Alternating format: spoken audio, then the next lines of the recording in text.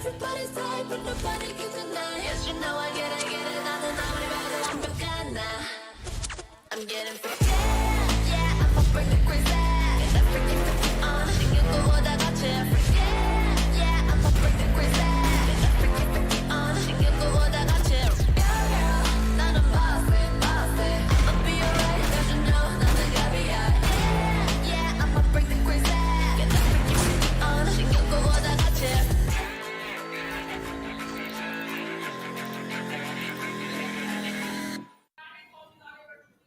Welcome, ladies and gentlemen, to the Valorant Conquerors Championship, brought to you by NODWIN Gaming, with Gillette as our grooming partner and Talk Esports as our digital publication partner. My name is Nikhil C.A. Bansali, and joining me on the desk is the one and only Neeraj Negros Sangle. We're here to cast the Sri Lanka and Maldives Qualifier Finals 1. It's nation versus nation, everything on the line right here, Nick. Exactly. Everything on the line. Nation versus nation. Sri Lanka versus Maldives. Lexious Gaming versus CLOY. I mean, CLOY had an incredible kind of start yesterday in the semifinals, without a doubt. But Lexious Gaming not really far behind. What are your thoughts? I 100% agree. I think this is one of the closest, or actually, scratch that, the closest final we've seen so far, because both of these teams had a dominant run in the semifinals. They both won Yeah. their respective matches 2-0. So the first map is going to be the first map one of these teams drop in what we've seen from them on the stream so far. So I'm excited to see who gets off on the right now, who gets started on the right way itself. And I really want to see who can capture that momentum and keep it moving forward. Exactly. Momentum, of course, kind of the main thing when it comes to any kind of tournament. But here we take a look at the prize pool. Of course, $33,000 prize pool. We've been taking a look at this every single day. First place getting 16,500, second getting 8,000, and third and fourth getting 3,500. You know, even they added the fourth, you know, so they should not really feel that bad. Yeah, absolutely. It's nice to be reminded of the moolah you can Yeah. make by just Yeah. being at your very best. And it feels Mhm. good to remind yourself, hey, not only will we represent our team, our country, or our region, specifically South Asia Yeah. as a whole, in a grand event, the APAC Last Chance Qualifier, we also Mhm. get a nice monetary bonus to back it up. But let's take a look at the schedule. Right now, we're at the Sri Lanka and Maldives qualifiers, but there are a couple more qualifiers to go, and for themselves as Yeah. well. So you have the Bangladesh qualifier coming up next, right after which we'll have qualifier number 2 for Pakistan, Afghanistan, and then India. Yeah. And then the wild card, that will be the true national battle for all of these teams. The second place team, for example, Sri Lanka and Maldives, will make it to the wild card. Exactly. I mean, they're definitely going to be making the wild card, the teams that isn't really able to make it out of finals, which is fine. They still have a second chance. This just means that it's time to put in more work. This is how the schedule is looking like. As you did mention, the upcoming is going to be Bangladesh region, and I'm personally really excited to see what kind of talent comes out of that region as well, because we do know up till now, each and every single region has their own speciality, without a doubt. I mean, for example, India, when it comes to tactical defensive nature, really good. Pakistan, aggression, aim on top. Same goes with Nepal, and then Nepal over here, yeah, Sri Lanka over here, kind of a little bit of mixture of both. But here we take a look at tournament explanation. 2 slots from India, 2 slots from Pakistan and Afghanistan, 1 slot from Bangladesh, 1 slot from Sri Lanka and Maldives, then 1 slot from Nepal, Bhutan, 1 slot will be from the wild card as well. The teams that are in the second place and they're not really able to make it out of finals, they will go in the wild cards, and then they're going to be going all the way to the grand final playoffs and then last chance qualifier. Yeah, and to pick up on a point you mentioned, which is regarding the fact that each region has a different identity. But when you Yeah. look at Sri Lanka, and most notably when you talk about Bangladesh going forward, they are Yeah. quite similar to what we saw during India. And I think this has a lot to do Yeah. with the fact that most regional Indian tournaments that we get to see do feature a lot of Sri Lankan and Bangladeshi teams. So Yeah. you can see that bit of mix and match of playstyle, of course, Mhm. with their own little bit of spice added into it. For Sri Lanka, you see these players such as Deadshot and Asite really Yeah. stepping up, but you also see the secondary duelists carry a much more versatile role. They're like Swiss Army knife players like Zixer and Insane itself. They're able to inhabit many different responsibilities within the team at a particular time. Exactly. I mean, as you did point that out, I mean, talking about, you know, what teams kind of play, what kind of composition, taking a look at the brackets as well. I mean, yesterday, CLOY plays against UG. They came out on top, so of course they qualified for the finals. And then Whiffmasters played against LG. Lexious Gaming came out on top and made it to the finals. But yeah, getting back to what kind of players play what, I mean, I have a lot of questions lined up for UCA. I mean, Let's I have a lot of go. mysteries. I have a lot of questions lined up. So do you want me to start right now, or let's take a look at predictions first? You know what? Let's take a look at the predictions first. Yeah, I'm especially excited to see what we get from the audience in itself. Oh, it's incredibly close, but they're leaning towards Lexious Gaming. And Oh. oh my God, look at this. The Hmm. English and the Hindi desk completely split apart. Everyone agrees Okay. on the number of maps we're going to see, but we do not agree on which team is going to have 3 out of those 4 maps. Well, I mean, as you did mention, beautifully pointed out, English desk versus Hindi desk. We're going to be having a war soon after this Oh, event yeah. ends, without a doubt. That's for sure. If any one of wins, I mean, imagine if CLOY wins, our ego is going to be boosted up to the cloud 9.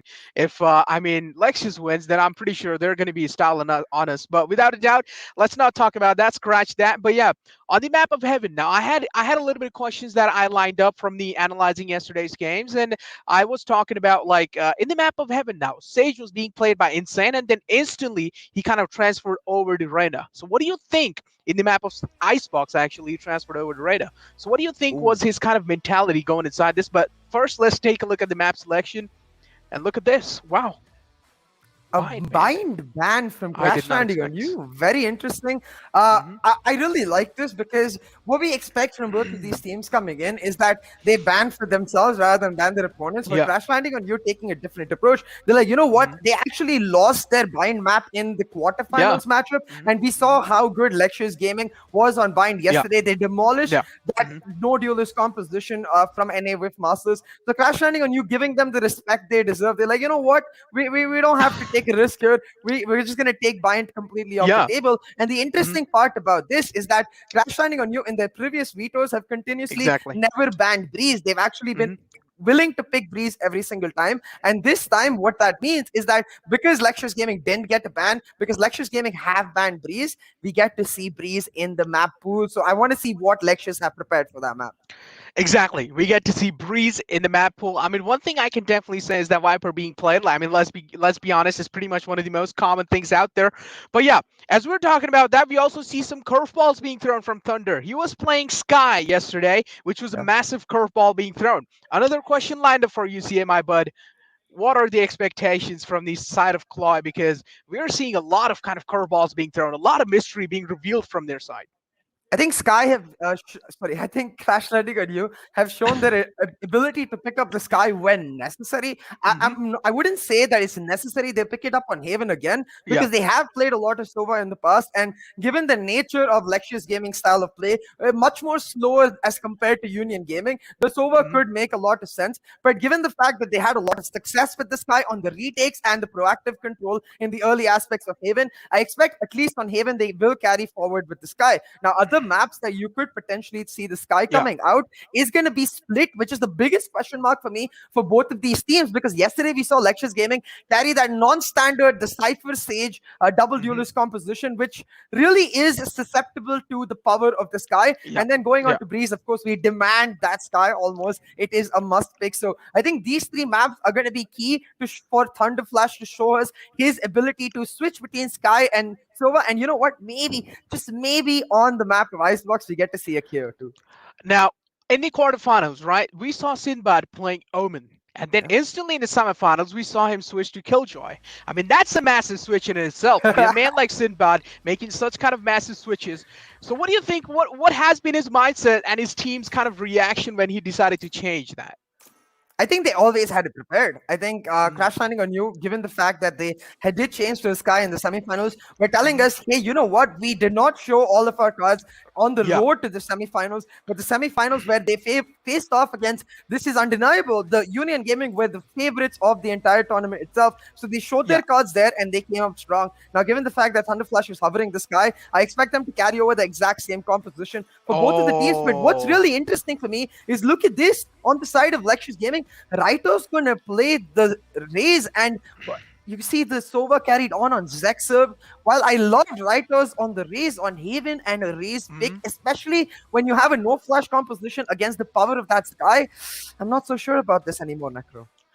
Oh man, things are definitely looking a little bit wibbly wobbly without a doubt. But yeah, getting back to the conversation that I was having about Sinbad. So this man usually showed in the quarterfinals that he's Omen main because Yep. he played Omen in Bind and Heaven back to back. I mean, anyone watching these two maps being played with Omen would probably expect, oh, Sinbad is a man who probably made Omen. But then a complete curveball was being thrown. In the map of Heaven, Sinbad actually played Killjoy. And then in the map of Icebox, you see a man like Sinbad playing Viper. I mean, what is this? You're completely throwing curveballs onto the teams, and they're just not going to be expecting you to do that. And this is why I feel like CLOY just has a little bit of edge over any other team in the world. Yeah, absolutely. I think CLOY in general do have that ability to continuously be unpredictable. But talking about predictability, we're on the map, on the defense. Look at this. Of course, that going to push into C long. Like, it's actually just going to be a walk-in push, no guiding light itself. I do see Lexious Gaming have taken mid control, but they have a trapwire as well to block the C long push. But even though that trapwire will reveal their presence, I don't think they can expect more members. Oh my god! Finds that first kill, is instantly gated out. Now oh my god! To back him up, but he's too late so far, and that C-long push working out because they've got a lot of control because of that. Is happening back and forth. Both the teams doing absolutely fantastic. Gotta say though, Maestro hit that first shot pretty nicely. Oh, look at that. Zexer was there to try things out. River will also trade another one out. What is happening? Back and forth trades here going on. Astra though, placing that utility in just the right nick of time. A little bit of one-way smoke, or maybe it was just misplaced there. Look at a CD. Oh no, he kind of looked away in the right nick of time. And unfortunately, River will find himself that third kill. River absolutely popped off in that previous round. A City slowly, steadily working inside the side. We'll get the spike planted in 40 seconds left in the clock. Look at Sinbad. He's in the back lines near CT, but a City. This is what you expect from a man like a City, man. Yeah, absolutely. Coming up huge exactly when his team needed it. And this is what we expected from both of these teams. Just top-class, high-pitched action from the very start. In the pistol round itself, an aggressive, proactive push from Crash Landing on you. Worked out in the initial part, but you can see there Astra River taking a lot of damage. Did mean that he ended up going down easily. And Asite picked up that next kill onto Sinbad to find the win for his team. With this pistol round having gone in favor of Lexious Gaming, it does mean that now they can look towards this next round with the Spectres by to push that momentum. We talked about this a lot. It's very important for these teams to capture that momentum and push it all the way through. Now that drone doesn't reveal that shot right there, so his position is completely gone, but TPTO will still check the angle, take him out. Asite with the entry, he'll find a couple, and this should be an easy round picked up for Lexious. Easy. This is looking pretty easy for Alexis without a doubt. I mean, the domination has been started. Pretty much this was expected. If a team loses the first round, second will probably be an eco. This is what exactly happened. CLOY will probably be losing the second round as well. It's a 2-on-4 situation. But still, I mean, CLOY, what they're trying to do is try and deal as much as damage as possible. There is one lad in the heaven area, but unfortunately, Sky is down low as well. So maybe playing this moment out or playing the situation out will be the safe kind of things you can ever do. Maestro from that flank lines. Of course, this is what you expect from a Cypher, and Maestro playing that role, utilizing his abilities, utilizing his kit to perfection. Sinbad just wants to try to do some damage, but he is flanked from every single angle.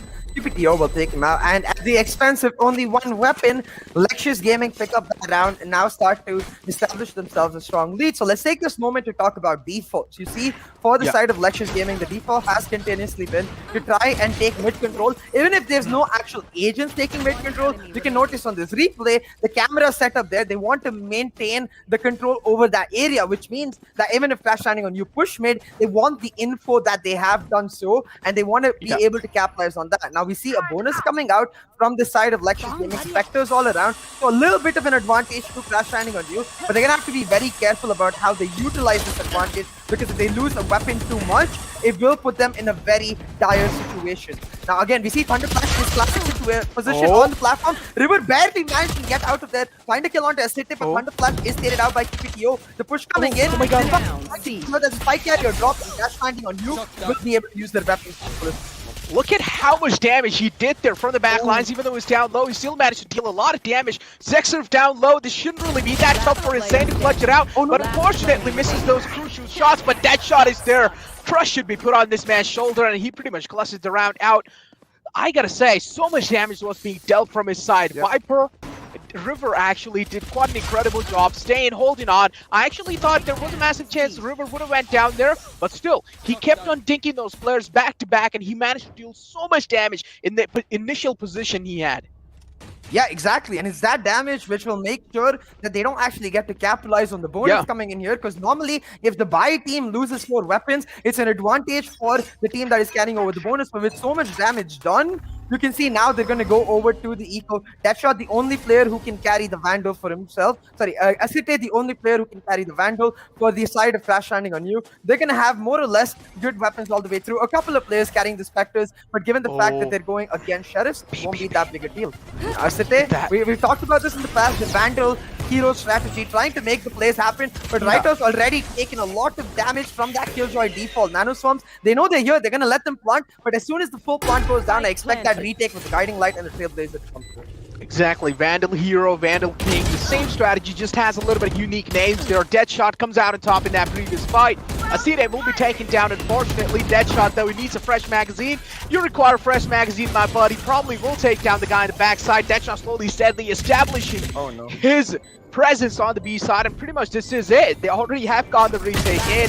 Spike will be defused in no time. There is Maestro working in front of the backlines. Well, he will be taken out as well. Look at this, Deadshot just straight up running inside with that classic burst. Man's not scared of anyone. And I have to give kudos to River. Like, I complimented him on this yesterday, and I have to do it again because the recycling of those cosmic divides is perfect from River every single time. Using that cosmic divide to cut off the B entry angle, they're able to easily retake because they have control of both A-Link and C-Link, which just means that with that Guiding Light, the only angle they really have to check is the B backside, the Gong area, and they do it to perfection. 2-2 now on the scoreboard, and they've got that Sky Seeker online again. So the retakes are, again, very, very easy for Crash Landing on you. It's just about where they can take rapid control and deny the entry of the side of Lexious Gaming without actually committing any resources. So you can see the look is always that they committed the early Trailblazer towards C to make sure that that turret is not easily taken down, and because of that Trailblazer committed, that turret actually gets to stay alive. Now on the other side, you see that wall having come down towards A Suez, which does mean that for Lexious Gaming, they're sort of thinking that Suez is an angle we can't really push, and now with the stack coming through on A side from Crash Landing on you, while Lexious Gaming are setting up, because of that wall, the time has been bought for the backup to come, and this could be disaster for Lexious Gaming. Look at this, Astro Smoke's happening, finally popped. Here we go. The push is happening on the backside. There are 2 players, but can they hold on to it? Deadshot managed to track him down. One will be taken down, second will be down as well. Lightstorm being popped. It seems like Deadshot is doing a lot of damage. It's all down to Zexurf now. Oh my god, as I blinked my eyes, each and every single player from they were down. Unfortunately now, things are really looking tough on their side. Lexious will have to pull this round out, but not really going to be able to. Zexurf will be taken out by Insane, and Insane is just such a great battle sage. No matter, it's like he plays the battle sage role at the same time. He does a great job kind of holding back with his team and also providing that support. So just such a flexible player in general. Yeah, absolutely. And again, props to be given to Crash Landing on you for the way they're adapting to the composition Lexious Gaming are bringing to the table. A no-flash composition means that crossfires are the pure kryptonite of Lexious Gaming. They established those crossfires perfectly. Even though Deadshot whiffed a couple shots on Asite, Insane was there to back him up, pick up the kills, and those crossfires meant that no hope left for Lexious Gaming itself. Now, the operative position is revealed, but Deadshot got that confidence. The Trailblazer to give him some information. Double Cloudburst being invested just to get into the side. The Recon gives a lot of information, but Thunderflash the triple Thunderflash. Deadshot will find one more, and despite the heroics, this round is just over instantly. Oh my god, what am I supposed to say in that round anymore? I mean, just each and every single player lining up in front of Thunder, and he's just spray transferring them like it's just, just a daily business. He just does it every single day. It's just like another day in the office, just spray transferring over kids, just making it look so easy. Oh my god, playing that Sky to perfection, as you did mention, that Trailblazer revealed a lot of information, and this is where his teammates got the call as well. Oh, there are a lot of people kind of present on the C-Long side. Maybe it's time to get your positions on. Look at this, Deadshot with an aggressive peek onto the grass area. He probably has spotted that Sky out, but it's still a little back off now. A little bit of presence. They probably hope for that, but no, Rightos will commit to that fully grass angle. We'll take one. What? That's a great shot from Rightos. Deadshot, a man like Deadshot being taken out just like that. This is absolutely massive. CLOY, they are crumbling down on their knees slowly and steadily inside this round. Yeah, this could be the true crash landing we actually get to see from the side of CLOY. Insane will get the resurrection through, so it's a 4v5 instead of a 3v5 in this situation. But all of the chaos has allowed Maestro to take a proactive A control for himself. He's even set up the trap fire towards that A-Link entry, and it does mean that at this point, it's a very dire situation on the retake without Thunder Flash for the side of Crash Landing on You. Now the Cosmic Divide as well being invested in a 3v5. It's really all up to Deadshot to make some insane moves and make some shot happen. But given the fact that he's on an operator without the Blade Storm, this is going to be next to impossible. Oh, no. I know Tries to exactly pick it out, gets instantly taken out, and the hat comes off to know exactly where Insane and River are. At this point, it's basically over for Crash Landing on You. I want to see if they can maybe break this crossfire, maybe save the operator, but it's looking impossible, man. remaining. Yeah, it's looking pretty tough. City was there as well. I mean, in that crossfire, there were kind of 3 players involved. One had an open angle being held. Unfortunately, that operator wouldn't be retrieved. But maybe it will be retrieved on the side of Lexious, though. Yeah, Lexious. It has? Actually, Oh, no. what? No. Why? Yeah. I actually really like this because they see their composition with the Jet and Raze doesn't rely on playing slow necessarily. If you're playing slow, you're effectively giving the battleground to the Sky to take control wherever she wants. So rather fast execute. It doesn't have to be as soon as the round starts, but once they take a bit of control, once they've got themselves into power points, executes are how they push it through, and they don't want to play like a City who's been able to create so much space for them with the rifle on a slower operator. But Deadshot, he is on the defensive side. He's picking up the operator and he's making it count. Picks up that first kill towards from the S2S angle, and the wall comes down to make sure that now Deadshot can solo hold down A with the anchor, which allows Insane now with this information on the nanoswarm going through to try and take down Asite right here. Oh my god. The lockdown invested as well. Lexious Gaming just have no more options because this is the issue with the no-flash composition. Yeah, exactly. As you did mention, they just don't really have any kind of flashes in their side. All they can really rely on is those Astra smokes and maybe those concussions from her as well, but it's really kind of tough to get any kind of concussion off from her abilities. Here we have Raito slowly, steadily working around from the garage area. I'm pretty sure he has been spotted. Position has been given away, so Sinbad and all the other lads will be looking at their Zexer, kind of a questionable move there, but Sinbad and Soul River were pretty much close around out, and that was a teammate as well. Each and every single lad got a single kill for himself. That's great, you know? This is what we like to see, a little bit of sharing is caring. I love the way you put that, but I have to say, this is a bit of conundrum for me this first half, because I do remember Crash Landing on You were much better on the defensive half as compared to the attacking half, but at the same time, if you look at Lexious Gaming composition, when you have that Cypher in your lineup, your attacking half speaks for how your entire map is going to go. You want to be able to enabling that Cypher to pull off massive lurks, and if you don't win the attacking half, then going on to the defense, especially against the Sky, the Cypher becomes hard to execute. But look at that aggressive garage peek of Deadshot, finds the value and is able to casually escape the boom bot. Now the recon revealing Thunder Flash position will not matter either because Deadshot has repositioned himself. Insane once again in that solo anchor roll towards A. Even if Maestro tries to make a lurk happen, well, we know what Insane does to trespassers in his territory. Well, I like how much kind of effort or how much kind of trust you're putting into Insane there, but look at that. I mean, that battle stage is on his side. Insane has heard that dash inside. I'm pretty sure he's going to be striking soon. He does. He finds one. Soul River is there. He makes it back in time onto the A side, making sure nobody's going to be taking control of it other than his team. 4 bullets left. He needs a fresh magazine. Probably will be getting it soon. And pretty much A side, the retake has happened, but the Soa has gone in quite far. He already has made his way all the way to the connector. Slowly steadily peeking inside, and that's going to be it. Sinbad will try things out. I really like how much team play is being shown. None of the players are kind of getting greedy for kills, honestly, because they're really playing on trades here, and CLOY is doing that to perfection. Yeah, and another point talking about the team play aspect that you mentioned is the early usage of the Seekers. Because of the Seekers, they find out that the Zexer is still lurking on the Sova towards the mid-garden area, and the other 2 Seeker orbs going towards A gives them the instant information that, hey, push is coming on to you. Not only does this allow him to get left, but it allows River to come to instantly on the backup and make sure even though Insane is played out 1-for-1, River is able to find the advantage for his team. Now in Eco for the side of Lexious Gaming, they're trying to make an execute happen. It's going to be the showstopper to start us off. The rocket, the second satchel misses. The rocket will not. Sinbad from the back of defender side spawn, the entry from ceiling manages to trade it out, and that trade is extremely important because without that round might have been a trip Oh my for god, what? the side of Lexious Gaming. Deadshot, stop it! You gotta be kidding me! You just destroyed Maestro like that with a goddamn frenzy. Oh my god. He absolutely got destroyed there. But yeah, I gotta say, Sinbad is of course a man who is so impactful, who has been impactful in the map of Heaven so far. And I gotta give him the impact kind of fragger role there, without a doubt, because he's been doing quite a great job. I mean, he strikes in when his team needs him the most. He was pretty much the one who stopped that entire entry in there, and Deadshot just completely styling it, making it look so easy. And Lexious Gaming are getting, up till now, at least they're getting obliterated.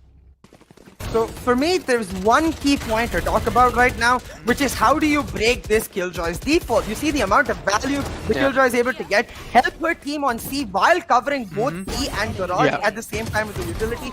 Lexious Gaming need to find a way to break this default, and for me, the best possible option could be, instead of Maestro lurking towards the extremes, let him lurk towards the mid angle, because you know the turret is in Garage, nobody is pushing in from Garage, you know the alarm bot is towards mid, so if Maestro can set the cage, take down that utility early, keep that kill. Oh my god, what?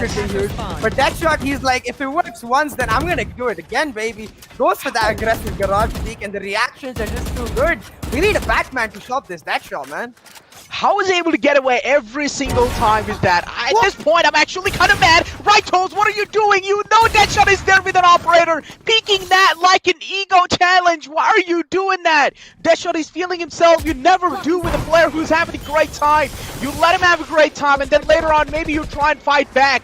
But yeah, as you did say, that B kind of presence being shown from Killjoy is just absolutely incredible. But look at this. I'm going to hold on to my words for a while because the entry on A has been found successfully, but they don't really have that much of manpower. I see they're trying his best to kind of fight back in this moment. He's trying to even out the man advantage, but I see he has the blade storm popped. Wow, look at River. What is going on? This man single-handedly took both of them out with a classic. What am I watching at this point? CLOY, stop destroying them. Stop doing it. Like, at this point, you guys are just stalling on them. But yeah, getting back to the conversation that I was having with you lads, is that in the mid, as you did say, in the B side, Killjoy kind of has her whole setup going on. I feel like baiting that setup out, baiting that alarm bot out early off in the game, that would be really important, or that would be a really key thing to do. Don't you think so? Yeah, exactly. Because right now, if you look at the positions for the defenders, the Killjoy is able to cover B and Garage while giving support to C. So if you go towards C, you'll find a stack with that Thunder Flash playing a defensive role, trying to get information, and the Killjoy there to back it up. If you go towards A, the Suez angle is already shut down by Insane, and you have to try and aggressively push him, and every single time he will at least find one kill or delay you out. Because of this, Deadshot just gets rolled freely around the map. Take the beat, what the hell, Deadshot? You're not supposed to be hitting those shots, man. Pushing Rytos, just, you know, sending him out to the Netherlands. Rytos is going to be making his share off now. Oh my god, that hurt. Stop bullying them.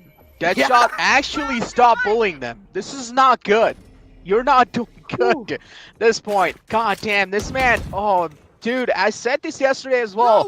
Deadshot is probably the Sri Lanka 10s without a doubt. And he's doing a fine job playing with it as well. Hunter's Fury Pops is not going to be able to find a lot of value with it. I felt like that was just a little waste. He tried to kind of target the entire backside, but I like how Deadshot jumped onto the box. It just gave him so much edge over that. But at the same time, he has been healed back to a decent amount of HP by Insane there. So Deadshot at least is looking fine. A little bit of weight was being shown. Maybe try to play a little bit of mind games with the lads. But it seems like it's not going to be working out. But look at this man with a frenzy doing it, making it work. One last man alive. Zexers has the judge in his hand. Now has the operator back in. I don't really know if switching over to the operator was really the best choice he can make here. Finally, goes in for the Phantom. This is where Zexer needs to clutch it out. Things are looking tough. What do you think, Socio? Is he going to be able to clutch it out? I highly doubt that there's barely enough time. Oh no. Flash will come in with a guiding light to help Thunder just take the push in and take him out. 9-3 start for Crash landing on you. The issue is just going to keep becoming more and more dire for the side of Lexious Gaming because of this 9-3 start. You can't really get one of your star players that is a city on an operator early. Even if you win the pistol round, the operator is always going to be a risky buy, because if you lose the operator once, you can't really build the economy again and again. And because of that, they always have that hanging over their heads. It's like they're always under the threat of having their head chopped off. And because of that, they're not going to be able to play their style. So at this point, every single member of Lexious Gaming has got to be perfect. They cannot afford to even give away an iota of space, extra space to crash landing on you, because if you do that, these guys have got no chill. They will just continuously push forward and take it away, take the entire round away from you. Now, crash landing on you are like, you know what? You never contested a B default. We'll show you how it's done. Exactly. We'll definitely got to show how it's done. Look at that, already dashing out instantly now. The spike has been planted for mid, and look at this, what's happening? Well, they're already getting destroyed. Maestro, though, finally is making it work. I gotta say, Lexious Gaming is quite good when it comes to those pistol rounds, but things spread it out by Death Shot again. Why am I not surprised? This man just is so good. I mean, he managed to clutch each and every single moment out, especially when his team needs him the most. He strikes in all the time. He already has a 3K for himself. He's looking for another one. If he gets one more, it's gonna be a 4K. And look at that. Well, Death Shot just one taps him in the end. And Aside will be taken out. Oh, Deadshot, this man is too OP. Nerf him. Someone nerf him. 21 kills. 21 kills. Already? Oh, no. Oh, my God. Deadshot is just on another realm right now. CLOY bought. My God. I mean, this is for all the comic book fans out there, if you know what I'm talking about.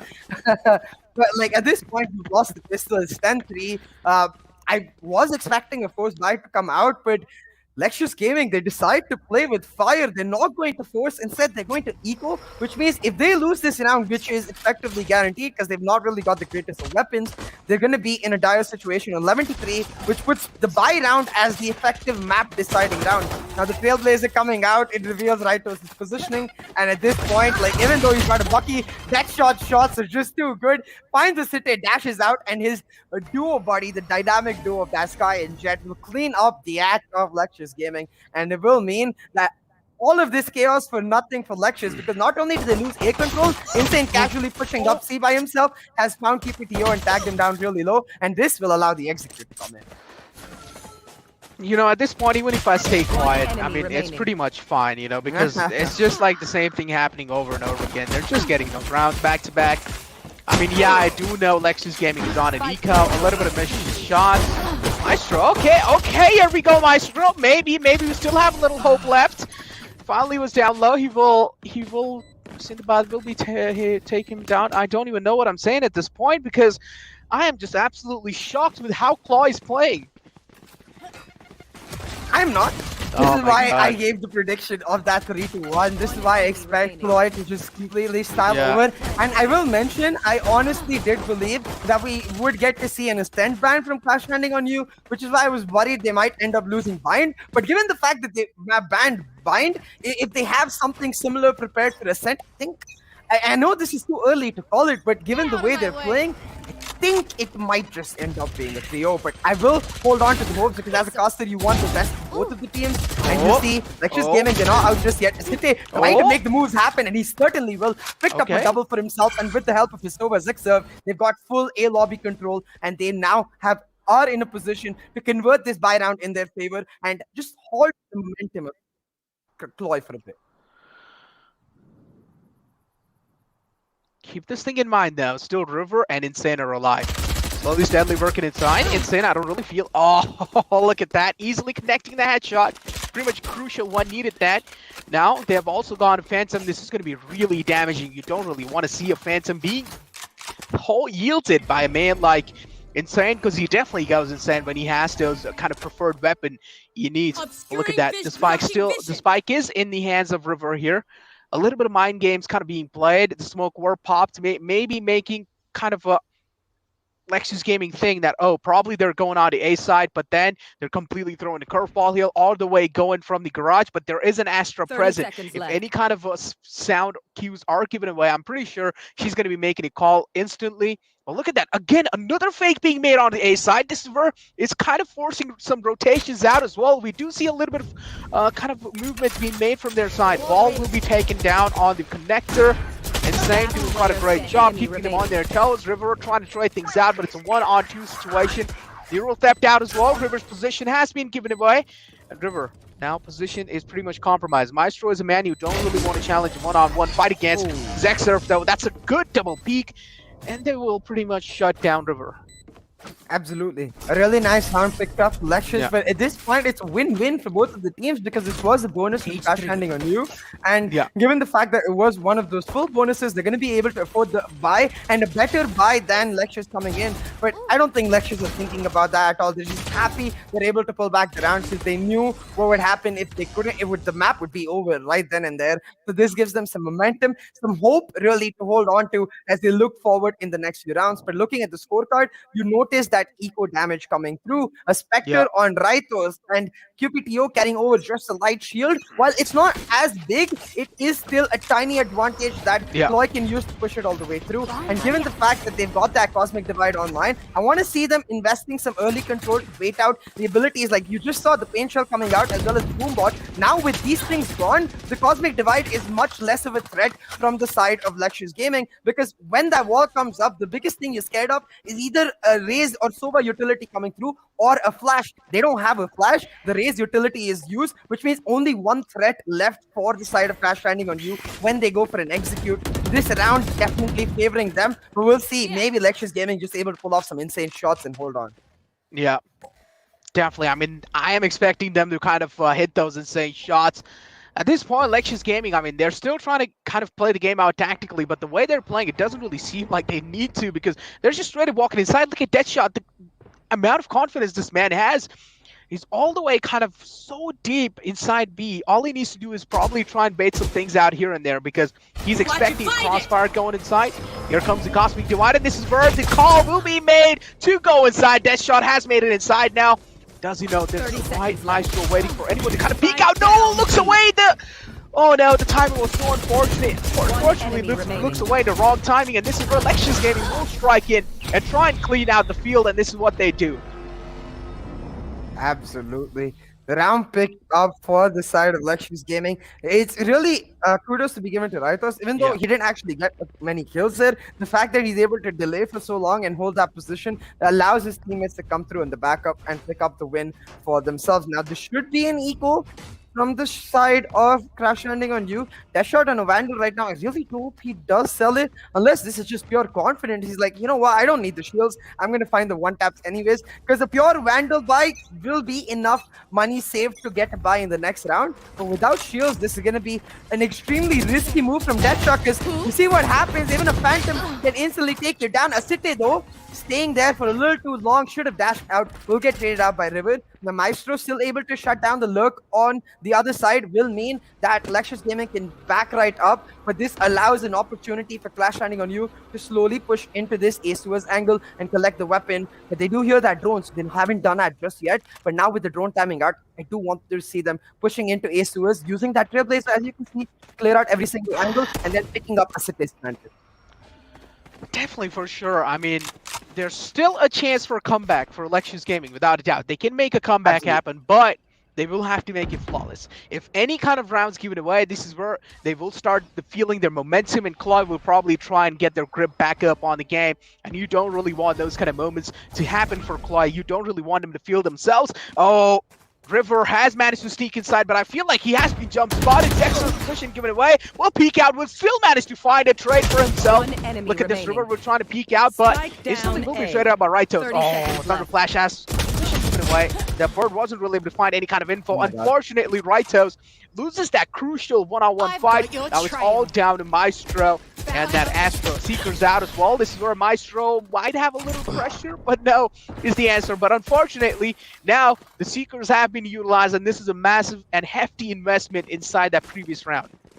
Yeah, and normally if he had a full health bar, I would have liked to see this come out. But given the fact that he was really low, couldn't really take 1v1 battles easily. I would have preferred he saved those Seekers. But hey, that's what he went for, the hero play. And given the fact that we've seen him pull it off a couple of times, I will say that the risk that's worth it, because when he does pull it off, it's a huge boost for his team. But nevertheless, the point is, in this situation, Lexious Gaming are starting to get back a lot of confidence. You can see it in the shots itself, they're feeling themselves.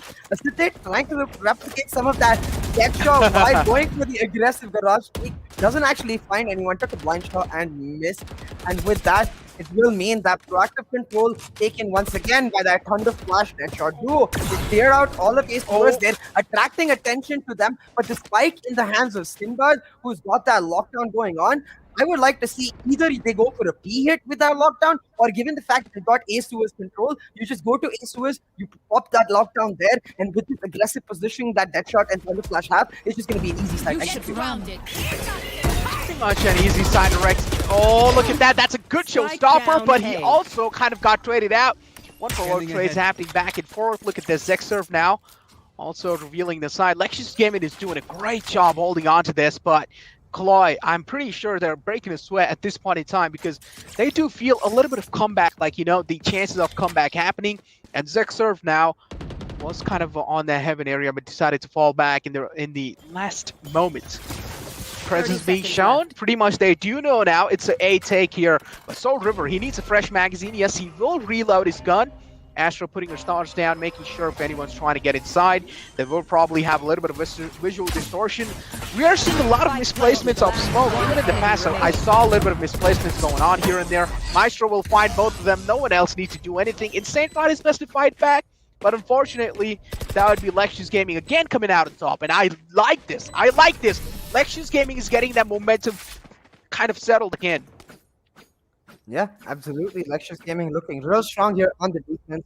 And again, it comes down to the defaults that are not being able to get upset by the side of Crash Landing on you. This round, it was the right move. This is what I asked for. But with the right of playing it brilliantly, not only did he get the kill, but was able to take down the lockdown as well, which meant that his teammates were under no threat. He'd done his job, and his teammates were just now at that point just trying to hold on to the site in itself. And we see barely enough money for Clash Landing on you to pick up a buy. And given the fact that their proactive control has not really translated too much for them, I want to see them stacking up a lot more. Leave the Killjoy on the lurk and go as a 4-man stack and pick fights with the side of Lexious Gaming. Because if you pick fights and force them to not really focus on their abilities, if you force Writers to just rely on the gunfights, you can't catch them out. And that's exactly what I'm talking about. That shot just strolling in there like in a pot in the summer's day, able to find one for the dash. Was so this time. It doesn't matter though, because the resurrection will come out and Insane bring him through. Okay, there's a drop. Lexious a little bit, but he still manages to find one kill. It's a 3v3 situation, but Maestro taking out Sinbad on the lurk. The information given to the side of Lexious Gaming. They've got a perfect retake positions, Necro, with Acite on the flank. They definitely do have a perfect kind of retake positions without a doubt, with a City on the flank. But look at Deadshot. He's holding such an aggressive angle. He got resurrected back up, and he does know Deadshot is a key man, especially if you want your momentum back set up. You want a man like Deadshot to stay alive, because this man has the ability to make individual plays happen. Acite, will be taken out. A little bit of confidence being shown. Look at Deadshot. He already has a 3K, and just like that, round given away. Why? Lexious Gaming, you could have tried to play that out a little bit more slow. I mean, I have to disagree with you a little bit there, Necro. As soon as, like, normally, yes, 100%, you should play it very slow, wait for that operator to find a kill, but as soon as Acite finds that stick, you just have to go all guns blazing. You see, right there on the replay, when Acite finds that shot, Maestro is still positioning himself, and Cupid No is not even close, and because despite the initial kill going over to Acite, he'd done his job. Deadshot allowed to reposition himself, finding that kill onto Acite to trade him out, but instantly switching on to Maestro. That tiny second gap, if it wasn't there, then Deadshot would have been traded out. Thunder directed towards the side of Maestro, and his teammate and his still being allowed to pull it back. Acite himself trying to make proactive push happen, did take out Insane, but took a lot of damage on the way. So right now, he's going to have to be very careful, reposition himself in a comfortable scenario to make sure he doesn't get taken out. But that proactive control denied, that's a job done for this round.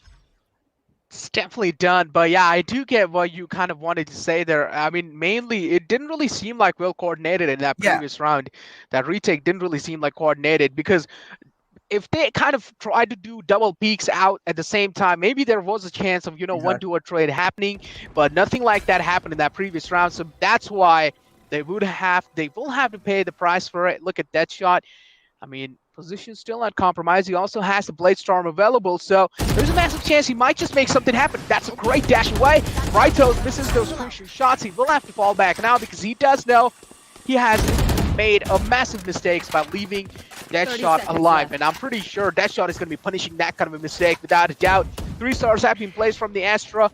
All they're trying to do now is CLOY just wants to make this retake happen. Oh, one entry in the garage has been spotted. Accidentally got caught in that tripwire. Look at this fast. Oh my god, he still managed to take one out. Crypto with 2, but it will be instantly traded out by River there. It's a 2-on-3 situation. Good Hunter Fury by his side. He will be taken out as well. Deadshot is still in the garage area. Zexerv did not expect him to be there. But Deadshot is 1-on-3 situation. This man can make anything happen, but he just doesn't have the time in the end. What? He just pre-fired that and got right toes. Yeah, Deadshot just knows, I'm just not man. gonna say anything.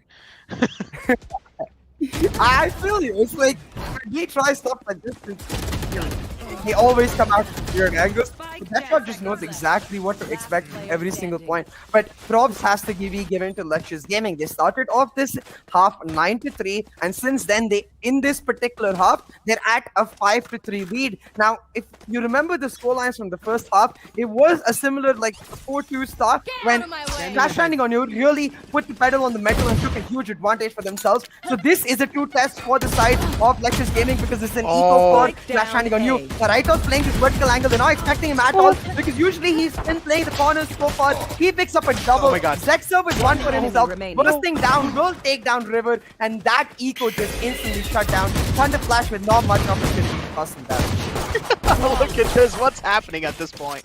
Oh my god. Now this is what you call a casual stroll on a summer's day, and this is what Lexious Gaming is doing. I mean, they are feeling themselves, but I just feel like they might have just given away a lot of rounds to CLOY in the early phases. That's why this might be a little bit of troublesome thing. But again, as I did mention, a flawless kind of execution each and every single time, not just giving away any kind of rounds to CLOY might just help them quite a lot, because CLOY only needs one more round to get this map in their back. Yeah, and given the fact that they should expect an operator coming out, what I want to see is back to that Ace2S default. Use the Trailblazer to clear out both the long operator as well as Ace2S, and then just hard execute with your Cosmic Divide and Seekers. Once you've got Ace2S, your Seekers can give you so much information about the positioning of the defenders onto the side. But instead, Asite is so aggressive right now. Raita's gonna peek him, but Asite misses the shot. I've got your By trail. an inch, he misses the shot. The Seekers now gonna come out to try and hunt him down. Doesn't give a lot of info to them actually, because all of these Seekers going towards the garage area doesn't spot out any of the A players, but it does cause a lot of pressure, and because of this, the rotates are coming out from the defenders. The Cosmic Divide now gonna get set up. The execute Crash Landing on You is on, and it's all up to Zexer to make it stop. There's the Cosmic Divide's already inbound. Zexer is the only man kind of hiding in the side. He tried to find Trace. He did kind of a decent amount of damage, but still, CLOY managed to find themselves as 2 openings now. Take a look at this. This is looking so tough. It's 5-on-3 action, but I do believe in Lexious Gaming. They can make it happen. Asite, though, is missing kind of crucial shots. Even in the past rounds, Asite did miss those kind of opening shots on the last CLOY, but it's fine in the heaven shot. That was kind of tough to hit. That's why, I mean, it's pretty much understandable. But again, I mean, in those early game phases, if you're not really able to find those openings with an operator, then things are really looking tough, and it's kind of a call for you to wake up. But look at Deadshot. He has a massive flank angle being made. And that's it. CLOY will back this first map in their hands, and look at that. They're so happy. They're so happy. Yeah, it's just the calm happiness, though, which I really have to note. They're like, you know what, guys? 1 in the bag, 2 more to go right now. Be happy about the fact that we won this, but you get a couple minutes to celebrate it even. But instantly after that, I want a full reset, and I want them to go focus on the task of getting that next map through. Because at the end of the day, as much as it is important for these teams, I have to remind the audience that it's also a little bit of bragging rights for us guys here. Best versus the Hindi test. And right now, we're starting off on the right note. Having said that, this map pick was from the side of Lexious Gaming. They picked up Haven, which I am a little concerned about, because if you are running a no flash comp, why would you go to Haven? Yeah, understandable. Pretty much well said by you as well. I mean, look, at this point, you can also kind of manage to give away Astra if you really want to flash. I mean, you can probably go for Omen as well, Yeah. because that Paranoia is really useful in the map of Haven, without a doubt. You can probably, if you want to go A, you can always flash out the backside. But again, Astra, giving up Astra is really tough as well, right? I mean, we do know Astra is really helpful, but again, I mean, if you just really want to flash and at the same time you don't really want to give up any of the agents and you're willing to give up that Astra, then I feel like Omen is probably the best replacement you can get. What are your thoughts about it? I 100% agree. It's a Yeah, brilliant point because not only is the Omen really good with the paranoia, but the yeah, extra layer that he adds is that he's really good with the executes. Normally, the Omen ultimate not as impactful as the Astra ultimate, but if you're going for hard executes with your duelist, yeah. just ramping in, the fact that the Omen ultimate from the shadows gives you so much Hmm. information about the positions of the players into site, and if it doesn't get you information, then it gets your position in the site. It's a win-win either way, and it favors the playstyle that you're going for, especially with the jet rays. Even on the defense, where the Astra has to coordinate all over the map, the Omen can then function as that active lurker on the defensive side, allowing the Cypher to play much more of an anchor role, where Maestro, Yeah. we know he's ridiculously good at. It does feel like a bit of a mismatch in terms of thought and execution for the side of Lexious Gaming. It doesn't feel like they were on the same page. And to add on to that, I would say, given the fact that they were playing Jet Rays, like I can think of a map which would be a lot more forgiving for this, which would be Ascent. And since Mhm. Crash Landing on You have again and again banned Ascent, I feel like Ascent would have been a much better pick of choice because you get to put the pressure on them very early into the BO5. Instead, Ascent is map number 5, and Crash Landing on You are like, you know what? We'll make sure we don't even get there. I mean, yeah, I mean that's what's probably going to be their goal in the map of Ascent, without a doubt. And as you did mention, right? I mean, as I mentioned as well, Omen was probably the best Yeah. kind of replacement you can go over Astra, and this was what kind of a mistake was being made. Flashes are so key, especially for your jet to make an entry inside the site. And I mean, from what I've witnessed, right? I mean, Lexious Gaming from the start always has been kind of shaky when it comes to that attacking side, right? But they have been pretty good when it comes to that defense. But Yeah. still, we did see a lot of mistakes being committed from their side on the defense as well. A lot of retakes didn't really seem they were kind of well coordinated. It more kind of seemed like they were playing on their aim game, which is fine. Which is absolutely, it's understandable. But still, if you add a little bit of more team coordination in it, I feel like you might just achieve a lot of heights. Exactly. I love the Mhm. fact that you pointed that out because it's not like this composition is just horrible. It's Yeah, not. It's just yeah, hard to execute. That's why we keep harping on the fact that a flash could have been made life a lot easier for Lectures Gaming because we know these players have the caliber. It's just when you run a no flash composition with an Astra 2, your executions have to be spotless. They yeah. have to be perfect, and that perfection just simply wasn't there, especially on a map like Haven. Without that perfection, it just feels like you're a fish out of the Mhm. water, floundering all the way through, not really able to find you're not really able to find the ground for your fins Yeah. to move. And I noticed I said water and ground right there, so spare me. But that's literally the point. It feels like where the thought of Lectures Gaming was somewhere Mhm. over there, the execution was trying to achieve something else altogether. And in Yeah. that middle, they did end up getting very stretched out. Because if you look at their Mhm. defensive side, even as you rightly mentioned, a lot of mistakes, but I feel like a lot of the mistakes were unforced mistakes because they Yeah. happened wherein they did not necessarily have to make a certain move. They only made it because of the lack of a particular agent in their comp, where they had to overcompensate for that, Mm. and that ended up getting punished very perfectly by the side of Crash Landing on You. So all in all, a great start to a grand finals, wouldn't you say? Exactly. Great start. But also, one more thing needed to be pointed out. I mean, CLOY banned bind, which was absolutely massive because they did know Lexious Gaming is really good when it comes to like playing those binds as well. But on the other hand, I mean, Lexious Gaming picked Heaven. This was their peak pick, and they already lost on their pick, which is so key, right? On the other hand, now CLOY has gone themselves. Now the upcoming map is going to be played on Icebox, and this is the pick that Oh. CLOY made. And a massive kind of change I really want to kind of get your eyes onto here is that I kind of, I had some notes going on in my side as well. So yesterday as well, same thing kind of was happening, right? In the semifinals. So CLOY actually they did play the semifinals, and the first map was Heaven, and the second map was actually Icebox as well. So some kind of changes you do notice is that Insane will probably be going back on Raze, and you will see Viper being played by Sinbad, and then Soa will be played by Thunderfall. That means we're going to be seeing a massive changes coming out. Let's take a look at the stats for Haven right now, though. first bloods for that. From on the operator, we saw how prolific he was on the defensive half for his team, able to continuously find those first kills, and those are crucial against composition that Lexious is running because you really Yeah. rely on either proactive control or that operator to give you that initial engagement. Because without that, given the fact that they only have one duelist, playing purely on retakes, Mhm. while don't get me wrong, crash landing on you are extremely good on retakes. Playing purely on retakes gives your opponent something to attack. Then you can use post plan positions accordingly and try to punish them. But hey, that's the end of map one. It's gonna get real spicy, but it's gonna get a little cold first in map two. So make sure you're there for that on time. We'll take a small break and be back with you in a jiffy. Yeah, I'ma bring the crazy. Get that freaky, freaky on. 신경 끄고 다 같이.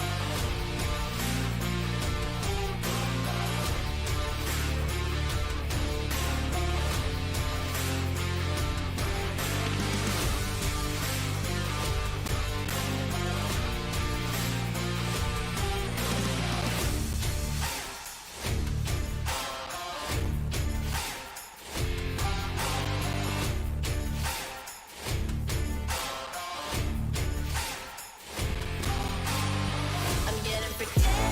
Yeah, I'ma bring the crazy. Get that freaky, freaky on. 신경 끄고 다 같이. Freaky. Yeah, I'ma bring the crazy. Get that freaky, freaky on. 신경 끄고 다 같이.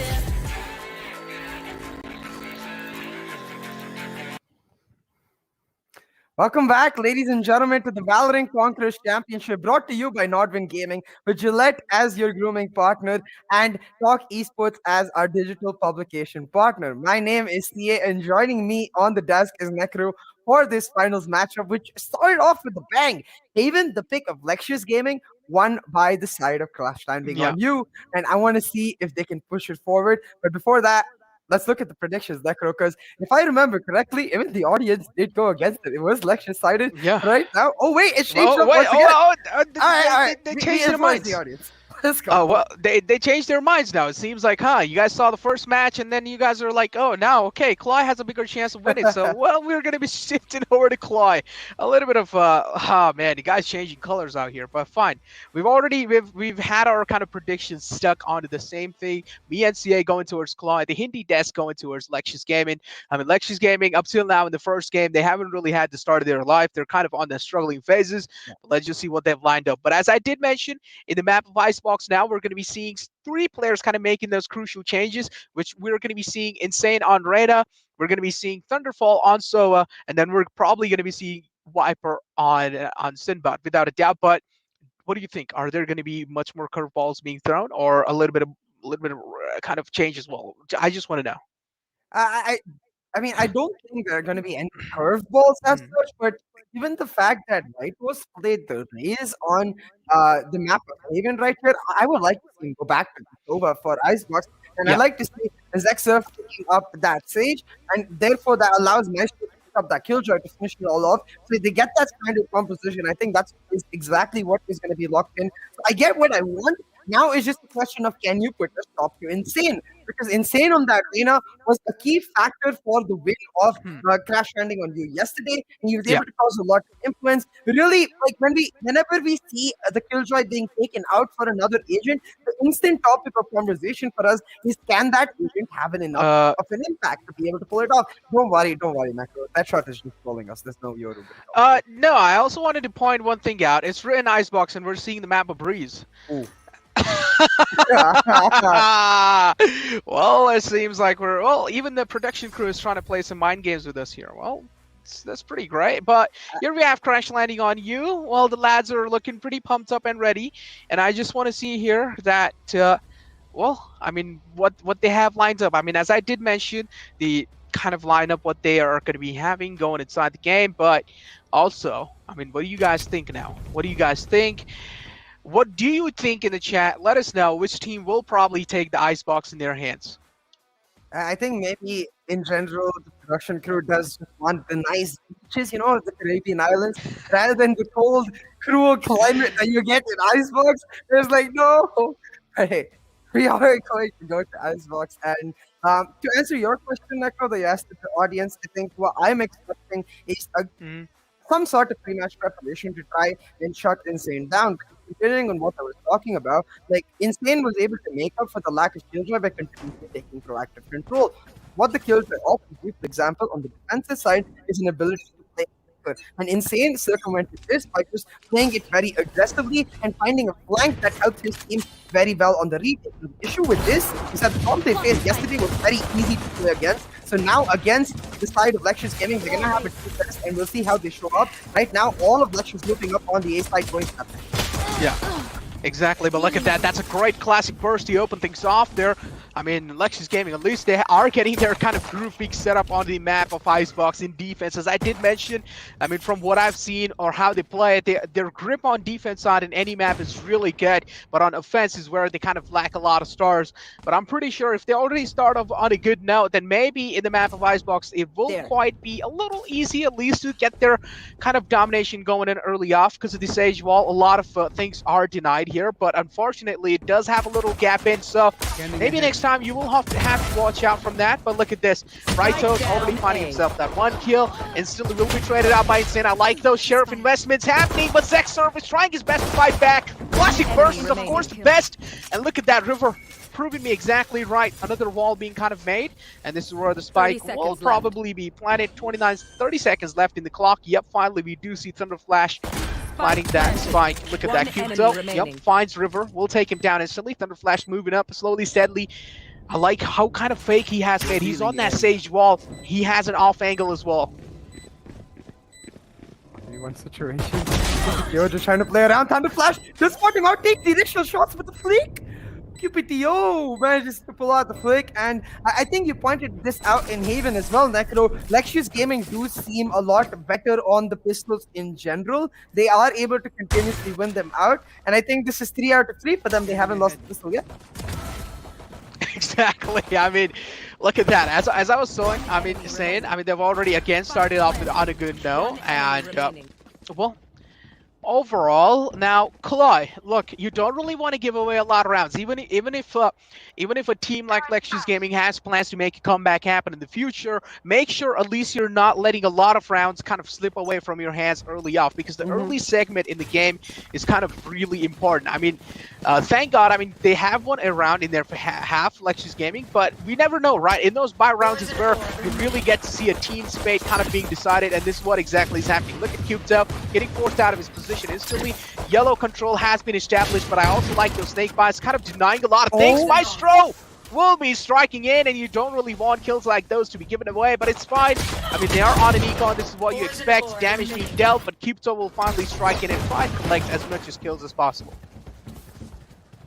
Look at this.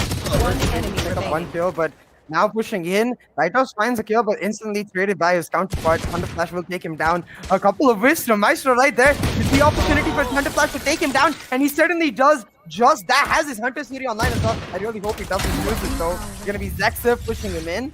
and a decent eco round for the side of Crash Landing on You. They pulled off 3 guns, but since a couple of players for Lexious Gaming only pulled off Sheriff in itself, it wasn't as much of a loss. So I would say at this point, the option's still there for Lexious Gaming to go for the full bonus. But they aren't going to do that. Instead, full investments being made. The Phantom picked up for SAT. 2 Spectres bought as well for Crypto and Raitos, which means that this is effectively a buy from the side of Lexious. And hold on, look at this. A mid-wall place from the Viper to also enable that A push coming through. She's going to play Anchor solely on her smoke, which is a very risky situation. If she got tagged out by that drone, she would have been instantly taken out by the Hunter's Fury, but Crypto is able to play it safe, backs right up, has the nano swarms in the plant area to make sure that he doesn't get pushed in, and now Asite on the other side finding a kill onto Sinbad will mean that this executes a lot harder for the attackers without the Viper. Well, I mean, Lexious Gaming starting off that buy round on a good note. They've already found themselves an opening, and this is what you expect from a man like them. But look at that now. Already things kind of looking a little good. Deadshot has managed to sneak in so much inside. He has a lot of map control. He also has a lot of visual info as well at the same time. Look at a City. He peeks out. A one-on-one aim battle, and guess what? That's Jet Diff right there. A City comes out on top. Look at the Hunter's Fury. Oh no, unfortunately was not really able to make it out of the way.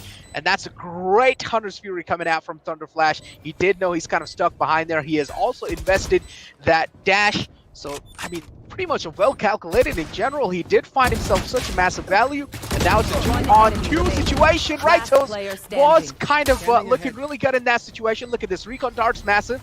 Will probably at least reveal a decent amount of info. But because of Wall, she has a little bit of cover going up for herself. Kind of a fake tap going in. And what? Spectre comes out on top in that fight. A couple of shots whiffed from Thunderflash right there. And I think the issue with that post plant was the fact that they let go of Yellow so easily. There was no reason for Thunderflash to actually let go of Yellow that early. He could have just played Jiggle around the Yellow container to win that, because that was the reason I liked this Hunter's Fury in the first place. If the plan is to play an extremely defensive post plant, then you got to save on to your Hunter's Fury so you can play that defensive post plant from all the way back in B long. But if you're using the Hunter's Fury to take out Asite, then I expect you to hold on to Yellow for as long as possible, because it's all about the time factor on the B side post plant. It's not about actually shutting down the retake, it's about denying them an opportunity to defuse. But hey, Lexious Gaming wanted them to start off strong, and they've certainly done that. Necro 3-0 lead right now for these defenders, and Asite on the operator will shut down the belt approach of Insane. This will mean all of Crash Landing on You. Now slowly starting to certainly crash land. We're going to see if Deadshot can pull off some insane moves, because he wasn't spotted by the Sheriff, but is spotted by that. Oh, that's so unfortunate. He tried to kind of dash away, but he was a little too late. He got tacked up down to 1 HP. Absolute unfortunate kind of moment going on for his side. But look at this. Spike is already present on the B side, slowly, steadily trying to work around. Cubto has got himself a decent amount of info. That's a great smoke. Kind of being deployed from his side, so this will at least try and stop the plant for a little time. But it doesn't really matter, because Lexious Gaming is getting those rounds back to back in their hands. And well, they will get another one again. Lexious Gaming doing quite a great job establishing their dominance since the start, and this is what we like to see. We might just see Lexious Gaming kind of striking back again in the map of Icebox.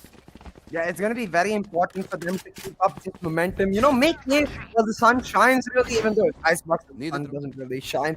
What I mean is that, in general, Lexious Gaming and Crash Landing on You, both of these teams do seem much better on the defensive half, especially given the nature of their Jep players, how good they are on those operators. So the more number of rounds Lexious Gaming can pull off on the defense, the more it's going to favor them and make sure that possible comeback on the defensive half for Crash Landing on You becomes impossible, given a scoreline that, like a 9-3, I would say, would be intensely favoring Lexious Gaming. Like, that's what they really need to aim for. A 10-2 would just be absolutely perfect, because then they can end it off with the pistol itself.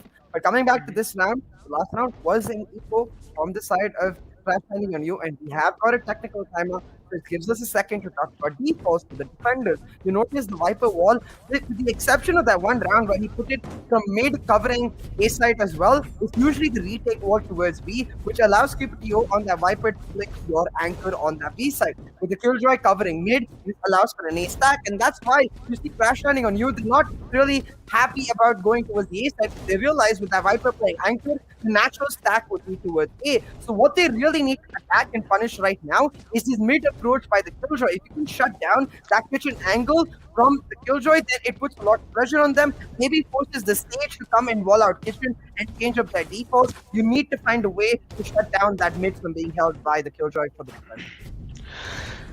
That's for sure. But don't you feel like, I mean, kind of composition that is being shown from CLOY, a double duelist, I mean, I feel like maybe a Sky would have been better instead of Reyna. I mean, look, we do know Deadshot is really good on that jet, but I still feel like there was a little bit of more room for a little bit of more tactical play if they only just had a Sky instead of Reyna, because at this point, this double duelist, I mean, it's fine, you know, it does work, but I mean, life would have been a lot much more easier if they had a Sky in the composition as well, because imagine, she can reveal a lot of info with the Sova as well, kind of that double thing going on, even if you are running out of that Sova recon dart, at the same time, you have those Sky flashes going inside, which will reveal a lot of info. And pretty much getting those Seekers out as well, which would reveal, again, so much info in general. So I feel like Sky, there was a room for Sky without a doubt, but maybe they just have some things planned up in their, you know, in their mind. But we already do see that technical timeout, I mean, is kind of going on still. Insane is back though. River still kind of missing here, and Cubto as well. Yeah, a couple of players having internet issues right here. But talking about what you mentioned, it really does come down to the playstyle, and I 100% agree. I feel like Sky would have been a really good pick, or even KO for that matter. You get just as much information, but you get to play a lot more of duelist-related style that we do see in play.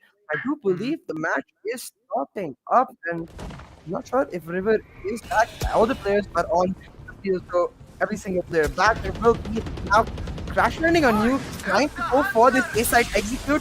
That comes out and instantly going to Sri by right foot, trying to get some damage through on here. Does find one tag on Insane, but the Reyna is not really able to be able to kill, but will be able to get the healing. So now without the Hunter Sri, Crash landing on you can just go for the rotate right there instead of committing play. Yeah, exactly. I mean, the Hunter's Fury out as well. I mean, I don't really know why he used that Hunter Fury so available. I mean, it's understandable. Maybe you just want to, like, you know, get a lot of damage onto it, but he didn't really find any kind of value. He just managed to attack Thunder Flash a little bit in that moment. A City, though, missing a lot of shots. You cannot really afford to make that many mistakes. Look at this. Thunder Flash completely committing it for that Alt Orb. Now slowly steadily moving inside Sinbad as well. Whoa, Insane will find that kill. Zexer trying to trade things out, but look at him. Sinbad is down low, and Zexer is striking in. Lexious Gaming is looking really strong up till now inside this fight, even though a little bit of mistakes were being made from right toes, but it's fine. Look at this now. Insane, he has found himself a lot of room inside this game, and look at that. Instantly falls back, finds himself that one kill. Now, he does hear a lot of kind of presence going on inside the Rams area. I'm pretty sure he will be holding that down. Insane is down low, though. He only has 10 HP left. Maybe try and stay alive for as long as possible, at least would be probably the best thing you can do. Because even though if you're down low, you still do have that a little bit of safety cushion, a little bit of man advantage going in forward, which is really important in crucial clutch moments. That's a great shot from Insane, just like a thief in the night. Steals that frag away, finds another one as well. Insane, this man needs to be stopped. He's on it. Oh, that's another one as well. What's going on? That was his ace. That was his ace. Insane finds a 5k and ace. They do not find the round. Resurrection. Yeah, and I really have to criticize Sinbad right there. Insane is causing so much chaos. It gives the perfect opportunity for Sinbad to just back up out of there. Go towards the A belt area. He had one snake bite in his hand. You can play on the force plants and allow Insane to just delay for as long as possible. But because you can see he's getting kill after kill, especially that kill he got towards the sandwich area was crucial because he was running out of time on his Empress. With that kill coming through, he reset himself all over again. And if Sinbad had just backed up, gone for the post plant on the snake bite, I think they could have pulled the round off. But despite Insane's heroics, The round will go through to Lexious Gaming. The resurrection coming up huge. And with this 5-0 lead, again, an eco post for the side of Clash Landing on You. The City tagged out by that drone, but they're not going to check this copy. And that's exactly where QPTO is just sitting, not going to take out Oh my god. the clear as well. City will find one. Oh. QPTO with a couple more. Oh my god! Oh my god, Lexious Gaming completely stomping the lads of CLOY, and I just like how tactical Lexious Gaming is playing each and every single round. They're being so unpredictable. They're bringing that anonymous factor in the game, and this is what we like to see. Cupto with that key positioning, making it work all the time. I just felt like a little bit of more kind of patience being shown from his side would have been better. But see, I also wanted to point one more thing out. Look at Maestro. He kind of looks like your brother, doesn't he? I mean, kind of. I'm also a Killjoy main, like a Killjoy thing. So maybe. But I do notice that shot has picked himself up an operator. So now trying to challenge that, and I really like this. They use the initial lure, get mid control. This is what I wanted to see. Contest Maestro and his mid hold. Because now what this does is forces Righthouse to come towards here. And look at this, Righthouse, even though he's got one, Asite is on the flank. He's going to get shut down. The resurrection coming through on Insane. The trades are going down. QPTO trying his best to hold on. The shock dust will push them back. But because the Killjoy is dead, now a lot of pressure on QPTO on the B side because he doesn't have those nano swamps to back him up. Has a retake wall, but given the fact that Clash Landing on You have the numbers advantage, gonna try to even up the odds, pick up the Viper's Pit, but it's a very, very defensive Viper's Pit, which means his position known. If he's not playing exactly where he is now, then they get free punch, and if he is, then they know and they're likely to take him down. The Viper's Pit being put out by the attackers. This is a fake. Oh my god, this is necklace. This might be either really big brain or disaster. Well, I mean, this is a big brain play without a doubt because they caught two players that were trying to make the flank happen in points. Wow. They didn't need a plant, honestly. They just completely obliterated the lives of Lexious Gaming with their aim single-handedly. So now, let me tell you what exactly is happening right here. So one team is really good when it comes to those mechanical skills, without a doubt, that aim coming in as well. So that's going to be CLOY. And the other team right now is playing the mind games. They're playing the brain games. It's going to be Lexious Gaming. So this is absolutely great, right? I mean, we did see a little bit of mind games being played from CLOY in that previous round, but still, I just feel like this is what is kind of separating both these teams. Yeah, absolutely. And we'll have to see if that gap can be moved forward. Because right now, that round will give a lot of momentum. The off versus off challenge. The first shot misses for both, but Asite will not repeat his mistake, as you said. Jet diff indeed. Asite picking up that 200. That shot looking for another, misses the shot, and Sinbad will take him out. And at this point, that shot will be relatively happy. His death has been avenged. A lot of control has been taken, and the ult top as well. Look at this, mid push by Maestro and Righthouse. We're trying to make the moves happen. It's all about timing now. Yep, it's all about timing now. Look at that. Oh, he didn't really have his cross in placement. He got dinked instantly, and Zexer will fall back. He does know he hasn't hurt him enough, but the heals are there from the Sage to help the rain out just a little. Now, I don't really know if committing for the side is really going to be that good of a kind of thing to do because those slow arbs have just bought them so much time, and because of Insane getting tagged up that much, falling back from that initial area is probably the best thing you can do. Maestro is there to kind of jump peek out. He is doing his kind of great job there, but at the same time, he managed to take out River. Thunderflash was there to try things out. Thunderflash, now mind this, he has an 100 speed re available, and this can probably be kind of a clutch moment for them. It can come into clutch. Look at Cupto. Now, he does expect some players kind of coming in from the back lines. They both line up. Cupto will spray them both down. And this is it. I feel like this might just be Lexious Gaming getting another round, but unfortunately, he did not really check the main entrance. This is where Sinbad was. 10 seconds left. And wow, well, I feel like, well, 10 seconds left. He will get the spike planted, but getting this round back in their hands looking pretty tough. Oh. Yep. 7-1 with this round going in favor of Lexious Gaming. Astounding lead given how quickly the first map went against them. They're showing that they have the capability to reset themselves and bounce back. A very nice round picked up. Starting off, it was the off battle, and really Dashar not able to create the influence he was able to do on the map of Haven. The rotation was the right call, but against that Viper anchor, you have to be very careful. You cannot afford to just push in from the same angle. You need to pincer her from every possible side, and with that not being done, QPTO had an easy task on his hand, shot them down, and even though he got traded out, at that point, it was over for the side of Clash Landing on You. Now, with this round, Boys are there crashing on you, but they're eco in a very dire situation. They're gonna have to make sure they're very careful about how they navigate the situation here. Trying to take mid control once again, punishing that push that Killjoy can hold over there in mid. The wall comes down to the stage very early, and while this wall is really good, it doesn't actually affect crash landing on you in any way. It reveals their position that they're trying to go for a mid push, but that was known anyways. Now City going for the under kill. He makes use of that chaos perfectly. Finds the first blood.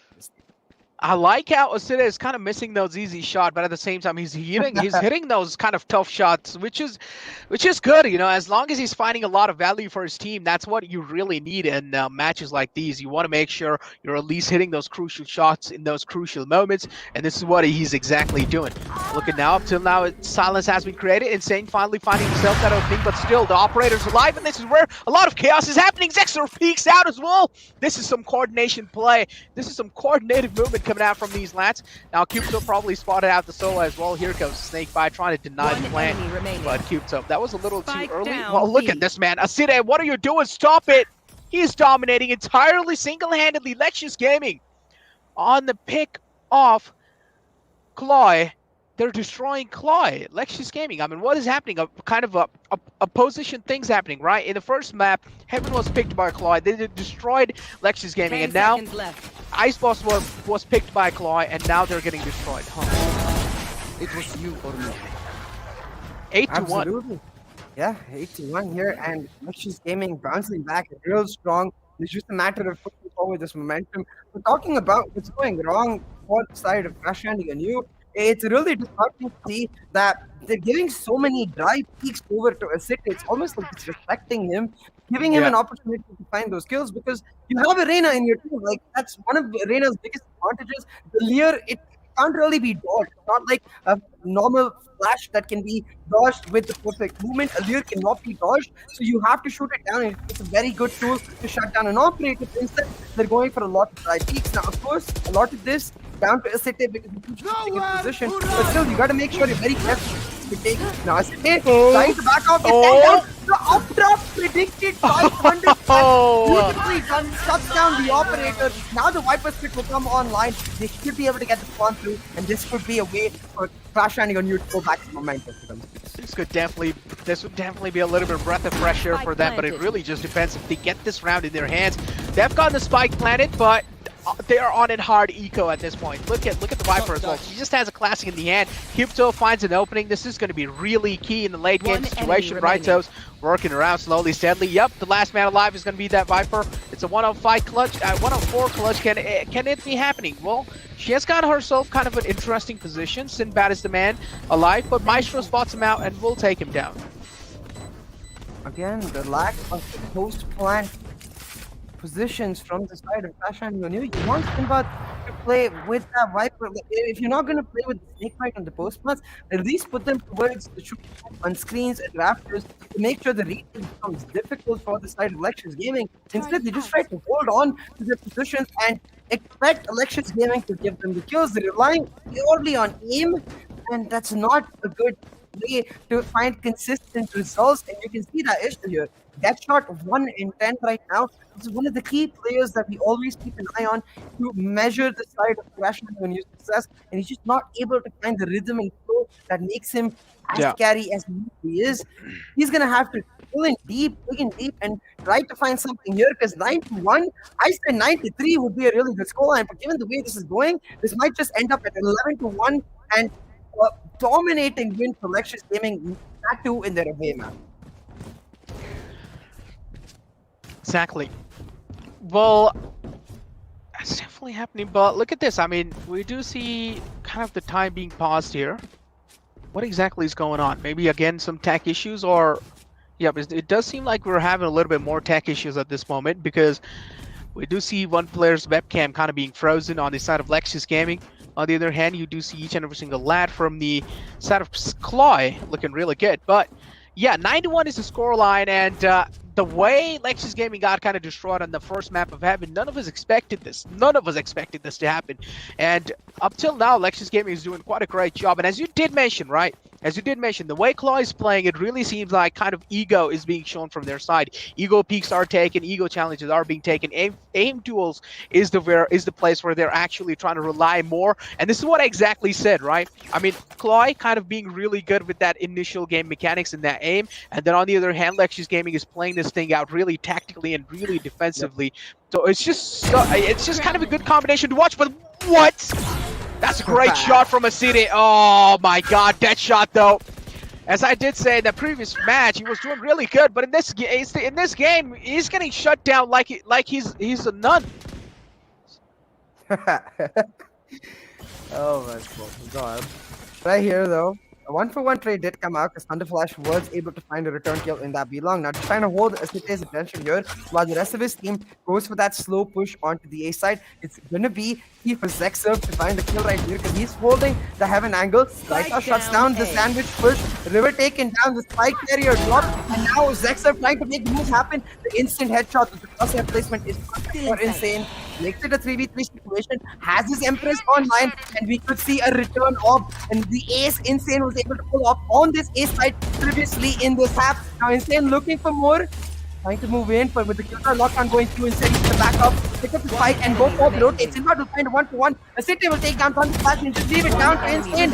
Able to take out Asite, find a heal for himself, down to a 1v1. Insane versus Maestro, has one Lear to his name, but I'm sure he's not going to beat it. He's just in a ridiculous position. Now moving through the 10. Maestro is expecting it. It's all about the mind game. It's all about the reads.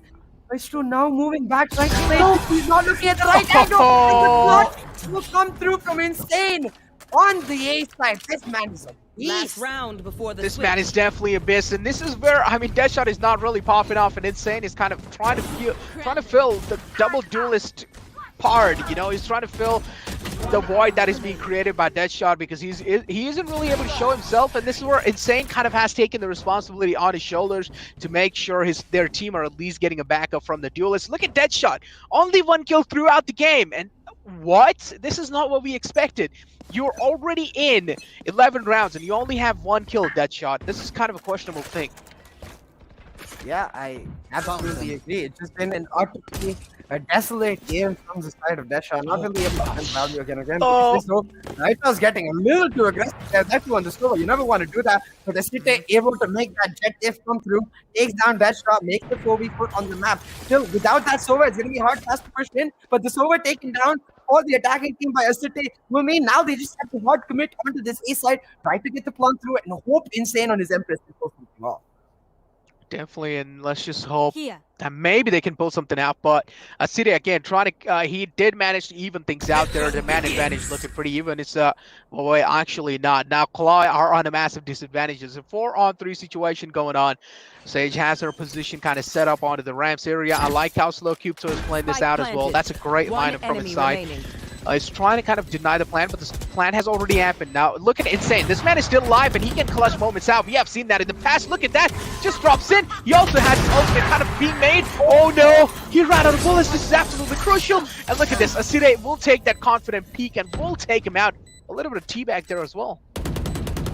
To add salt to the wounds of Crash landing on you. That was their own wall that was stopping Insane from being able to reposition himself on the invisibility. Was able to get the kills and dismiss himself out of there every single time, given the fact that the wall was there and the nest right next to him. There was no way he could actually end up in a different position.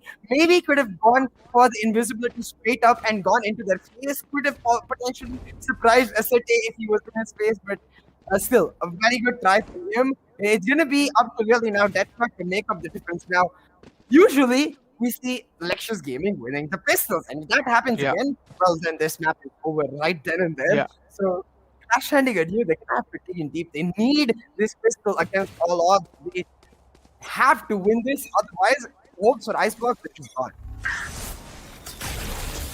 Yeah, definitely. And guys, come on. He was just checking his crouch bind.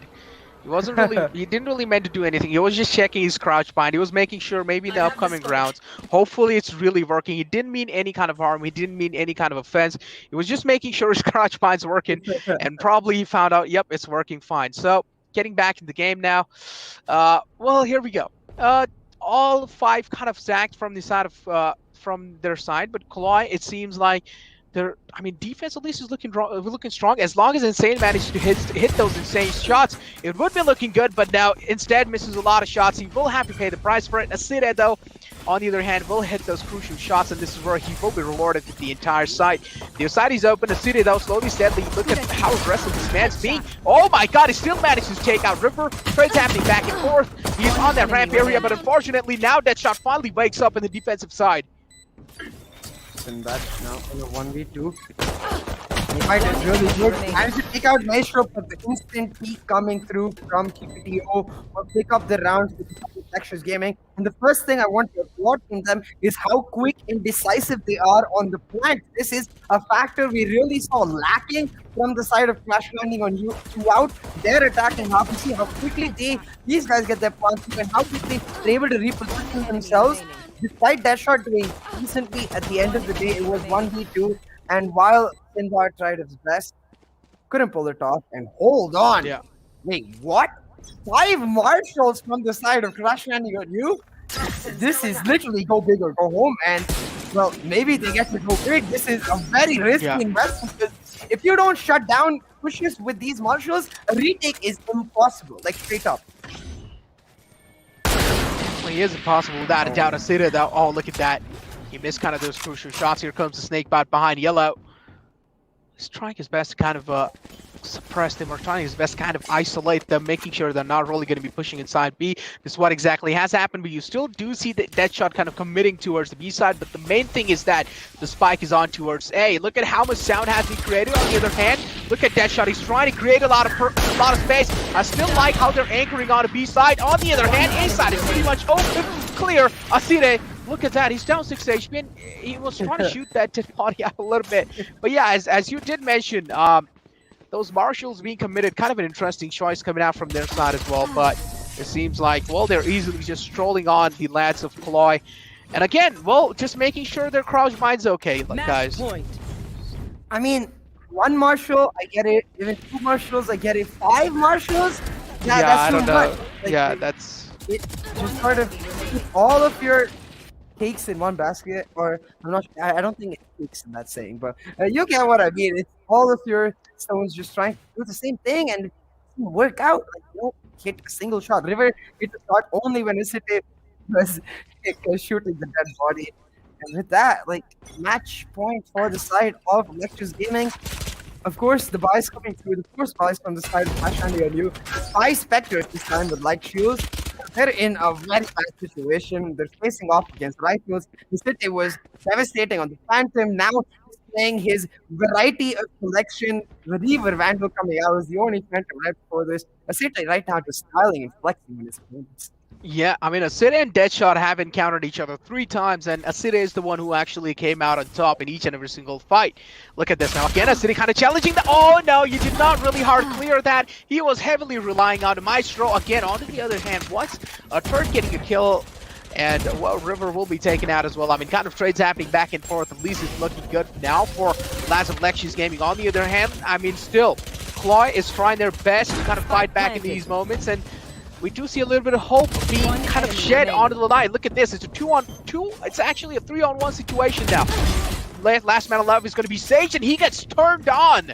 Oh my god, Zexurf got destroyed. Yeah, beautiful retake coming through from the side of Flash Landing on you. And I feel like maybe a little bit of overconfidence shown because, well, I don't want to take anything away from Flash Landing on you. This was a series of mistakes from the side of Lexious Gaming. Again, no need to aggressively contest the plant after that. You can see on the replay, especially right here, like there's no need to play that aggressive an angle and allow Flash Landing on you to actually whittle down the numbers to a 3v3. And from that point, they moved together as a unit, and despite the weapon disadvantage, they were able to pick up the round. This is especially scary because if this keeps happening and Deadshot actually manages to get into an operator, maybe a comeback would be possible. Still, the odds stacked against Flash Landing. Oh my god. definitely in the favor of Lexious Gaming. They're going to use that jet to take aggressive vertical control on the container, the drone to clear out yellow, and now try to make this B side execute happen. If they get this plan through, especially with the lockdown, this is going to be a very hard position for Clash Landing on you to go back from because they still don't have the greatest of weapons. They definitely don't really have the greatest of weapons, but at the same time, this round is going to be really important. The lockdown's invested as well. This means this can be a really free side for the lads of Lexious Gaming. Yep, spike will be planted as well. 1 minute left in the clock. Well, kills happening back and forth. Raitos will, of course, find himself that opening. And yeah, I don't know why. It just feels like, it just doesn't feel like the CLOY that we saw in the previous map. It just feels like something's missing. Not something, a lot is missing. They just seem out of tune. And CLOY, out of a sudden, they're getting absolutely obliterated. I mean, what is happening? Things happening back and forth again. Zexer trying to fight back. It's the one last man alive from them. CLOY now, all the burdens down on Thunder Flash's shoulder. Aside will close out that previous map as well. And with a massive difference as well. What is happening? CLOY just seemed so out of tune. Yeah, it just feels like maybe the veto process was split because these teams picking each other's strongest maps and coming out on top on the opponent's map pick. It's really throwing everything down the drain with respect to what is the advantage or the disadvantage of both of these teams. But props to be given to City. In the map of Haven, he was continuously shut down by Deadshot. He got his vengeance, was able to make that jet diff really come through on the map of Icebox. And especially crucial on Icebox because the operator is so damn important. If Asika was not able to find kill after kill on the defensive side, it would have meant that the side of Clash Landing and you could have got a lot more comfortable and maybe on their own defensive half would have had the number of rounds necessary to find the room to pull off their own operator. But Asite just shut them down from the very start. Exactly. Aside was just doing such a great job, right? I mean, shutting the main duelist down all the time, like a man like Insane was getting shut down a lot of the times. He was getting picked off early, and then another man like Deadshot, he was also getting kind of taken down. We saw so many jet diffs. I think so. We saw almost jet diffs happening 3 times now, and Yeah. this is absolutely massive. And Aside is the man who has came out on top all the time against Deadshot. But yeah, I mean, I just felt like we just didn't see the CLOY that we saw in the previous map. What do you think so? Yeah, I 100% agree. It was just not as tactically good from the Crash Landing on you as we saw on the map of Haven. Like the number one thing for me that stands out, for example, is on the attacking side. We barely saw the B Viper wall. Like that's one of the best walls for the Viper to put up because it Yeah. plays into the conditioning tactical playstyle that most Vipers like to play on the map of Icebox. And then if you pull off B execute, especially since you have a Reyna on your side, you can with the Viper wall you can use one layer clear off all of yellow, and then you get a free site plant for yourself with the stage wall. That basic execute Yeah. itself, we never saw from Clash Landing on you. So on the other side, Yo, who was playing the Viper V anchor, he was just having a really comfortable half in general. One time he got pressured and he shut them down instantly, and it didn't feel like Crash Landing on you had their defaults in place. They didn't have their strategies in place, and they were a little low, which makes me wonder again why pick up the map of Icebox? I feel like maybe a bit of false sense of security given to them because of the Union Gaming matchup, but you can't really rely on that because Union Gaming was playing one of the worst comps possible on Icebox. Exactly, as you did mention, and I beautifully pointed out by you as well. I mean, they were really not playing the composition that you needed on the map of Icebox, and this is why Union Gaming kind of lost against the lads of CLOY. But yeah, I mean, I do understand winning against a team like Union Gaming that has been on the top phase in the Sri Lankan region. You might as well get a lot of confidence boost without a doubt. But then again, picking up Icebox with double duelist, I really feel like initially that was a little bit of kind of a mistake being done, which is fine. Yesterday worked out. So I was like, okay, maybe today will work out as well. But then you also do see so much kind of missing factors coming out because of that double duelist, right? I mean, maybe Deadshot could have gone on something else, or maybe that Reyna. But Insane, I mean, I feel like he did his part pretty much well. He was the one. He was the one making a lot of work when rest of his teammates were kind of suppressed down. So Insane props should be given to him. But on the other hand, hey, I'm definitely happy for Lexious Gaming. I mean, that's the only team in the Maldives region which has managed to come out on top after, I mean, such a long time. And, well, I mean, I'm really happy for Aside as well. Look at that, 7 first place. It's the battle of operators, man. They're picking up 7 for himself. I think, if I remember correctly, about five of those were just on the defensive half, on the operator, continuously finding those first kills for himself. And it's, as you said, even though Insane did a great job, Deathshot was just completely missing. And for me, not just Deathshot, I feel like River's impact as well, not as much fault, because when I look back to Haven, it was River really filling up Yeah. the gap and being continuously in the right position in the right time. It did feel like their comms were all over the place in this matchup, and because of that, River wasn't necessarily able to pull off the impactful role that he regularly does. We'll see if they are able to bounce back in map 3, because what we have understood here from map 2 is that Lexious Gaming, they're a team that can definitely mentally reset themselves and come back just as strong after a loss. Now, the onus now for the side of Crash shining on you. Can you do the same? I mean, they can probably do the same, right? I mean, look, at this point, a lot of unexpected things have happened. Look, Yeah. crash landing on you, playing with that whole Marshall kind of composition going in, that was really kind of playing with my mind. But yeah, I mean, I feel like this is it for the second map segment, right? Yeah, this is it Yeah. for the second map. We'll go set after map 3 and we'll find out which team takes the lead in this CO5 series. Be back real soon.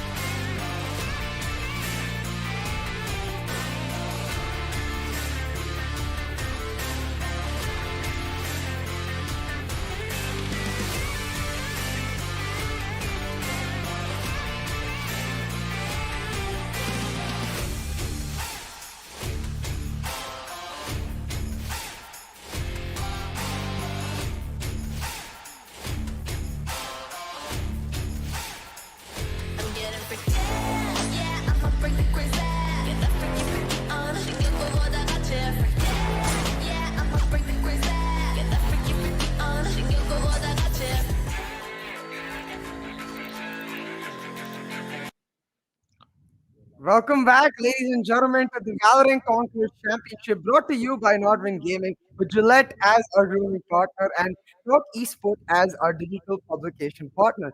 My name is Kay, and here with me I have Necro, tossing the Sri Lanka and Maldives Yeah. Qualifier finals, and now going on to map 3. The stakes have been reset once again, Necro. It's 1-1 on Mhm. the scoreboard.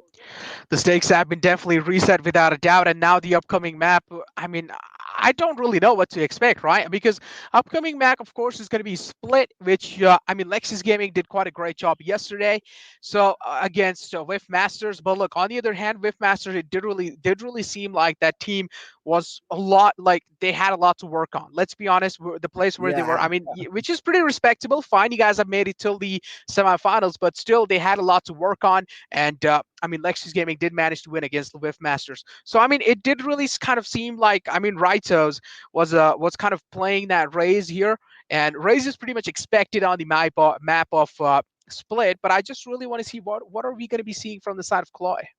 I really want to see a breach. Like I understand that Thunder Flash was really good with the sky, but the breach is such a good answer, especially again after the way Asite was able to just stamp himself on Yeah. Icebox with the operator. The breach is just an instant shutdown on the operator. You just continuously flash, flash, flash, stop Asite from even playing the game, and that can be a win condition because for Lexious Gaming, I don't expect any comp changes. I don't think they're going to bring in the breach or the sky, which means that if uh, CLOY themselves bring in a breach and they're able to pull off a successful attacking half.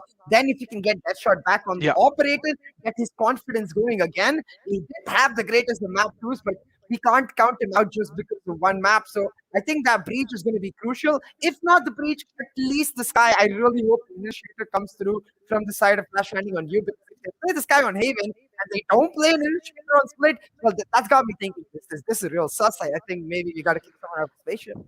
Imposter among us or what? Well, I mean, there might just be, right? I mean, we have been seeing, quite like questionable things going around here and there, without a doubt. And I just feel like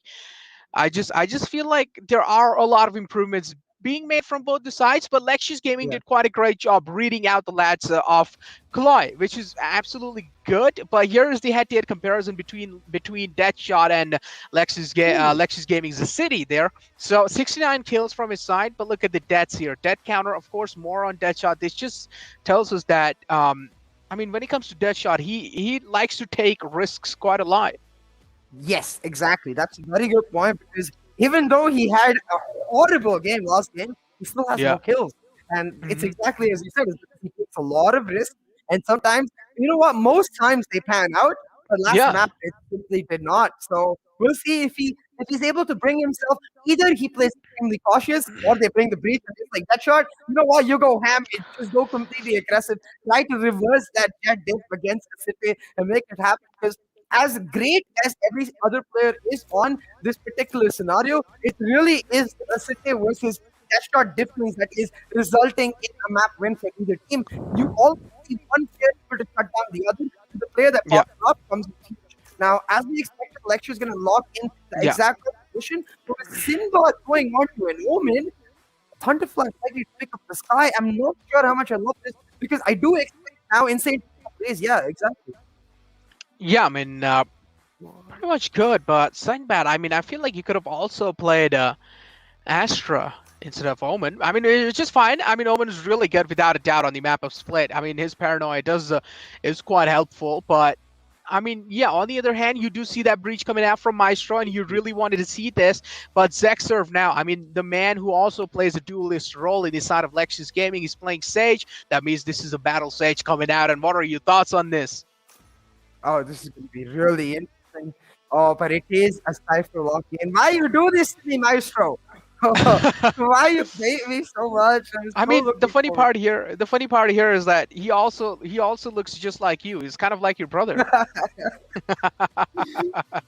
Oh my god. Oh But man. I mean, yeah, like talking about the compositions, both compositions definitely a little weird, but in general, the favorite does go towards the side of not landing on you because while Astra is, I keep saying this, like Split is the best Hmm. map. I don't mind it because, as you said, the paranoia is Hmm. really good and it favors the aggression that we expect to Hmm. come out from Crash Landing on you, with Deathshot really trying to step up after a poor second map. So maybe if they can make that paranoia work, you have to make sure keep your eyes on that because if that those paranoias are not on point, if they're not actually using it aggressively to take control, and I'm not just talking about the attack, even on the defense, I want to see aggressive usage of the paranoia. Like a Yeah. very simple example I could give was the Omen playing on B side, setting up the paranoia towards that B garage so that they can take aggressive B garage control. Once they put in Yeah. garage, you just wall off garage and you get so much off the side for yourself. Because then with that wall Hmm. in the garage, you get to play solo anchor on that stage, on river, on B side, and you get to stack up mid and A. And these are the basic kind of plays. I mean, the same thing you can do on A side, on the attack with the paranoia coming in from sewers to clear out Hmm. a ramp, and then the dash then takes we have in control. These are the kind of proactive plays I want to see them making. And we'll see. We'll see if I am disappointed or if I am just ecstatic. Well, I mean, I also want to point one more thing out from the lads of CLOY that, I mean, they looked pretty chill, right? I mean, they're having a great time, even though Deadshot wasn't really able to pop that much, even though they lost that previous match with a massive difference, they're still looking good. And this is what is really like a massive tip for the upcoming pros as well, right? Or for the players that really like to play their games every single day. It's try and keep the calm. No matter how bad your day is going, try and make sure you're calming yourself down because of course if you let that tilt hit you in the face in those kind of crucial moments, then I really feel like that is where you start kind of downhilling your performance. So try and keep the calm. I'm pretty sure it will work out in the future and maybe you will have good games as well. Yeah, absolutely. It's going to be really interesting to see. We talked about this in the post game of the second map as well. We know for a fact that Lexious Gaming is a very calm team going from map to map. They have the ability just to mentally reset themselves. Now the onus is on crash landing on you. Yeah. See if we can make that happen. Now, a bit of a delay getting into map. I think there are a couple of technical issues perhaps, but if don't fret at all, we will be back real soon into the map. So what is Yeah, so I also had one more point, right? I mean, sorry to cut you off, but I mean, yesterday, I mean, we did see Maestro playing Cypher on the map of Split. Now he's throwing a massive curveball. So I also like these kind of mind games being played from Lexious Gaming. Maestro now is playing Breach. So what are your thoughts on that? Wait, hold on. Did I get baited? Actually, I think Cypher Necro. He did. Hovered. He was. Okay. Yeah. Well. Okay. Well, here we go. Well, this is why you were saying that. Oh, okay. Understandable now. I was like, wait, Maestro kind of is making a massive move here because I saw him play Cypher clearly yesterday. Yep. I also wrote it down in my notes, and I was like, oh wait, Maestro is thinking of locking in Breach, because he had kind of that Breach hovered for a really long time. But yeah, on the other hand, as we were talking about, Zexurf kind of playing that Sage now, and then overall, a battle Sage coming out. This is absolutely going to be interesting. On to the other hand of CLOY, I mean, Omen has been picked. Look, Astro was definitely a good choice, but I mean, it is understandable, right? They also have a Sky for the flashes. At the same time, Omen as well. Omen's paranoia is really good, right? I mean, it's really difficult to avoid it if it's just directly on your face. It's not really like the flashes that are like normal flashes. You can just turn around and try and avoid it. It's not the same with Omen's flash. You need to move out the way. Yeah, exactly. And now that we're into the map, we get to see the attacking side from Lexious Gaming. I have got to say, that's a little scary because now starting on the attacking side, we know how much both of these teams favor the defense. We'll see if Lexious Gaming is able to maintain their pistol dominance as they started off here. City on the Frenzy, I love this, the recent buff. A really nice one-way from Omen. This is something we didn't get to talk about. So compared to the Astra, where she doesn't have as many spots to set up the one-way smokes, Omen can do exactly that. So trying to play the B anchor, Sinbad, he's really good at this anchor role too because he plays the Killjoy on the map. We'll get a lot of info and we'll back right up. Doesn't need to contest this at all. He's got his guy in his team. They can easily just play the retake. Oh no, Sinbad. Oh no, this is not good. Oh, he tried to kind of use those smokes in the end timing, and that wasn't really that good. But look, now damage has been dealt onto them, and this is where City will probably try and work around it. But unfortunately, he didn't really find a lot of value. He got instantly traded out by Insane. It's a 2-on-2 situation. Spike has been planted. The pressure is on the defenders, which are CLOY. Slowly, steadily moving inside. Cypher Cage being triggered as well, making sure they're not really getting a lot of visual info. Unfortunately, getting tagged by the Cypher Cam. Look at Cupto's down low. This is where he's falling back and trying to play a situation out a little bit much more safe. Insane being tagged up. He's getting tickled from both these sides, and unfortunately, he will be taken out. Oh my god, they played it to perfection.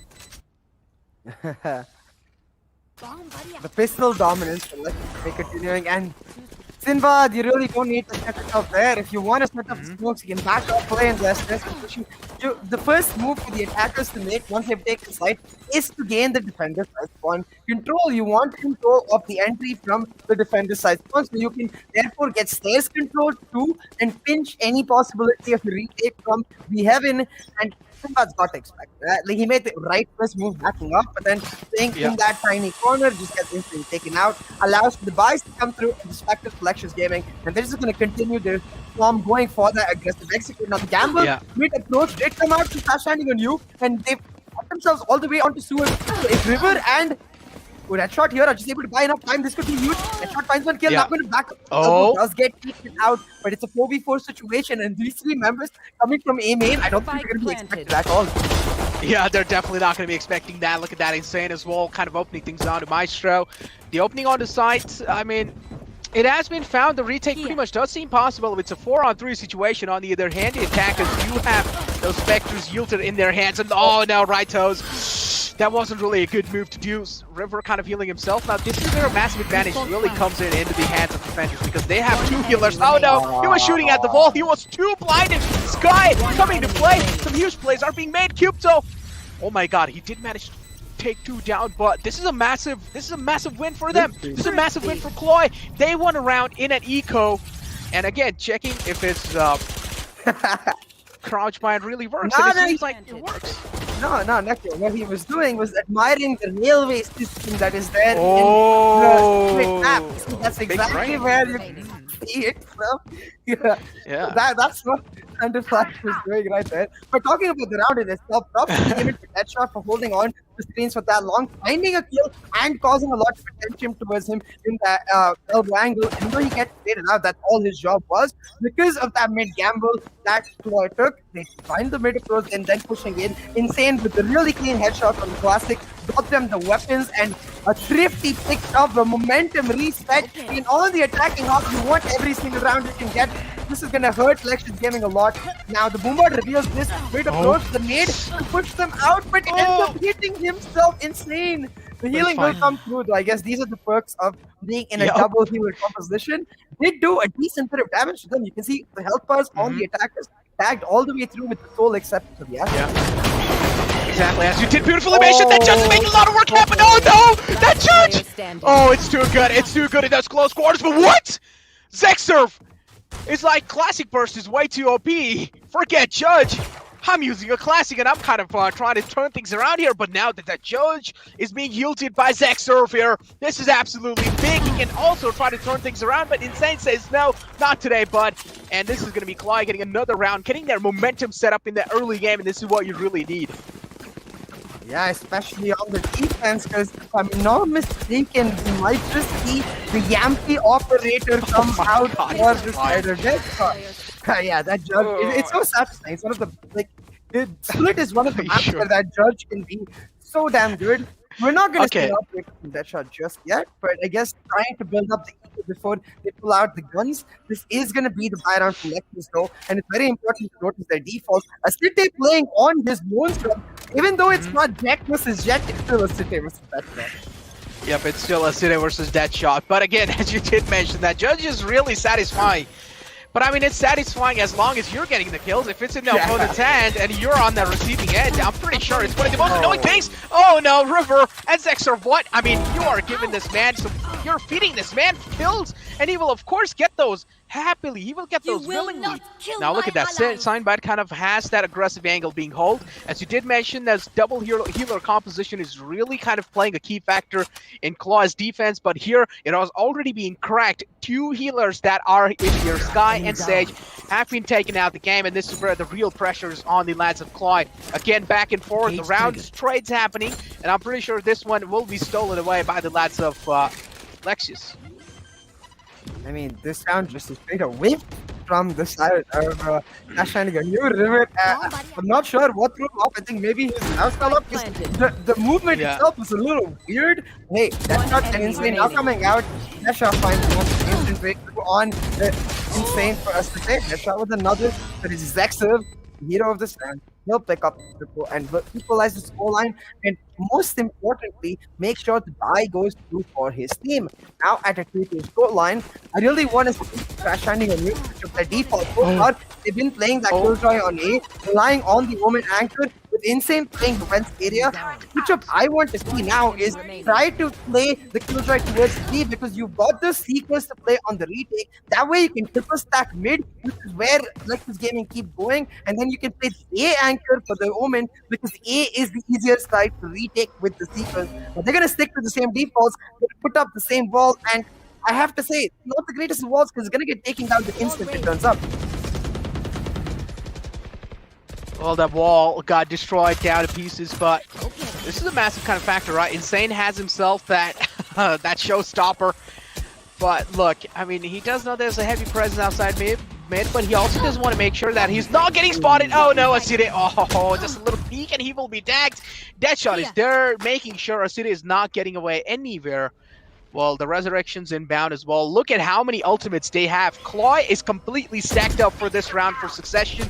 Steinbad got those crucial kind of calls for himself, and this is what I was exactly saying. The open paranoia is just so good in those kind of initial parallel engagements, and those straight engagements. It's just like 90% you're actually going to get the flash down, and you're actually going to blind that enemy. Cupto will get the spike planted. This is where Steinbad has a lot of pressure onto himself because he's kind of playing that crucial positioning. If he's not really able to find that opening, this is where a lot of problems will be happening. And here comes the lockdown. This is absolutely massive. Yeah, the lockdown just started off. They even have the showstopper to make sure it goes through. With these 2 kills coming out, they're not going to bother investing that. It's going to go for the close plant and Insane and finish it off. Again, like, when you are pushing in through this big site and you don't have that KJ on your side, you've got to make sure go for those open plants. You know, what we see teams like Sentinels doing, for example, when they play the Cypher, is regularly, by faking, when they get the site, they take the plant and then push in and wait for those peaks that will come through from heaven. They get the kill and then they go for the plant, because that way they shut down the retake before the possibility of it even comes up. And this sort of little adaptation is necessary if you're going to play that Cypher.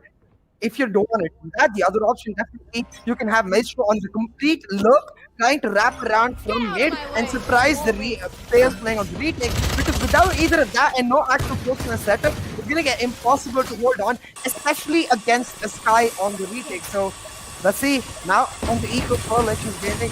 See the Blaze Storm coming out. Well, it's it. They're trying to just push in aggressively into B Heaven. Make that should happen. So with Deadshot and River here, this is a stack on to B. This could be disaster in the making for Lexious Gaming. Oh, what? It seemed like that was a headshot being connected, but it wasn't really. Oh well, I mean, he's down low, so maybe that would be a little bit of a problematic factor, but we also need to mention that they have a double hero composition. It doesn't matter how much you damage that shot. He'll back up on his HP. Here comes the showstopper, finally being invested. Sinbad, though, finding himself those 2 kills. That means he's doing quite a great job anchoring down B side. But Maestro, this is a massive flank being made, and I'm pretty sure none of them are expecting him to be here. He also has a classic. He will probably get a Vandal for himself. Now he can switch onto it. Oh my god, no! Misses that shot! What? Maestro! You cannot miss key shots like those. And this is where so much pressure will be put on the lands of Lexious Gaming now. Look at Rightos. He's down low. And he just missed such a key shot. And Rightos does have the spike in his hands, but he doesn't really know what he should do. Maestro even had the jump on Insane right there. Couldn't been able to pull it off. Now they understand what actually Flash is too deep. So Rightos should be able to get a kill. But with the time running out, realizes that he has to go for the full rotate. I'm not sure he's 10 going to seconds. have only 1 second. Maybe. No, yes, we know he cannot. No, he stopped. Yeah, I think he was expecting the Slasher to push him all the way through. We'll still be able to get on the top of the plant, but that's not enough because the round goes through to Crash Landing. A good effort from Rightos. Started off with the showstopper, got a 4th save for himself in that round, but wasn't able to pull off the clutch. And it makes me think, given the fact that it went down to the wire with this round, imagine if Insane had actually not been able to keep down Maestro right here. Like, he just ignored Insane completely and tried to kill Flash. I'm not sure what was going through Maestro's head there. Not the greatest of rounds right there. That's a bit of an F. Yeah, that's not bad. That's a big F right there. I mean, those are some easy shots, and you expect a man like Meisters to actually make it work in that position, but he still wasn't really able to find the value out of it, unfortunately. Now, Lexious Gaming, though, I mean, slowly, steadily, they're working around as well. Boombot out, making sure if anyone's on the way, will pretty much be spotted out, but the Resurrection's inbound from the side of CLOY. This is absolutely massive. Even if one player will be taken out, I'm pretty sure the Sage will make the Resurrection happen. Oh, that's a great blind. So much info being revealed. Look at this off angle being created by River. Oh my god, this is absolutely great. If he found even one frag for himself, that could have been absolutely huge. And look at CLOY, the defense on these lats is absolutely looking great. Oh my god, slowly, steadily, CLOY is getting their grip back out of the game, and this is what we'd like to see Sage as well, getting that heal onto him. Here comes the resurrection. I don't really know if it was necessary, but I mean, fine if it's being invested. And look at this, it's a 1-on-4 situation. Zexerv, I'm pretty sure he's breaking a lot of sweat. 1v4. Zexerv should try to stay his left hand side. He's 30 going seconds left. for the hero plays, missed the first few shots on River. His position now revealed. They're gonna double peek and they're gonna take him out. That shot will find the kill. That's a 5-2 lead for the side of Clash Landing on You. And I want to take this moment to talk about the Sage wall that Clash Landing on You keep putting up, because to be honest, it's not a great wall at all. Given the position that Insane is playing deep in the Vents area, Insane is not really contesting mid itself. He's trying to hold on to Vents. So when you see that sort of play coming in from your raise, you want to see a beheaven wall, not a mid wall. With mid wall, rather, you want to see Insane actually using his utility in mid, but it doesn't matter because Lexious Gaming aren't able to punish it at all. Every single time they wall off Vent instead of trying to punish Insane in that Vent area, which was all alone. This time the guiding light will give them the information.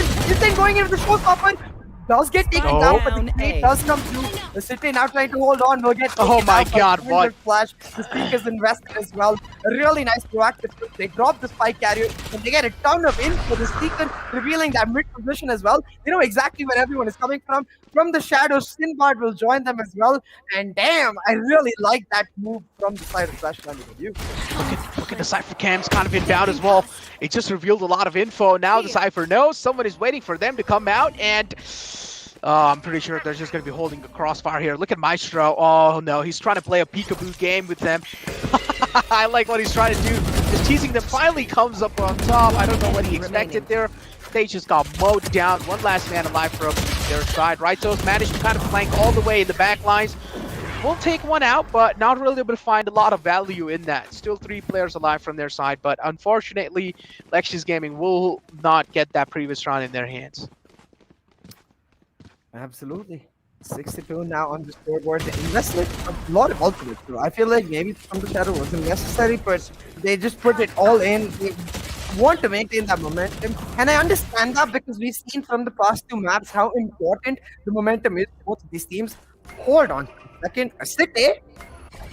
This is giving me a bit of deja vu because when Deadshot wasn't able to pop off an Icebox, he pulled off the attacking operator too, and he just got shut down. A City now going to the attacking operator. The Trailblazer not going to actually reveal his position. The left side isn't that great for that Trailblazer. So a City actually able to get in unchecked all the way to Rams. Did find a peek on Deadshot right out here. Does land a shot, but through the boxes. So Deadshot not dead just yet.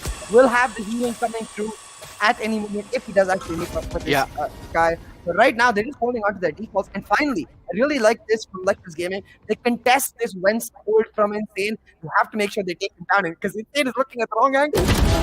Oh, looks back just right in the nick of time. Oh my god, he just read him like a book there. And also, that's a great satchel to bait out that shot from Aside. Now, keep this fact in mind. Aside has full HP. That means he still has a little bit of advantage inside this entire kind of moment, but he has an operator. One single shot being missed, so much penalty will be there. And, well, that's a questionable side for Cage.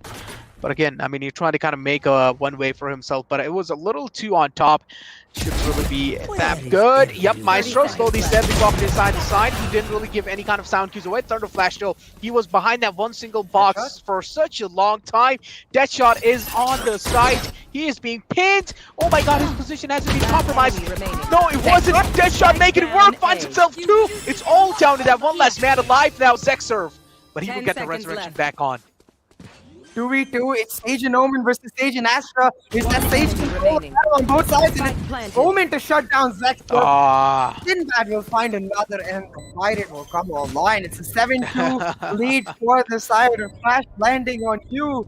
And that shot key to the round win right there.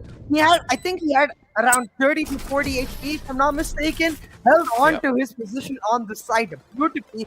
Found a double kill. One kill itself would have been amazing, but the fact that he found a double, that was huge. I mean, Insane himself. How does he know? He just knows exactly when to turn around, find that flick in perfect fashion. And you also mentioned that Saku was so key because they were able to just beat out a city Yeah. again and again. Damn, 72 right now for Clash Landing at you, and I have to wonder because with this guy going into the attacking side, I wonder if this might just be a similar scoreline the way we saw an Icebox just with the tables turned over. I don't know what's happening. I mean, they're destroying each other on each other's picks. I mean, it's like the map that you expect the team to win, they're not really winning it. They're actually winning the map that the enemy team has picked up for themselves, and not just winning it, they're winning it with a bang. And Sinbad now, I mean, he has been spotted out, so Sinbad's position will be given away. But look at that. That was a great way to kind of bait him back. Now, Raito's also got himself that ult orb, and this is where they will probably fall back. Now, the showstopper's online, and this is where, just with the help of the showstopper, I'm pretty sure their main kind of goal here is to get his side control, because their economy looks pretty destroyed, and this is what Lexious Gaming have kind of known. The issue with this approach, though, is they're gonna just waltz right into that Killjoy setup. We've already seen how good Deadshot is anchoring down his fight. He always plays that Spain's angle. That's exactly where the game is now. Nate coming out. The post up with all of this just to try and push out a Sharper Deadshot. He's just moved out there. He's happy to play on the retake with his team. The lockdown has gone down, and all the players of Lexious Gaming are falling through like dominoes. Raito's trying to make a comeback happen. And one kill on Deadshot. He's down the lockdown with River there to cut him out. The sitter with just 28 HP, he's not going to be able to do much. River will take him out, and an 8-2 lead for Clash Landing on you. These teams, they're so damn good on the defense, but when it comes to the attack, they're not comfortable at all. They continuously flounder, and they continuously don't seem like they're on their comfort element. They are instead just trying to make moves happen where they don't make sense. When you have that much mid control, you don't need to go for the long rotate way. You can take Wen's control, and even though Insane is shut you down once, it's not like he's going to be able to find split every single time. Even if you're scared of that, just keep people and find the trade on Insane, because if you're able to take out the top fragger off the side of Clash Landing on you, that's a net advantage. That's definitely a neck advantage. That's a great slow placement as well. I mean, Raito's now has been kind of separated out from the rest of his teammates. Insane, will you expect him? Yes, he does. That's a great cross placement from his side as well. But look at this now. They were kind of being pulled together. I mean, kills would have been found, but I also like that they did not really panic. Instead, River decided to hold that angle. I said, straight up dashing inside the beds. Now he has found himself the Vandal. This would be absolutely key, but no, misses a lot of shots. And he will have to pay the price for it. Here goes the Seeker. One last man is alive, and well, I mean, the Seeker's going towards mid, and this is also revealing a lot of info. Towards vents have been spotted instantly. Now Thunderflash thinks that maybe he will be going back to A side, but I like how he changed his mind, and now he's letting him have the heaven control. He's like, Cupto, it's fine if you have the heaven control. Instead, I'm gonna go and anchor on the site. Yeah, and this is because Next shot on the other side has full A ramp control with his turret giving him the contact for him to swing. They will play on the sides. You need to get the point. You either walk into the turret plus that shot combo or the sky plus Omen combo in Thunderflash and Sinbad. Either way, you've got the double stack on the side, and it worked out perfectly for them. It was a bit of an equal though for the side of Lexious Gaming. So this round is key. If they don't win this, again, that's basically oof. Now, I will say, generally, while the 10-2 is bad, given Lexious's dominance on the pistol, if they can at least pull off a 9-3 and win the pistol the way they seem to usually do, then maybe they can pull it back. But once again, Lexious Gaming is going to try to make this thing happen. They take down the wall, they get slowed out by the slow-up, they invest a lot of presence into this mid area, but they don't actually get much in return. They push River back. He's happy to play the angle. You can see Stain investing that close top. You don't need to move in that aggressively. Only found one kill and Zekto being able to take out. That's huge. Though using that one way to find one in front of flash with another is a 3v2 advantage in favor of the defenders. I like how Sinbad was trying to play that situation out. You know, he wasn't just open peeking that angle. Instead, it was Jigen peekily over and over again, maybe trying to pre-fire some shots as well with it. And he did find one success. Here comes the Cosmic Divide again. This will be like dividing out the B Heavens side, but unfortunately, we're really able to find a lot of kind of value out of it. But Cupto single-handedly, though, he managed to take himself 2 kills, get himself 2 kills in that moment. This is a time where Thunderflash realizes maybe revealing your position would really be a questionable decision from his side. Cupto, I like how he's playing that waiting game as well. Maybe trying to play 30 seconds some mind left. games with Thunder, maybe making him think like, oh, maybe he has rotated all the way on the A side, but a fake plant has came out, and I like the presence of mind being shown from the side of Cupto. Another plan, and this is where he is going to be committing, and I'm pretty sure Thunderflash will be peeking out in no time. He does. He takes him out. Cupto will be gone out the game, and again, it's just checking. It's just making sure, lads. Oh, Yeah, wow. yeah, you know Sky, right? Like when he interacts with Breach, we always talk about squats. That's exactly what Thunderflash is doing. Like just getting some squats in, you know, in his Yeah. wants to get his Yeah. verticals, I believe they call it. I'm not sure exactly Switching what sides. the muscle over there is called, but try to just get it out live. And later she's gonna go to Breach and be like, "Yo, I got this squats in. Where are you doing? Where are you on split? Because there ain't no Breach on this split. Lexious Gaming would have benefited so much from that Breach, because you see the players have potential right out on a sit, keep making those aggressive moves, but they don't have the utility backing them up. Because of that, a 10-2 in the favor of Crash Landing on You. They've demolished Lexious Gaming, and while these teams are ridiculously close, the match itself are not the same. Like they keep in one way. Momentum is so important to both these teams. Oh man, it seems like the air today is not really favoring a single team, huh? The air just keeps on flowing to both sides, and it is actually making the competition kind of good. But at the same time, I'm just wondering myself, what's happening? Are these teams actually bad on certain maps, or I don't know? Maybe it's just like a little bit of fluke going on over here. But let's just hold on to our words. It's the second half finally going on. Pistol rounds are inbound. I mean, pretty much CLOY has been dominating now, but they're on the attacking side. I just want to see what they have in their backpacks. Here comes the Omen Paranoia to blind anyone out. Paranoia was towards heaven, and this is where they pretty much intentions do seem a little clear. They do want to make sure they're going all the way to the A side, and yep, they finally rotating all the way from the west, but no, what's exactly happening? Oh no! Oh no! Insane thought that the nade's going to be bouncing all the way back to the stairs, but unfortunately, because the Sage Wall had it faced against them. Oh my god, no! He has a flag! Who fights? What? Oh my god, that's a big play.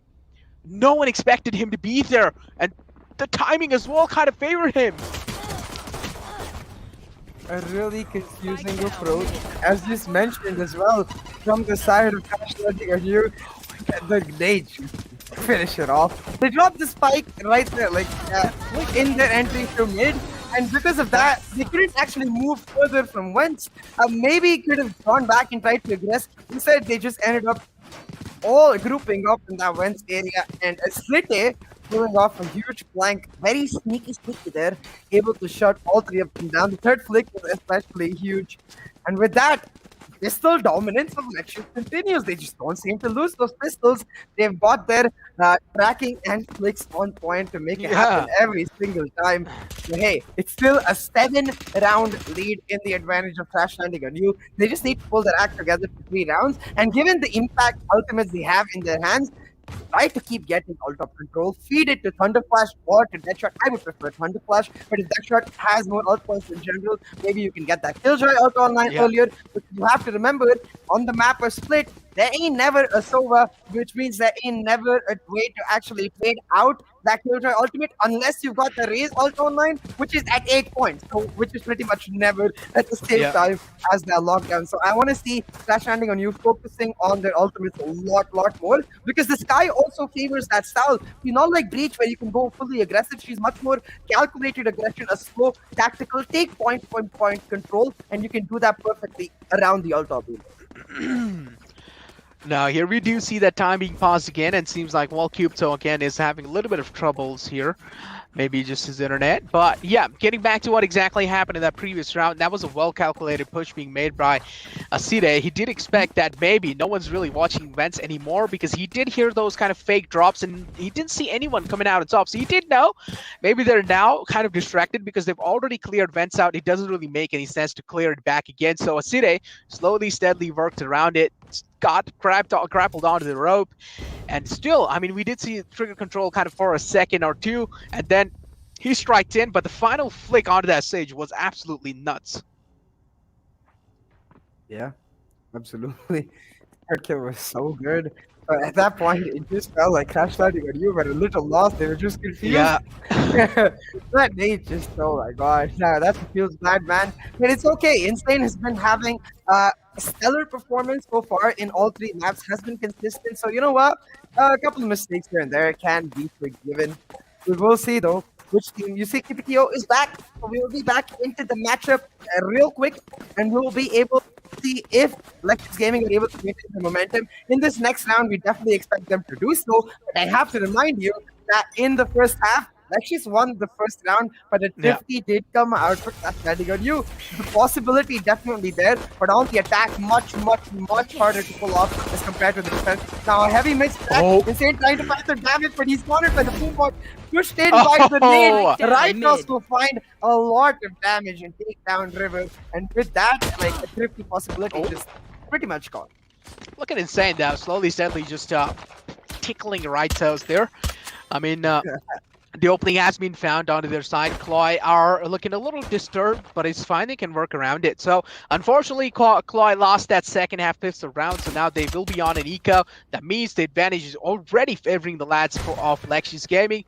But, I mean, yeah, understandable. You know, one map, one team is doing completely insane, then the other map, the other team is doing completely insane, and now we just see kind of them just dominating throughout. But look at that. Well, was blinded, and Rightos will be taken out the game. That's great. Right click first, right onto his face. Nothing much can be done. That's a lot of value being found. I like how he baited a peek out with those rope play. A little bit of peek action going on here as well. Sandbad will slowly, steadily continue the aggressive push onto the CT side, and look at that. How much map control has been found their side, but at the same time, a lot of info has been conveyed onto Cupido. That means, I mean, over here, even though you have a lot of map control, but a lot of info, they also do have it. And no, Insane!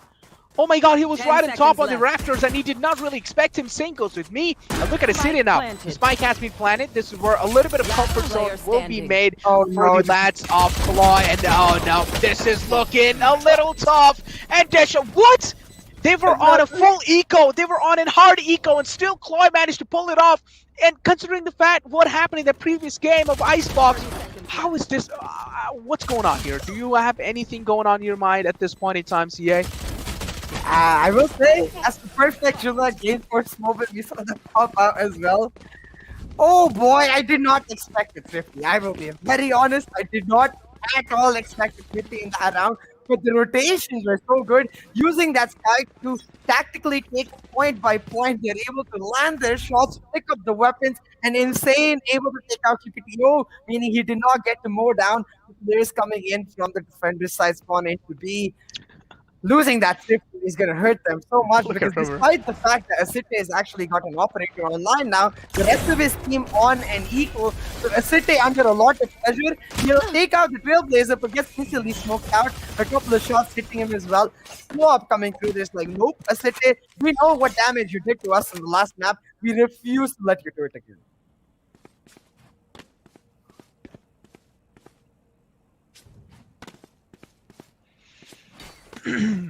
Well, the spike is heavily relying on the B side. Yep, the Falcon also has really kind of revealed a lot of positions.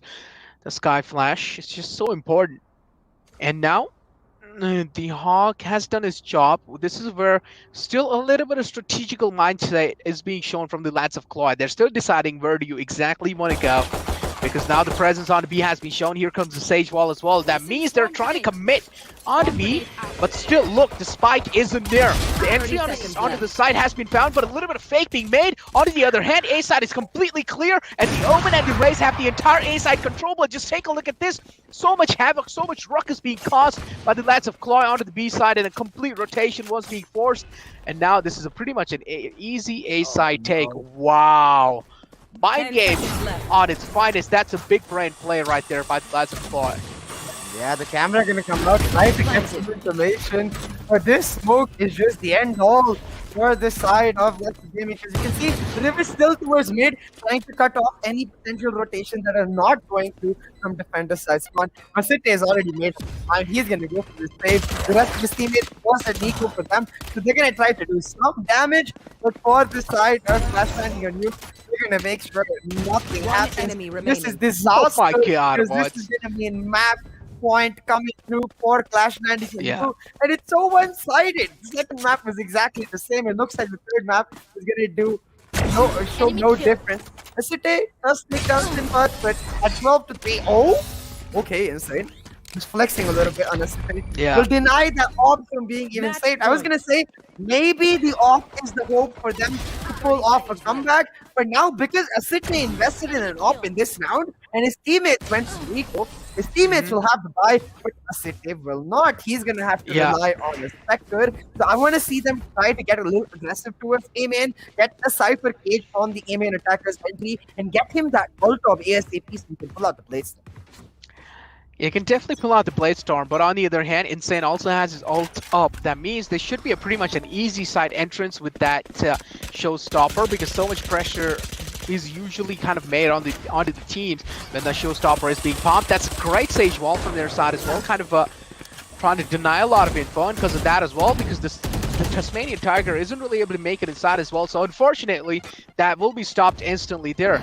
A little bit of rotation being made onto the B mid side now. I'm pretty sure going in onto the B would be a good choice as well, but now just because of Insane has a Showstopper available, this can be absolutely massive. As you did mention, Aside, he has a real key positioning inside the entire game, and oh no, I feel like he might have just been spotted. Unfortunately, that Showstopper as well has been invested, and he wasn't really able to find a lot of value out of it. I don't really know why would you utilize that Showstopper just to get one kill in your hands. I think they're just trying to guarantee it, giving the respect to Asate that he rightfully deserves. Now, Kibitio did find one, but the position is revealed. Oh He's my gonna God. take not just him, but Ritos as well. So now 3v2. Nitro does find a lot of info with the neural theft, but the plant now going down in a 3v2 with not so great weapons in the hands of Nitro and Zigzag. There's just gonna have to be some insane shots to pull off this round. Now look at the Yeah. post-map position, the B garage being contested. Right, 100%. Nitro, it's a nice shot. Takes him down low, but Insane kicking him out. Oh, The no. ADS come Oh out my and God. Insane to just put in the nail in the coffin. It will be Crash Landing on you, now taking a 2-1 lead in this series. And damn, that was dominant. And I have to mention now, Necro. Map 4, this is really, really scary because I believe Map 4 is Breeze. And as far as I am aware, Oh even though it's man. Crash Landing on you pick, which means that Lexious should win, Breeze is a much more favorable map for Crash Landing on you. Man, I'm left speechless what's happening right now, because the first map, CLOY kind of dominated. In the second map, completely unexpected happened. Lexious Gaming dominated. Now in the third map, CLOY again dominating. I personally don't really know what's going to be happening on the map of Breeze, because as you did mention, there's so much kind of surprising factor being made over here, because we also, right, when it comes to that Breeze map, we don't really have a lot of info about these teams when it comes to that Breeze particular map. So I'm expecting the same with the players as well. Even the players don't really know what exactly kind of compositions will be played and how to tackle each other out. So this is such an anonymous factor being created. But a Breeze map in general, what do you think is the best composition? Of course, of course, the Viper comes in, but what do you want to see in the map of Breeze? Number one, as you said, Viper. Number two, 100 flash from the sky. It has got to happen. I think it will happen. Yeah. But the bigger question would be Lexious, because we've never seen them play Lexious on sky. No reach, no KO. We've never seen Lexious actually stray away from the Sova. And Yeah. we've seen how difficult it can be to pull up Breeze if you don't play that. But I think we'll save that discussion for the next map. Talking about Split in itself, a dominant showing from the side of Crash Landing on you, and I am starting to see a bit of a pattern here. Like across all three maps, I think the team that has won purely because of the composition difference that they've had in every single map. Like if you look back on map 1 on Haven, Crash Landing on you had much better composition because they were faced up against a no flash from Lexious. If you look into map 2, the standard Icebox composition with the Killjoy, Sage, and the Viper for the side of Lexious got them the win. Despite Insane's really great performance, it meant that the standard composition, especially on the attack, their post ones really helped them out. They got the win. Now coming into map 3, the Cypher Sage combo, as good as Ritos is on that race, it's just not it doesn't give you any win conditions. You don't have a KJ post plans. You don't Yeah, really have a break position aggressively. It doesn't actually give you options to try and make something happen. And again, the composition difference, even though Crash Landing on You did not have the greatest of compositions, they had the right tools, they had the right win conditions, they had yeah, options to get their players in place. And if they wanted, they could play anchor with that shot on KJ or yeah. play retake when Sinbad was playing anchor with their Sky. And I want to see going into match four. As you said, we don't have any info on these teams, so I want to see both of them pull out really good compositions. I prefer double control. I don't think we're going to see that. But what do you think? Like, what do you think went wrong on split for the side of Lexious Gaming? Essentially, was kind of missing, no? City was definitely missing. I feel like in general the entire team was seemed missing because I mean Yeah. they only managed to get 4 rounds. Let's be honest. I mean, what can you judge in 4 rounds? Nothing can Yeah. be judged. The entire team seemed missing in that previous Icebox map. And if you ask about what mistakes were being made, a lot of mistakes were being made. Without a doubt, if you start counting those mistakes out, were a lot of being made. But on the other hand as well, but if you take team like CLOY under consideration, I just feel like CLOY in general were just winning a lot of aim duels, and they just had a lot of confidence in general. And now, if you really want to know kind of what compositions can you expect on the map of Breeze, I am expecting a little bit of similar kind of map composition compared to Icebox. We'll see that for now. Let's look at the match stats. 24-9-7 on Insane. 5 first bloods.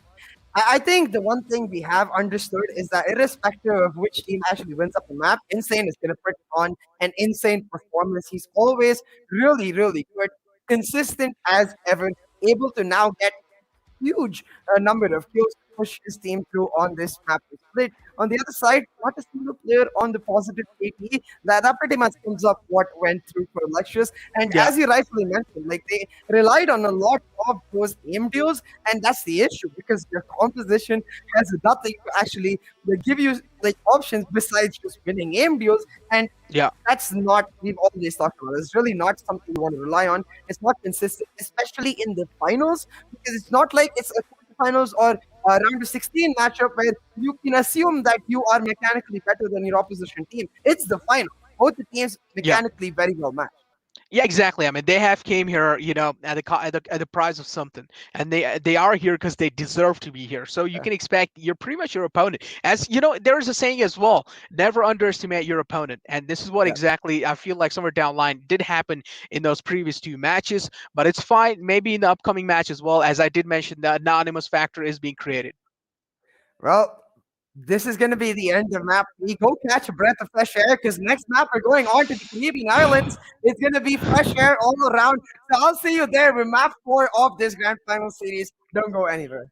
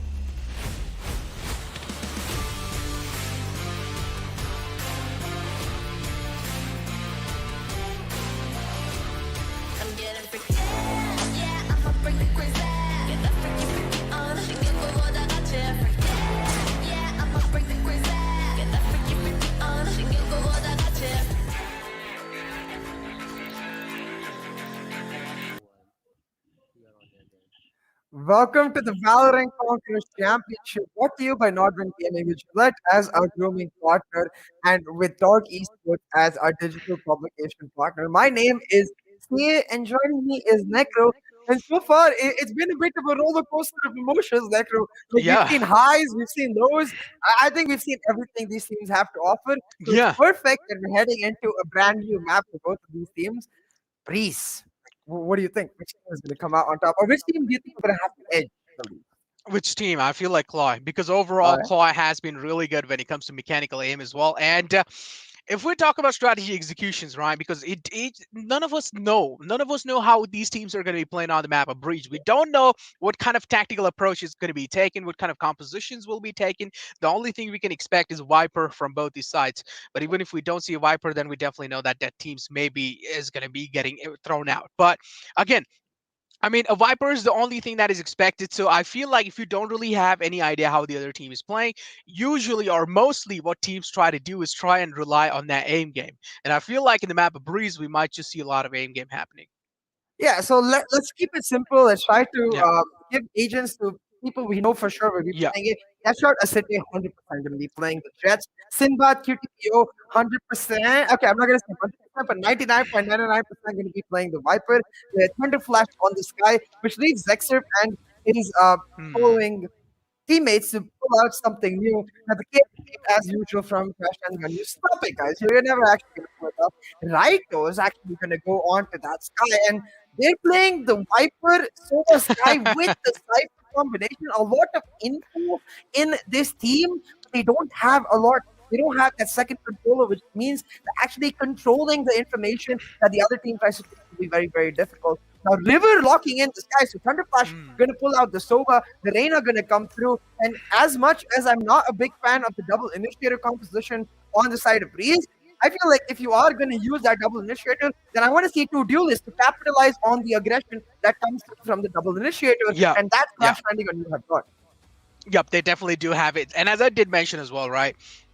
We might just see a lot of aim game being played from the lads of Crash landing on you because they don't really know what to expect in the front lines from the side of the enemy team. So exactly, Crash landing on you. They are looking a little bit of kind of on that iffy side, Mhm. because they do have a real good composition going inside. But again, the main kind of key factor here we're asking is that are we going to be seeing a tactical approach or are we just going to be seeing an aim game?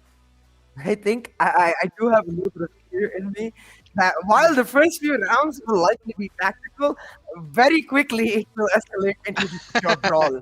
Like just brawl all the way through. That Yeah. shot in a city trying to just settle it once and for all. The ego challenge is coming through. Now, what I am excited about though is Writers on and River on the Sky. We haven't really seen these players pick up Sky, and the fact that they are doing so now. River has played Astra, River has played Sage, River has played Sky. This guy is like an OG Swiss Army knife. He can do everything.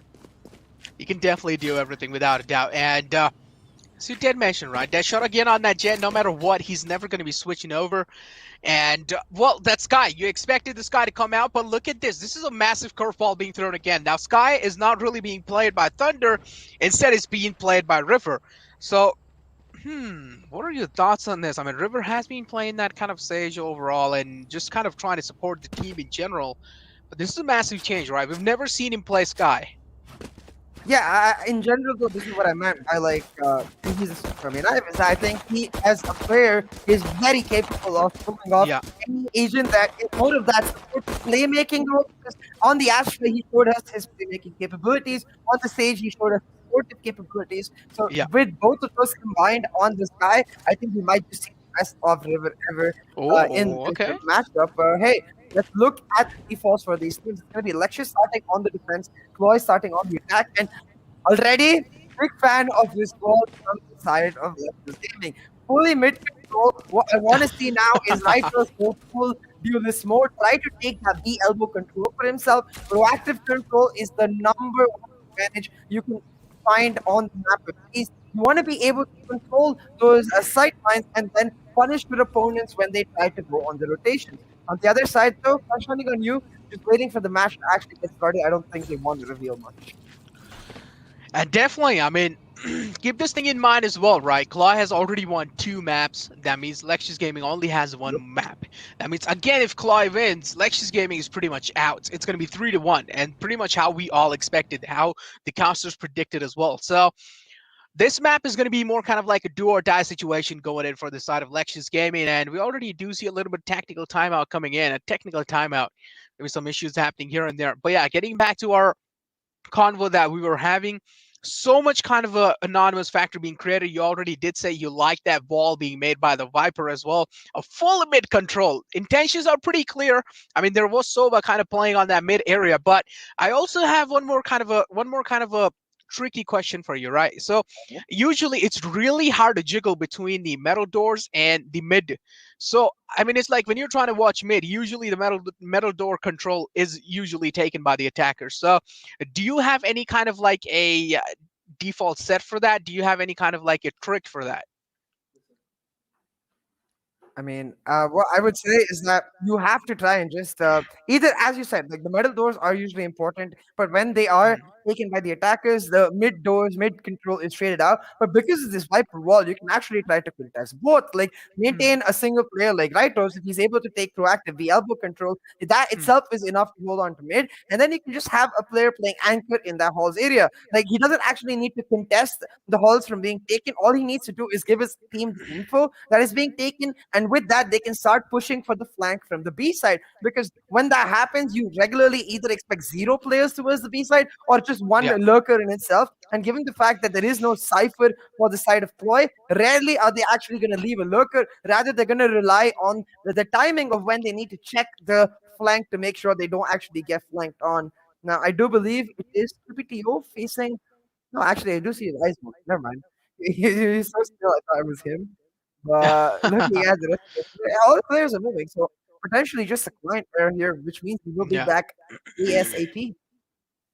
Pretty much we should be back in no time. But yeah, as we are talking about that metal doors control, and as you did say as well, right, that mid wall kind of being made by the Viper plays a really crucial role, at least to kind of keep that mid control going in the favor of from defenders. But the main key here is, again, right, but then if you have a 2-1-2 split, a 2-1-2 default setup going on on the defensive side, and one player is kind of playing onto the mid and onto the A side as well, then I feel like A side just gets a little too vulnerable. This is where that Viper walls from the attacker really comes into play, because the Viper wall on the attacker side, it just blocks so much vision. It just blocks so many things that actually defenders can try and capitalize on. But unfortunately, if that wall is being completely, if unfortunately if that wall is completely blocking the defender's vision, I mean, what can he even do, right? I mean, all they can do is try and hope for a retake at that moment. Yeah, so what I would suggest is instead of playing a 2-1-2, you actually play a 3-1-1 strat where the three players are rather the one player playing on the site itself, or if you want to stack up and take proactive A control, to do that towards that site, take shop and tunnels Hmm. control, therefore getting and denying the outcome, more importantly, from the side of the attackers. And this works really well, especially for Lexious composition, because they have a cipher to play anchor on B side. He can set up his trap wires to deny backside control easily and just play anchor in that backside area, jiggle through, and his job is not really to try and stop any executes that come towards him. It's all about delaying as long as possible, because then that second one, which is Writers playing in that mid area, comes into play. If the Cypher in Maestro is able to delay the B execute for a long time, then Writers can opt for the backup, and then it becomes a pseudo crossfire of sorts where see Maestro on Cypher playing in that B backside area, and Writers coming in from that tunnels area, being Mhm. able to shut down the push right there and there, allowing for a much more aggressive stack on the A side where you have multiple options. Either you can take A stop A tunnels control, sometimes you can go for the A halls control, sometimes you can even go A to mid and take that mid double doors control and try to push in and flank the opposite team on whichever side you want, which Hmm. is why you almost always want that triple stack near the A side, not necessarily on the A side, but near the A side so you can find some sort of an advantage. Exactly, and one more thing I wanted to point out here is that I mean, Breeze, of course, is such an open map, right? Both these sites are Mhm. really open, including BNA. So it's just a really massive map. In the end, no matter how much tactical approach you take in the starting phase, the tactical approach will definitely help you. But then in the late game, it's all about that mind game. It's all about after that post play. It's all about that aim game, and I feel like Claw is really good. What are your thoughts about that? Yeah, absolutely. And I think the Mhm. one thing I do want to see from at least one of the teams, if not both, improve coming into this matchup is lineups. I really hope. I feel like if one of the teams has lineups and the other doesn't, it's just GGWP instantly right there because they can be so important. As you said, this is an open map. Both the A and B side don't actually have any roof, which Yeah. means you can play long post plans with your snake by lineup and you can find a lot of value because of you. Even if you don't actually have those long pre-planned lineups, if you're good at geometry in general, what you can do is use your snake bites to clear out key angles. Like for example, when you go for the B execute, the snake bite in the B Yeah. backside will put Maestro in such a bad position where he can't Mhm. really actually do what he wants, which is jiggle continuously and try to find some value. Instead, he's going to be forced off into an angle where he has to take the battle, and that's exactly what you want to force the anchor agent on the other side into. Force him to take a battle. Even if he gets one kill, you trade him out, and your job is well done because a one-for-one trade against an anchor is a beautiful opportunity for the attackers themselves to take full control of the site and then play easy plans. So that's what I want to see from these teams. I feel like in general, CLOY, yes, they have the advantage because they played with the Sky before. You've seen them on every single map trying to take proactive control. Like even the Thrifty they pulled off on Split, it was because they took proactive control of the mid area and then found Yeah. the flank all the way from sewers into the main. And I think that's why it naturally favors Yeah. them a little bit since they are used to that style of gameplay. Exactly. I mean, that was beautifully pointed out from you. But one thing I definitely know here is that Lexious Gaming is a little weak compared to CLOY when it comes to the map of Breeze. Because in the semifinals yesterday, Lexious Gaming was the one who banned Breeze. Mhm. And this is absolutely massive because Lexious Gaming knows Breeze is their weakness. On the other hand, this is why CLOY really has a massive edge over them. And you know, kind of like the funny part here is that CLOY was the one who picked Breeze. Now, this was a pretty much calculated move coming out from the side of CLOY. They did know maybe even if the game doesn't get extended over to the fourth kind of map, we do have a little bit backup going in. We still do have that safety cushion inbound for us. That's going to be the map of Breeze because I'm pretty sure both these teams have tried to read each other's out. Maybe we're expecting a curveball being thrown from the side of Lexious Gaming as well, but we just never know. In the past, Lexious Gaming has been a little weak on the side of Breeze, but now maybe if they have prepared against the lads of CLOY, there is a massive chance we might just see them pull off this map as well. But so far, taking the fact in consideration that first map has won by CLOY, second has won by Lexious Gaming, third map again won by CLOY, All and right. not just one. That's a complete domination, a single-hand domination from all the maps, from both the teams. So I don't really know what to expect on the map of Breeze, honestly, because there's such an anonymous factor being created. But finally, it seems like the technical pause has ended, and we will be diving right into the map of Breeze. It's going to be crash landing on you on the attacking side, Lexious on the defense. And Yeah. as we were talking about, you can see the standard default is going to come through. Time the ball actually slightly shorter. If I'm just Hmm. mid control with that ball, a bit confused. Maybe Hmm. a really nice Viper wall coming out as they try to take mid control from that B elbow area, pushing into right house. He finds a Oh. multi-flash, but he's not actually able to connect the Oh. shot. Will take down that shot. Oh. PPO with another insane with the instant trade will now help his team get into the B side area. Now this is where Maestro comes up huge. He needs to just play as slow as possible. His camera giving him all the information he needs and the time he's buying, allowing Zexner to come through on the rotate. They are getting pincer Oh and my as if they're God. gonna take Last them out. player standing. Irrespective of what we think about how the map goes, the pistol always Lexious Gaming. That's all. Lexious just seemed so in tune in that first pistol round. I mean, it just seemed like each and every single move that they were making was calculated. This was some good reverse flashes coming out from the attacking side as well, but just look at this. Beautifully kind of timed out by Cupto as well. He peeked out from those wooden doors and then from the back lines, Asita as well. Just overall calculated aggression, well-calculated plays coming out from the side of Lexious Gaming.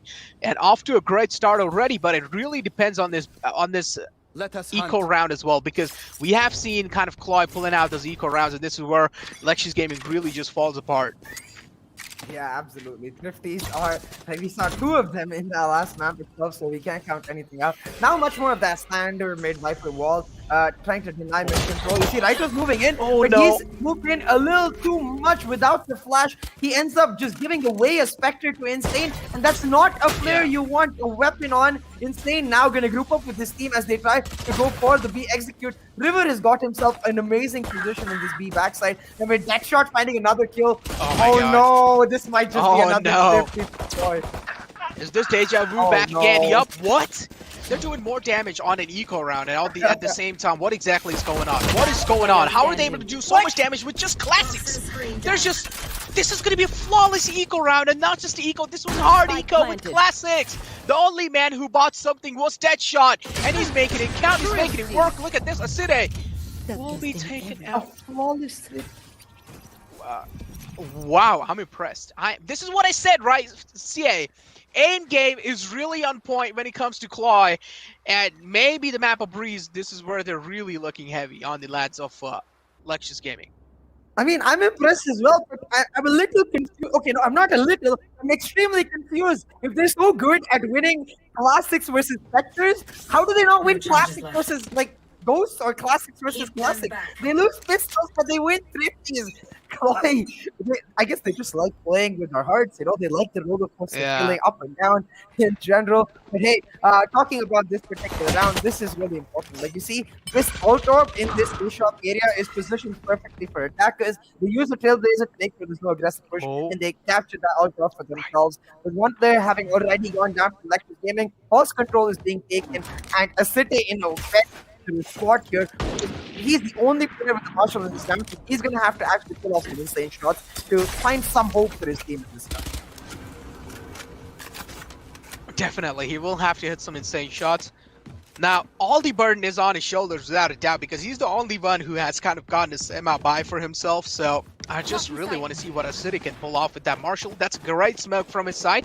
That shot did spot him out before, initially, so that was a great smoke to kind of flush him out of his position. Yes, it did. Thunder Flash will work around it and will capitalize onto it. Oh no, River. Those are some shots you're not supposed to miss. And yes, he realized that as well, but look at Insane! He manages to take out 2 on the other hand. We kind of missed that action there. Maestro as well, kind of getting those kills here and there. Deadshot will take the final man out the game, and I just really wanted to see how he got those sheriff kills for himself. I believe Insane right now is 6-1. Yep, 6-1. Popping off already, and you saw how much of a difference maker he was on split. If he even has a vein of that same form, well, it might be over instantly for Lexious. But hey, it's just 3 rounds in, so let's not hedge our bet just yet.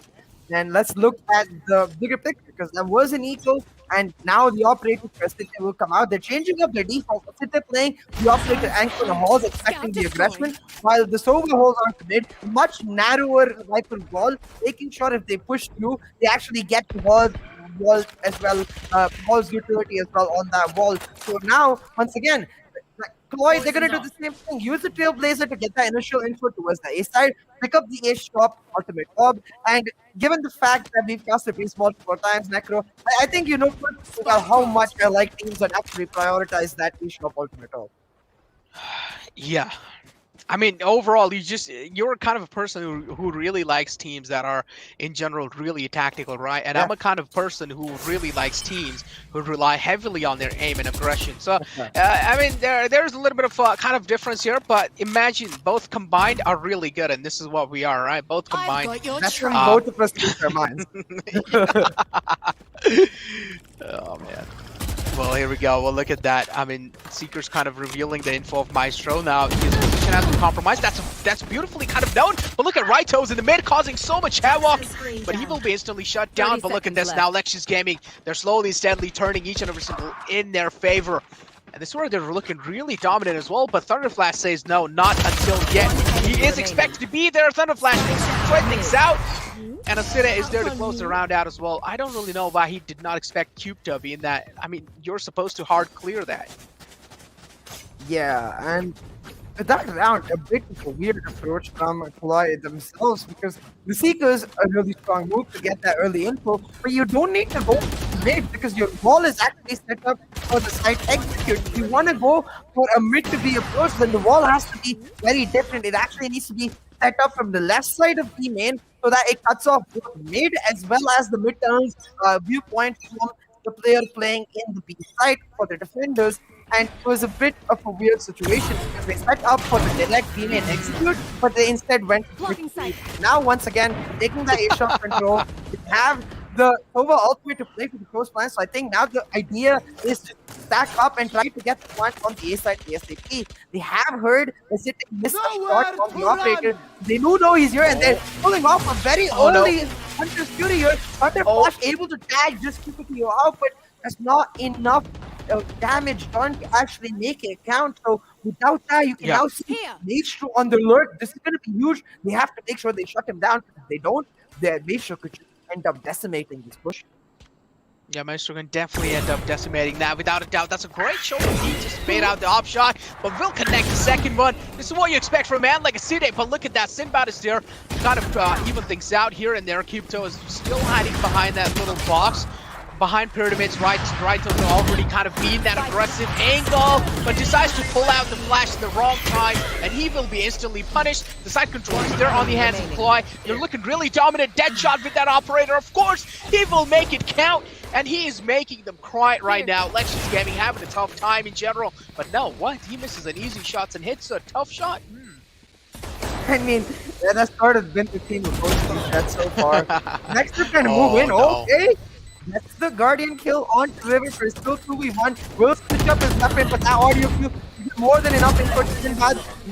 And for a second, I thought maybe Sinbad just whipped really hard there, but he is able to readjust himself and pick up the kill and the round for the side of Crash Landing on you. Now a 3-2 lead. And to talk about like one piece where we actually expect the team to perform really well, it is this attacking side, especially when you've got this double duelist in the bag. So Crash Landing on you now needs to put pedal to the metal and continue this momentum going forward. Make hay while the sun shines because a nice box, while there was no sun to actually get them an advantage. On Breeze, it's sunny all the way through. We're in the Caribbean Islands, babe.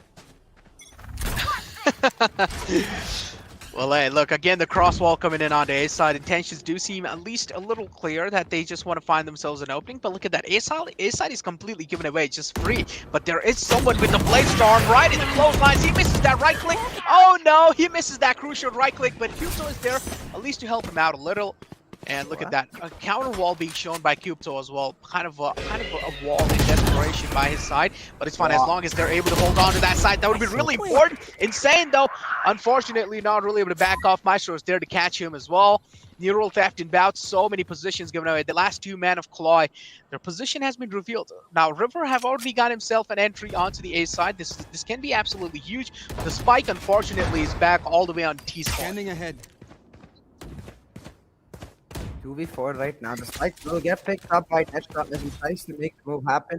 But given the control River has, I want to see actually Deadshot go for the full rotate, but he's coming to back up River here. All River really needed to do was buy time, and that way Deadshot could have taken B-side for himself, but instead they're making the moves happen here. River, if he can take out PTO, maybe they can pull off the round with his mid doors already in the favor. Deadshot actually managed to win the all battle, take out the City, and now River waiting to get suddenly it's a 2v2 on the map. Maestro will take out River, and now with the up, Deadshot just gotta hit some mistake shots. Gonna pull out his Blaze Storm, trying to find the 1v2, has only one smoke to his name. Misses a lot of shots, but now looking for more. Deadshot backing up, pulls out the classic, but not able to go back in time. Could have set up the Blaze Storm and then tried to get out of there and jiggled around the pyramids because there was a Vandal right behind him. Thrifty. But a bit of a panic in the moment, I guess. And another Thrifty. 6 rounds in, we've already have 2 Thrifties. We already do have those 2 Thrifties, and as you did mention, well played by both these teams, honestly. I mean, CLOY did try to kind of pull it off, but beautifully kind of expected by their side as well, by the side of Lexious Gaming. Unfortunately, this right click was being missed by Deadshot. I really feel like committing to a right click instantly as soon as the shoulder picking isn't really the way to go. Maybe just trying to pre-fire some angle is probably the best thing you can do, because as I did mention, right, those Blade Storms do also give you advantage in certain situations, but at the same time, they also give you a disadvantage compared to an Vandal or a Phantom. So it really just depends on what kind of situation you're putting yourself into. Look at this turtle flash will be taken out. That's a great aggressive kind of approach. Unexpected approach, because City wasn't really being that aggressive onto the B side, and this is the first time he has done that, and this is where I'm pretty sure he's also finding himself that spike control. Oh no, finding another one on the mid. He did not expect that shot to be there as well. Seekers out. Blocking sight. And these Seekers giving a lot of info. One goes towards A shop, one towards home, and one towards mid. And now Deadshot realizes that If that trailblazer coming out, Mytos is in that mid-tunnel area. A clean headshot to take on Mytos. Making it 3v3 on the map. That shot really coming up huge for his team here. Now they need to go for full rotate and find the execute onto the side because they know that the Viper is onto A, which means they have a definite guaranteed numbers advantage. So you see, now Rytos holding this B elbow. They're gonna wait for the players to come in, but the timing is wrong. Rytos turns away to check the mid angle. The guiding light tells him, oh no, I should have just held on to elbow. And that will be a free site entry gain for the side of Crash Landing with you. 30 A 3v3 retake, especially without any guiding lights soon coming up for Rytos. 25 more seconds he needs for the guiding light. This is going to be incredibly difficult for the side of Lexious. Exactly. That was a clean shot. Absolutely crispy shot right there with an operator connecting that headshot. And look at this, Xerv now has heard the spike being planted. Now Sinbad is kind of stuck behind that little pillar in the center, but still manages to kind of get his position back in prime. Look at this, Xerv trying to work around it. It's a 2v3 action going on. That flash also has revealed Xerv's position. Oh no, he's getting forced out of that pillar. He doesn't really have any. But what? What? Xerv, what? Have you lost your mind, Xerv? That sharp into 3K, but not really able to get the fourth one. But oh my god, we saw some insane shots being hit by both these sides in that previous round. We talked about this, Necro. We expected a bit of a tactical gameplay in the first few rounds. Then, as we said, it's just turning out to be a full brawl now. The players are just looking for aim deals and they're hitting nutty shots. That retake should not have been possible because 3v2 on the map. Dexter even got partially blinded. The shot on side is not insane, but then the flick onto Thunderflash Dexter showing what he's got, pulling off a huge double kill for him, allow KPO to come back and clean up on that shot, pick up the round for themselves. Now you see, CLOY, they're gonna go back to the fundamentals, just going for the full execute onto the side. Yeah, he got stunned. Unfortunately, he had to back off because of that Tiger. But look at this, though. I really like the setup coming in from the side of... oh, yes, we spotted. This is absolutely big. This means he cannot really commit to a pick, at least now. But here comes the push inside. He was blind for a moment. He will connect that shot. Yes, I knew it. I had a little bit of faith going in inside this. Oh, he connects another shot as well. What's going on? An easy kind of hold. I mean, yeah, he was an eco for their side, but still, City did hit those crucial shots, but a little too overconfident. But Cubito will need a fresh magazine. He will reload. I don't really know why he peeked out while he was reloading. Damn, that sheriff was good. Yeah, that's the new one, the Sentinels of Light one, I believe, from the League of Legends lore event. Really nice shot. The reload cinematic especially. But you know what's not really nice? This execute coming in from the side of CLOY. One by one, they give City these peaks. Like, the whole point of the cloud burst into dash for that shot is that he needs to wait that cloud burst. His team comes through. It's about 3 to 4 seconds where if he's able to just hold for 2 seconds and then his team is there, then if he peaks, it's a double peak because he'll have River right behind him coming through with his try and they can trade out Split even if he manages to find one kill. Instead, that shot takes too early. He comes down and River goes down as well. And now the lead for the defenders. This is starting to look extremely dangerous for the side of Crash Landing and you, and he's starting to mimic the pattern we see with the team that doesn't hit the map actually ends up winning. Now they're actually going back to this A side trying to make a push happen. They set up the Viper split Lear to make that push happen. It's stupid low. I think he's going for the place. Well, he's definitely going for those plays. Here comes the Hunter's Fury as well, just to try and deny the plan. Insane will be taken out. He did manage to find a lot of info and at the same time a lot of value from that Hunter's Fury, so that was well worth it. Seeker's out as well. So much info being given away. Thunderflash, last player standing. I'm pretty sure just in no time Thunderflash will fall down because it's a 1-on-3 situation.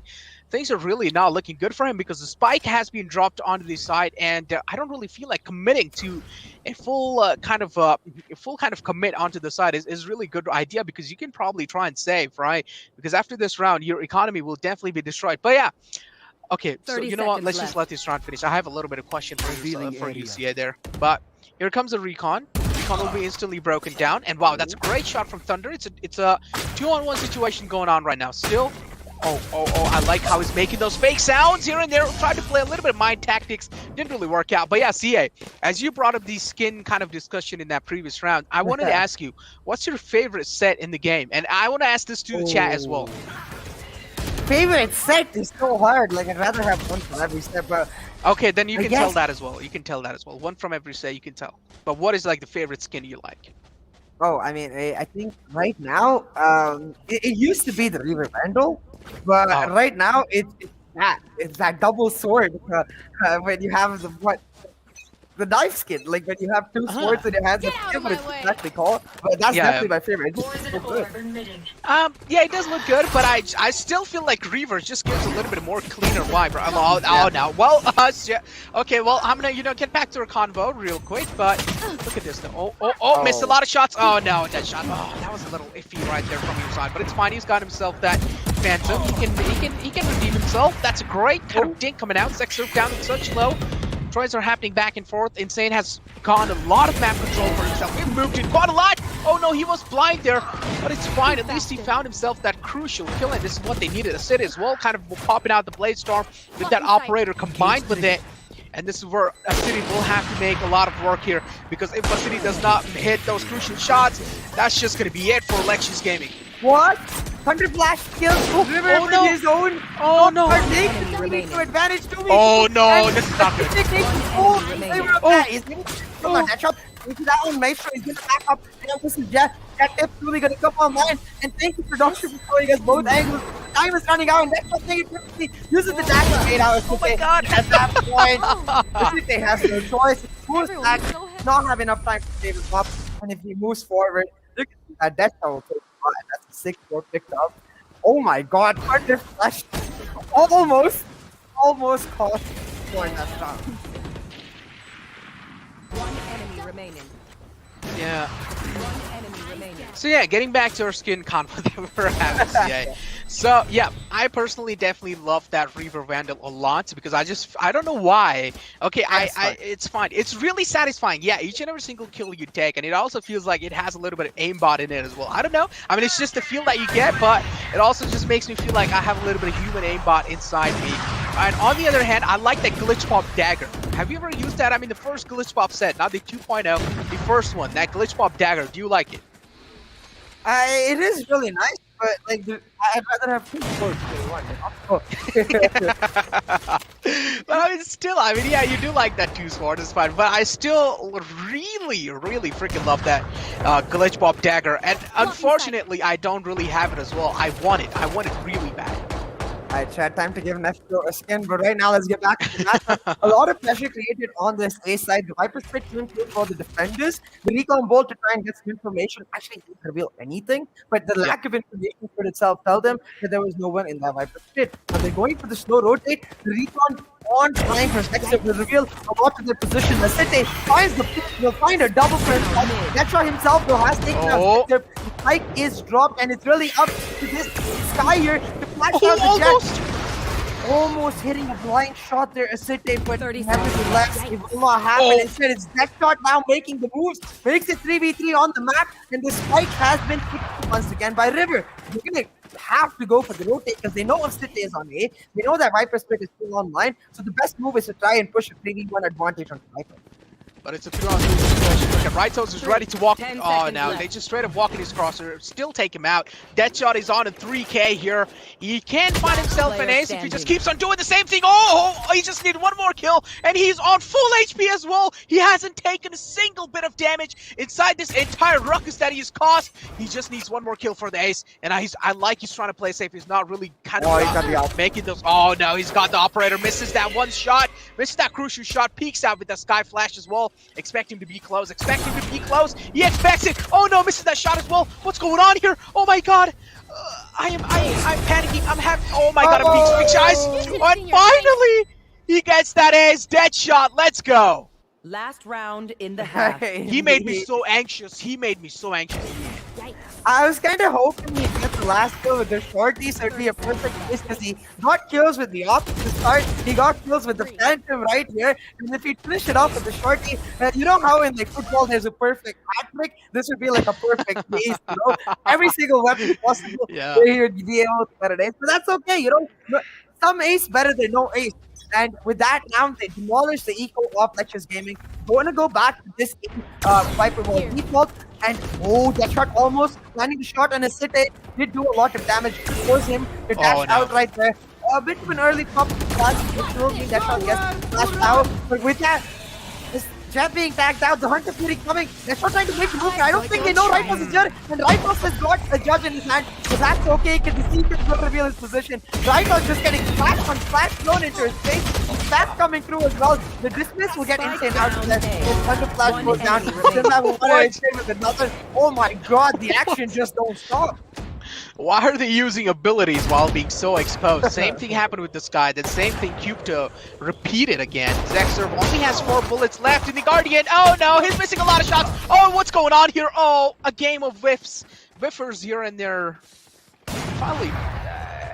Let's not talk about that. Yeah, so that previous round was definitely great. See, now this is the biggest conundrum. This round over, it's so. The onus now comes to us to try and speculate which team could be better in the second half. And it's so weird because when you look at the composition of Lexious, it's supposed to be much better on defense. And when you look at the composition of CLOY, it's supposed to be much better on attack. But then there are these external factors that come into play. Number one, Deadshot is popping off again on 18 kills, and he pulled off attacking operator entry rounds. But you can only imagine him on the defensive operator. That's definitely not Deadshot, guys. That's just a practice dummy we use to make us feel like Deadshot. But the point here I'm trying to make is that even though Breeze is an attacking favorite map, if Deadshot is able to get onto the operator, I feel like the onus will come back to the CLOY itself. Oh, no. Now, Deadshot almost going down because of that spider. Yeah. Did manage to get out of there on time. A Thunder Flash reveal. There was! What was that? Planted. Oh my. What?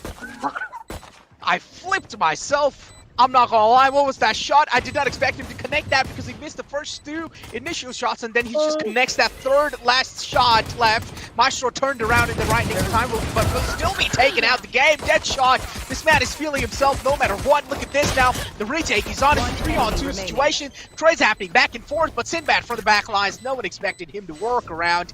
And wow, as you did say, the pirate has came online. I am still a little shocked. I was almost like run with this water, but we know that's not possible, so it's literally just, what is this? Pop, and then the third adjustment was just so perfect on Deadshot. Oh my god. And I have to remind you guys, this is one of the first pistols. I think Haven, they won one, and then since then they haven't won a single pistol. This time they actually win the pistol.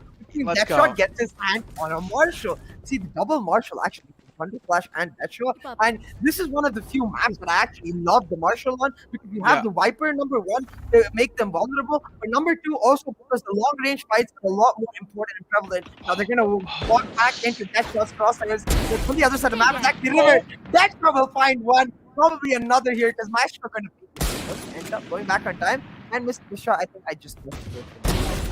Yep, definitely. Well, maybe you have Costa cursed him, but he's still good. Yeah, as long as even he's like adjusting himself back up, it's probably like you know, it's the best thing to do. It's the best start. Now imagine if you whiff, but it is bad. But if you whiff and at the same time you manage to correct yourself, this is absolutely insane.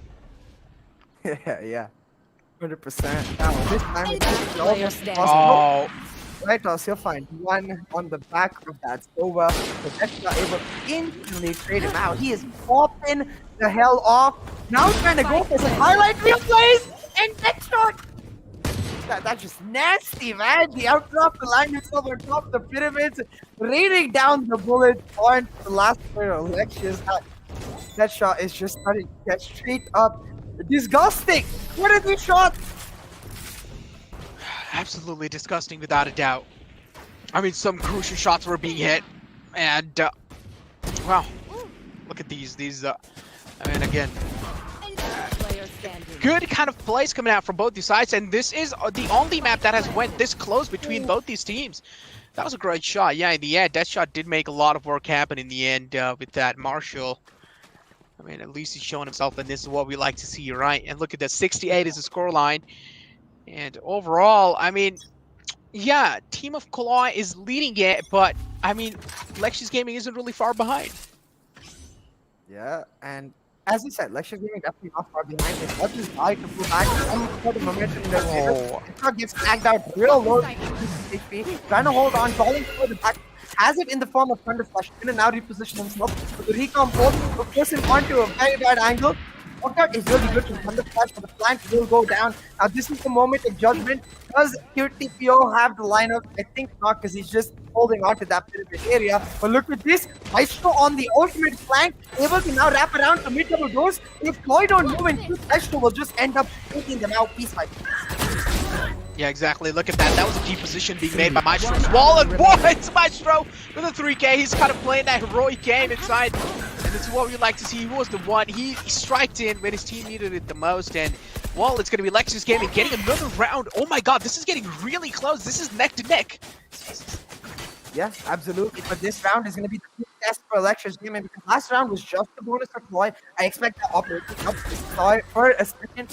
But back to the last round, as I was talking about, that flank from the sniper, you have to be careful all the time, because on the attack on him, that's the only thing the sniper is good at, and he's so good at it. Just finding these pockets of space to get himself into these impenetrable positions where he can just sort of dismantle a team's plan itself. Now, having said that, back to this round, the offer death shot that I love, but two more Marshalls from the other players. Not so sure of that. So let's see if these players are actually able to find some value. Because Insane is going on the W way, taking Walls control. That's not holding on to A. He's already found one kill, looking for the second right here. But look at Insane! He's taking full Walls control for himself, and he's going to give his team so much information. Oh no. Here. R.I.P. Rightos.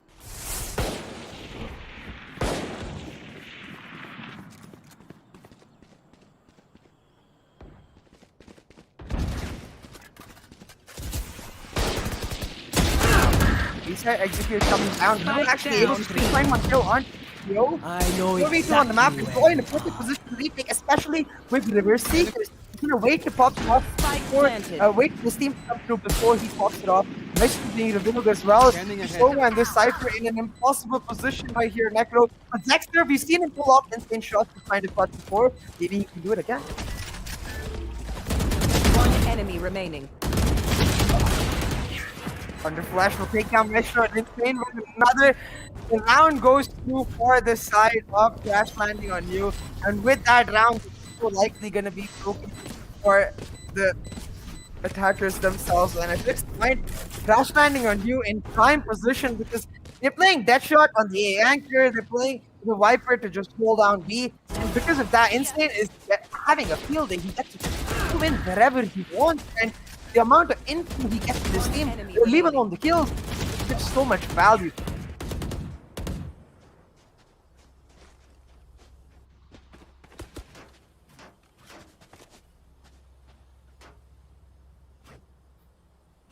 Now, in this next round, we get to see again a Marshall being carried over the river. He did get a kill in that last round, and will be able to continue the pressure with that. But the initial push is still with that Trailblazer, with that opening info, and with that jump, he couldn't take out the Trapper. He saw it on the minimap.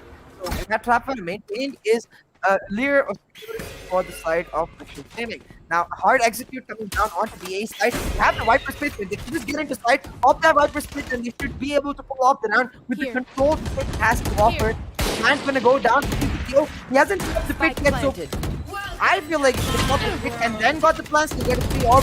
Nevertheless, they got that plan down. Issue on the ultimate flank.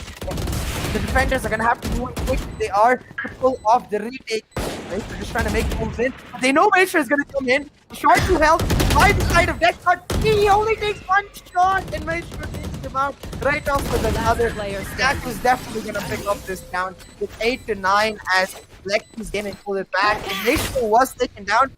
Maybe there was some hope of pulling back, but given the fact that it all happened, Lexious Gaming pull back around, and make sure the economy is held strong for them. And on the other side, it's going to be an equal force because now you can see Deadshot doesn't have the money for an operator, so he's going to have to go for the full save to make sure it comes through. Now let's take a moment to talk about the default in itself. You see Lexious continuously saying that a anchor is trying to get proactive control of the hole. The only thing that has changed is now this guy not going to do a regular B tunnels default to try to get that B elbow information. Instead, they're playing very defensive on the side, expecting an aggressive execute. And now with that wall coming down to the attackers, it's exactly what they will realize is happening. The Seekers being invested as well. The guiding light on the backside. They were just trying to take the point shots. Does connect the nose on the Seekers. That's not what you want. You want the kills. They were trying to find some, but instead Maestro takes down Deadshot. Now Insane on the flank does shut down Maestro himself, and it's a 4v4 position with Raikos really low on Lexious.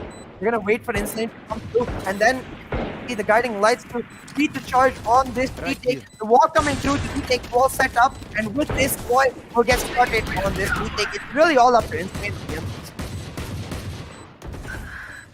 Insane.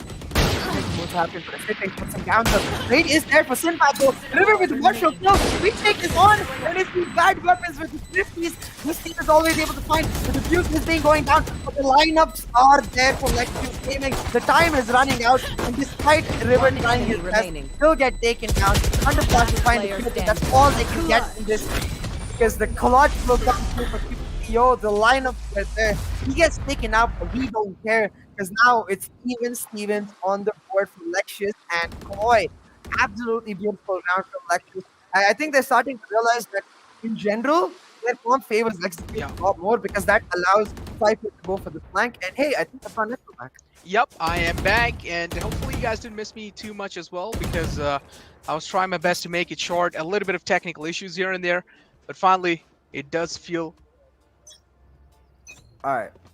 I think we will have Echo back in a second, but for now, we will continue on to this matchup. 9-9 on the scoreline. We see once again that elbow, Trailblazer default. Hirsch, my audio is going on the stream. Do you know that? Instead, you're gonna tell it is going on the stream. Operator is back online for the side of Deadshot. Maestro on the audio is going on the stream, Hirsch. Cut down Insane's uppercut through the hole. Hirsch, my audio is going on the stream. Deadshot in a very precarious position. Taking a lot of damage for himself, but the Winter Fury coming to back him up. Asute will find him, and Asute able to dodge out the Winter Fury, looking for here on 100 shots, and he'll find exactly that. He'll got the place on trying to shut down the initiator, but River able to Dude, check the stream. People can hear me. My audio was going on the stream, and you said it's not going. Before they actually start to push, but push they need to. Okay, if I'm lying, go check it on the stream yourself. River has two guiding lights on him, and use that to get the information. But instead, I think the call has been made to go for the save. My audio was going on. One enemy remaining. River, and will take him down, denying that opportunity, which is humongous. The lead being taken for Lexious Gaming with this round, and likely the end of Deadshot's dominance itself. CLOY really need to change up their default. They keep playing Deadshot in that pyramid area and keep getting shut down because even if he is able to find the kill, they know where he is, so they hunt him down. The aggressive part, the recons, a lot being invested to shut down Deadshot, and rightfully so, he's that tough fraggle. So if you shut him down, you get a lot of value for it. Especially this time, aggressive push with the help of this double. Next time, please. Finding the value and making it happen now. The eco gonna come through once again from the side of CLOY, and this is an opportunity for the side of Lexious to take a huge advantage for themselves. Now we can't counter CLOY just yet. They have pulled off insane 30s before, and that's why I'm gonna have to ask you to keep your eyes on Insane. He's the only one with the Vandal. He's definitely the only one with the Vandal, and unfortunately, yeah, you guys did hear me call her. She's our producer. Yep, a little bit of technical issues happened, but finally I'm back. We're looking good to go. And I did miss quite a lot of action, but we finally are back in, and it seems like River destroying completely Asute out. So at least up till now, the defense is looking pretty tough, but it's still a 4-on-4 and Insane. If you're going to be hitting shots like those, then I'm pretty sure you are going to be making that comeback happen. Or actually, that retake. But look at this, Sinbad slowly stepped the movement inside. Maestro trying his best to even things out, but not really looking that good. Look at Insane moving inside the slide, slowly, steadily. Right toes happy, spotted out as well. Oh, almost took him out through the wall. Insane. He's kind of pinned behind this pillar. He doesn't really have, oh my god, he doesn't really have a lot of kind of breathing space to move out. But unfortunately, Insane is working around here. Yep, he will take another one down, and this is where Maestro has been taken down as well. But the Hunter's Fury is inbound. He managed to take it to the half level, but he isn't really able to complete it. That means Lexious Gaming barely managed to clutch that round out. Yeah, and the save comes through for the side of River. Only saved a Marshall. So, not the greatest of choices. Like, I'd rather see him die so he can get the full money back. And maybe even, like, try to bait himself and try to push Zexer. He wasn't in the position to do so. 11-9 from Lexious Gaming. Really able to work their executes perfectly. A lot of pressure now on Deadshot. I talked about how they need to switch up their defaults, and they're certainly doing that. Playing that Reyna with the Sky, so Insane can get the proactive control he wants, but now much more consistently with the info. The Viper's fit to shut down a shot. Deadshot would take one kick and then look towards his mid area, while Thunder Smash on halls. Mid area is where they're coming in from. And Deadshot, he's gonna find one. Gonna go for the double because the trade has gone out. He will certainly find it.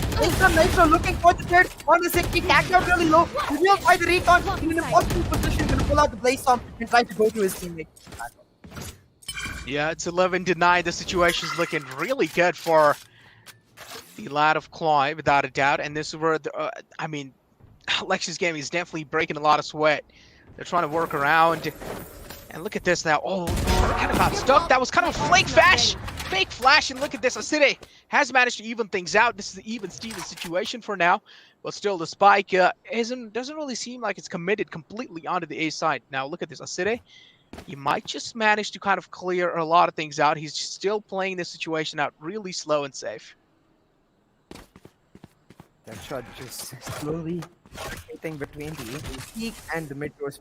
How important it is to get able 30 to dodge out seconds the left. front by playing on the far side of this. He knows Asite like it's coming from him, but doesn't peek at the right time. Asite lands the shot through the boxes, but the trade comes out instantly for River. Now 2v2 on the plant. UPTO has the Viper pick ready, and he's gonna pop that to try and get one map point on the board for this side. But Insane with a huge kill on Zexer. Leave this Viper all alone. Guiding right to find the info, but Theo comes out, finds the kill anyways on River. 1v1 now. Insane. He's gonna have to be very, very careful. Has both of his ears, but not gonna use it. Insane. Oh my god! Actually stripping Theo off guard, and a huge clutch pulled off by him. I think he waited for a moment to think about potentially saving the operator, but he should be close enough to grab it after the defuse, and that's exactly what he's doing. Oh my god, this is getting so intense and so close. And this is where Deadshot and Insane are trying their best to kind of even things out, because the round is definitely looking really favored on the side of Lexious Gaming. They still do have 1 round lead, and this can actually mean quite a lot in the future times, because look at this now. He was trying to work around there. He also took the last man out, and things are just looking absolutely great. Yeah, and look at the chill music as well. That's from the Radio Shack mid area around where my store is. The cool fact about that is that actually that music was not there in the old patch of Breeze. It only started after KO came in. So potentially KO turning on Breeze somehow, because Breeze is like supposed to be a desolate radionite headquarters of some sort for not Kingdom, but some other corporation or some other group, maybe the Valorant group. Today, back to this round, the execute has come through for the attackers, and they have full control. Zero contest. CLOY playing purely on the retake. They don't actually have the Seekers or even the Hunter's Fury to enable them, so it's gonna have to be crisp all the way through. Starting us off with Sinbad's here from Maestro already ready to shut it down. If Sinbad is actually able to take down Maestro, then maybe a hope comes to Infinite. He'll find one and he's to come online, but he's traded out. Asite with the double. Now 3v2. They're trying to push in. They need to get the defuse on soon, though. Time is running out. The time's definitely running out, and look at that Deadshot now. Oh, he has managed to find himself all the way inside. Asite, no, please don't commit. Maybe try and hold on to Planet. What? Asite getting himself that ace as well, making it look so easy. Lexious Gaming, they might just pull this one off as well, but I am hoping for an overtime. What do you think, so? Yeah, we haven't got to see a single overtime in the semifinals or the finals, so I feel like this is the perfect map to give us that. Lexious Gaming will be counting on this next round to take them all the way to Ascend as they try to make the 2-2 on the map scoreline. Asite with a huge ace pulling off the round win, denying that operator to Deadshot. So now I want to see a little bit more aggression from Deadshot. But instead, they're just going back to the original route from Viper playing the anchor, while that initial Trailblazer comes out to get info. The counter Trailblazer from the attacking side will clear out all the backside. Nasite just waltzing in. Rivet, they're trying to cut him down with the Marshal, but Nasite on the Vandal, he's created so much space for his teammates. He needs to get shut down, or this round might just be over before it even starts. Before it even starts. Look at that. So many flashes being popped from his side as well, but Acidic is just being so aggressive. Oh my god, look at the amount of value he's finding from that single push that he made. It's a 2-on-4 situation now. Oh no, things are looking really shaky. Oh no, Lexious Gaming will get this round, and what a well-played game overall on the Breeze side. And we were expecting Lexious Gaming, they might be weak on Breeze, but they just completely threw us off guard on the map of Breeze. Wow, we'd like to see a lot of twists and turns here and there. And this entire day has been full of twists and turns. Yeah, absolutely. It's been such a roller coaster, but this map really, really close to both of the teams. I think you have to point out players like Zixer who were able to pull off insane clutches in the first half, and then Asite, of course, like back-to-back rounds, finding insane value for his team. A bit of comms mismatch from the side of themselves. Like, I don't understand why Insane was going all the way through. He should have known that Asite was in all the way in the backside itself. If he could have taken out Asite with the Empress online, maybe he could have found the resets or props to be given to Asite. Man, the amount of space he was creating for his team on the attack, that's what I feel like CLOY were missing on their own attack. That shot was not able to replicate the same. Exactly. That show was definitely not able to replicate the same without a doubt. And gotta say one thing is that overall how they try to kind of play things out in general, in the end, I really felt like they were being really desperate. Let's be honest. On the side of CLOY, it really felt like a lot of moves were being made out of desperation. They were just being so desperate in general, and then things were looking kind of really tough for them in those late game situation. But slowly and steadily, as long as Lexious Gaming is hanging on, this competition is getting really close, and that means any of the team wins. I mean, it's already kind of like 2-2, right? Any of this team wins the next map, it's a do or die situation. This is where they're barely hanging on the cliff. Yeah, the thing is, like, given the fact that on the attacking side, Lexious Gaming kept going for executes, I would have liked to see instead of the defensive defaults that Team CLOY keep going for, I would have liked to see them go for much more proactive aggression. Like, they're good at that too. They've done that in the past. I'm not really sure why they did not do that, especially Insane. He kept walking in alone.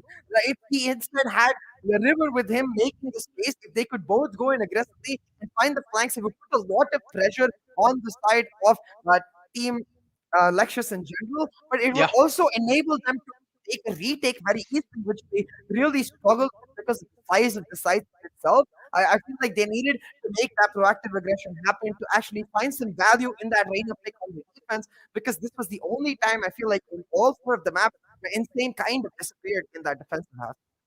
The Insane definitely did disappear, and the main thing, right? I mean, now scoreline has came down to 2-2, and also one thing I had kind of going in my mind is that both the teams, we had no clue how they played, no single clue how they play, and this has went this close, and I mean, yeah, this map pick was again made from the side of CLOY, and they lost on their own map pick again. I mean, we are seeing so many counters happening left and right, and they're not really winning on their own map picks. They're winning on someone else's map picks all the time. So this is just so, I mean, the interesting factor is getting built over and over again. But I mean, my personal kind of, if I try to find any kind of mistakes that CLOY made, I really feel like in the end we did see a lot of desperate moves coming out from their side. But what do you personally think? What kind of mistakes do you want to point out?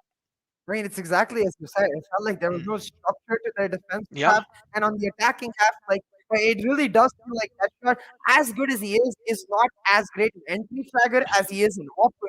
Not able to create the same amount of space that his team really needs. And the thing is, we never even saw them go for pure executes. Like, you have a double duelist, you can have that Reina popping the Lear for Deadshot to dash in, doesn't even need the curve burst, but never really explored the wealth of options they had. Let's take for now, though, let's take a look at the stats for this matchup. You see, Desha, he did really well to find 5 first bloods. He is the MVP for his team. But Asite, I feel like the impact he created on both halves was really good with the operator, but more importantly, was brilliant with his ability to create space on the attack. I think he takes the cake.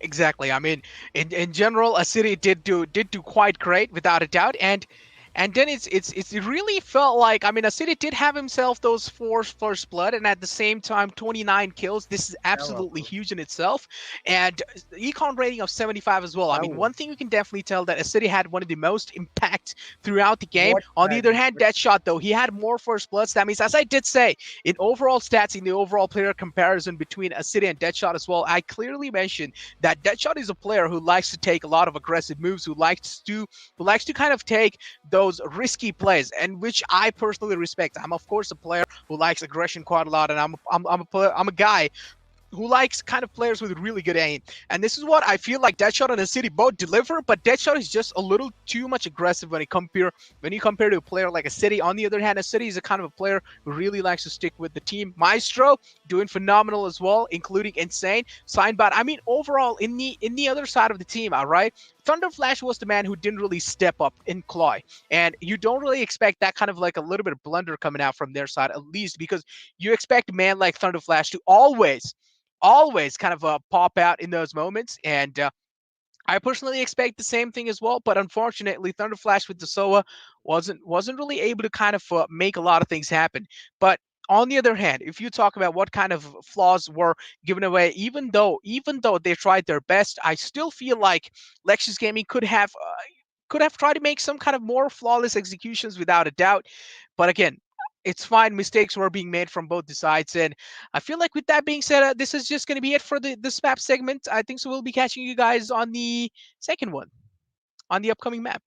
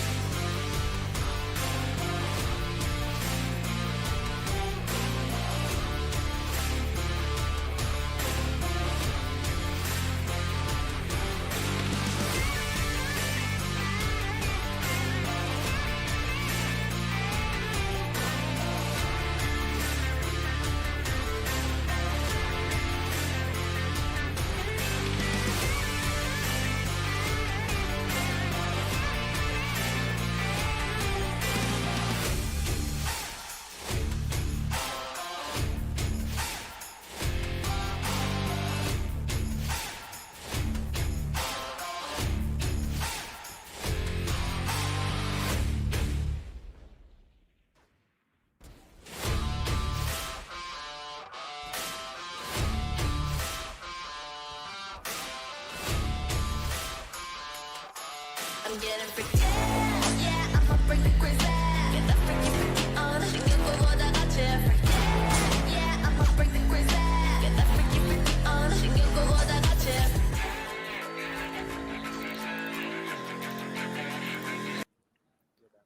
Welcome back, ladies and gentlemen, to the Valorant Conquerors Championship, brought to you by NODWIN Gaming, with Gillette as the grooming partner and Talk Esport as our digital publication partner. My name is CA, and joining me is Necro here as the blast off map number 5 Yeah. of this roller coaster of finals that has been in the Sri Lanka and Maldives qualifier. Damn, it's been a blast, bro. Map 5, I honestly don't know which team could take it. Honestly, I mean, map 5, such a kind of a massive mystery is being made, right? Because the final map is going to be Ascent. And I mean, no, wait, yeah, the final map is going to be Yeah. Ascent, and both the teams are really good on the map of Ascent. We have seen them play in the past. Both the teams, they do seem really strong, but again, the last map is kind of like a default pick here. I mean, none of the teams have picked, because if it was at least picked from either of the team, we could have said, oh, the opposite team is going to be winning, right? But now the map is kind of picked by defaultly, so I don't really know which one to expect. What do you think? Which team might just come out on top? I have to give the edge to Lexious Gaming, but and okay, let me just explain why I give the edge. So, in Okay. general, the side of CLOY have been continuously banning out Ascent, and they banned it in the quarterfinals, they banned it in the semifinals, and that's why I was surprised that they actually banned out Bind and not Ascent in this finals, which was clearly more of a respect ban than a ban for themselves. So, I want to see what they have prepped for Ascent, but this is where the but comes in, where we feel like one team has the edge because of the statistics and the objective matter. The other team ends up winning the map. So if you follow the pattern here, technically, because lectures have the edge, CLOY should win the map. I don't know. Oh man, it's just such a kind of mystery being created by both these teams, right? They are neck to neck, and I feel like this has to be one of the first finals that is going to the fifth map here. That is going to the final map, and this is absolutely interesting because I don't know what to exactly expect, because both these teams are doing absolutely great. And on to the other hand, I mean, if you expect from a team like CLOY what they can pull off here in the map of Ascent, I'm expecting a little bit more tacticality coming out. With at the same time, we do know they do have the aim game going in, and I feel like CLOY, this is where they would really shine, is going to be on that defensive side. What do you think, so?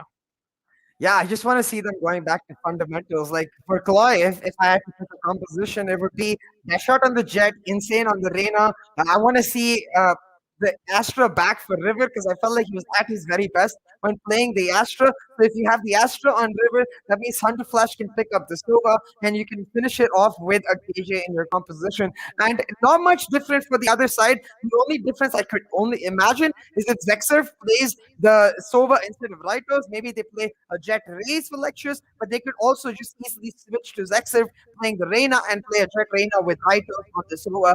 So they have both the options, but for CLOY, I want to see just both the teams actually. I want to see just basic composition, nothing special. Just go back to your fundamentals because that's what you're going to lean Yeah. on in this map 5. Exactly. As you did mention, go back to your fundamentals. And I'm pretty sure, I mean, Icebox, of course, has been a map that has been out there for a really long time. It has been a map that has been out there since the beta. I mean, since a really long time. But so I mean, in general, you do expect teams to actually, like, come out on top with some unique strategies as well, right? Because you've already gone so much time to play around with it. So you do expect some kind of uniqueness coming out. And especially considering the fact how Sri Lanka region really plays, they have been throwing curveballs since the start. So I'm expecting, again, a curveball in the finals, because this is where you need it the most. And this is where you should probably pull out. But yeah, going back on the Ascent, this map is going to be really good. So what about you? Are you expecting some kind of like lineup change here?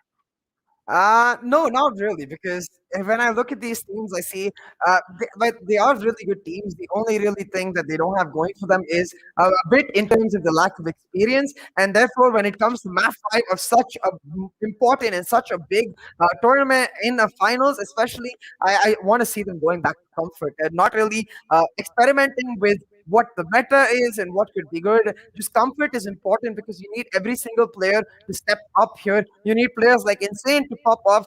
Was great in the first half of Breeze, but kind of disappeared in the second half of Breeze. And that is a little alarming because he's been the consistent player for them throughout this first map. And what I find really interesting beyond that is I feel like for the side of Lexious, Asete is really starting to ramp up. He was really Mhm. good in general on Icebox. Now displayed the same performance on Breeze. I feel like going into Ascent is one of the best maps for Jet in general because of how much chaos you can cause as an entry fragger on site executes. And I feel like Asite has shown us that he's got the capability to do exactly that.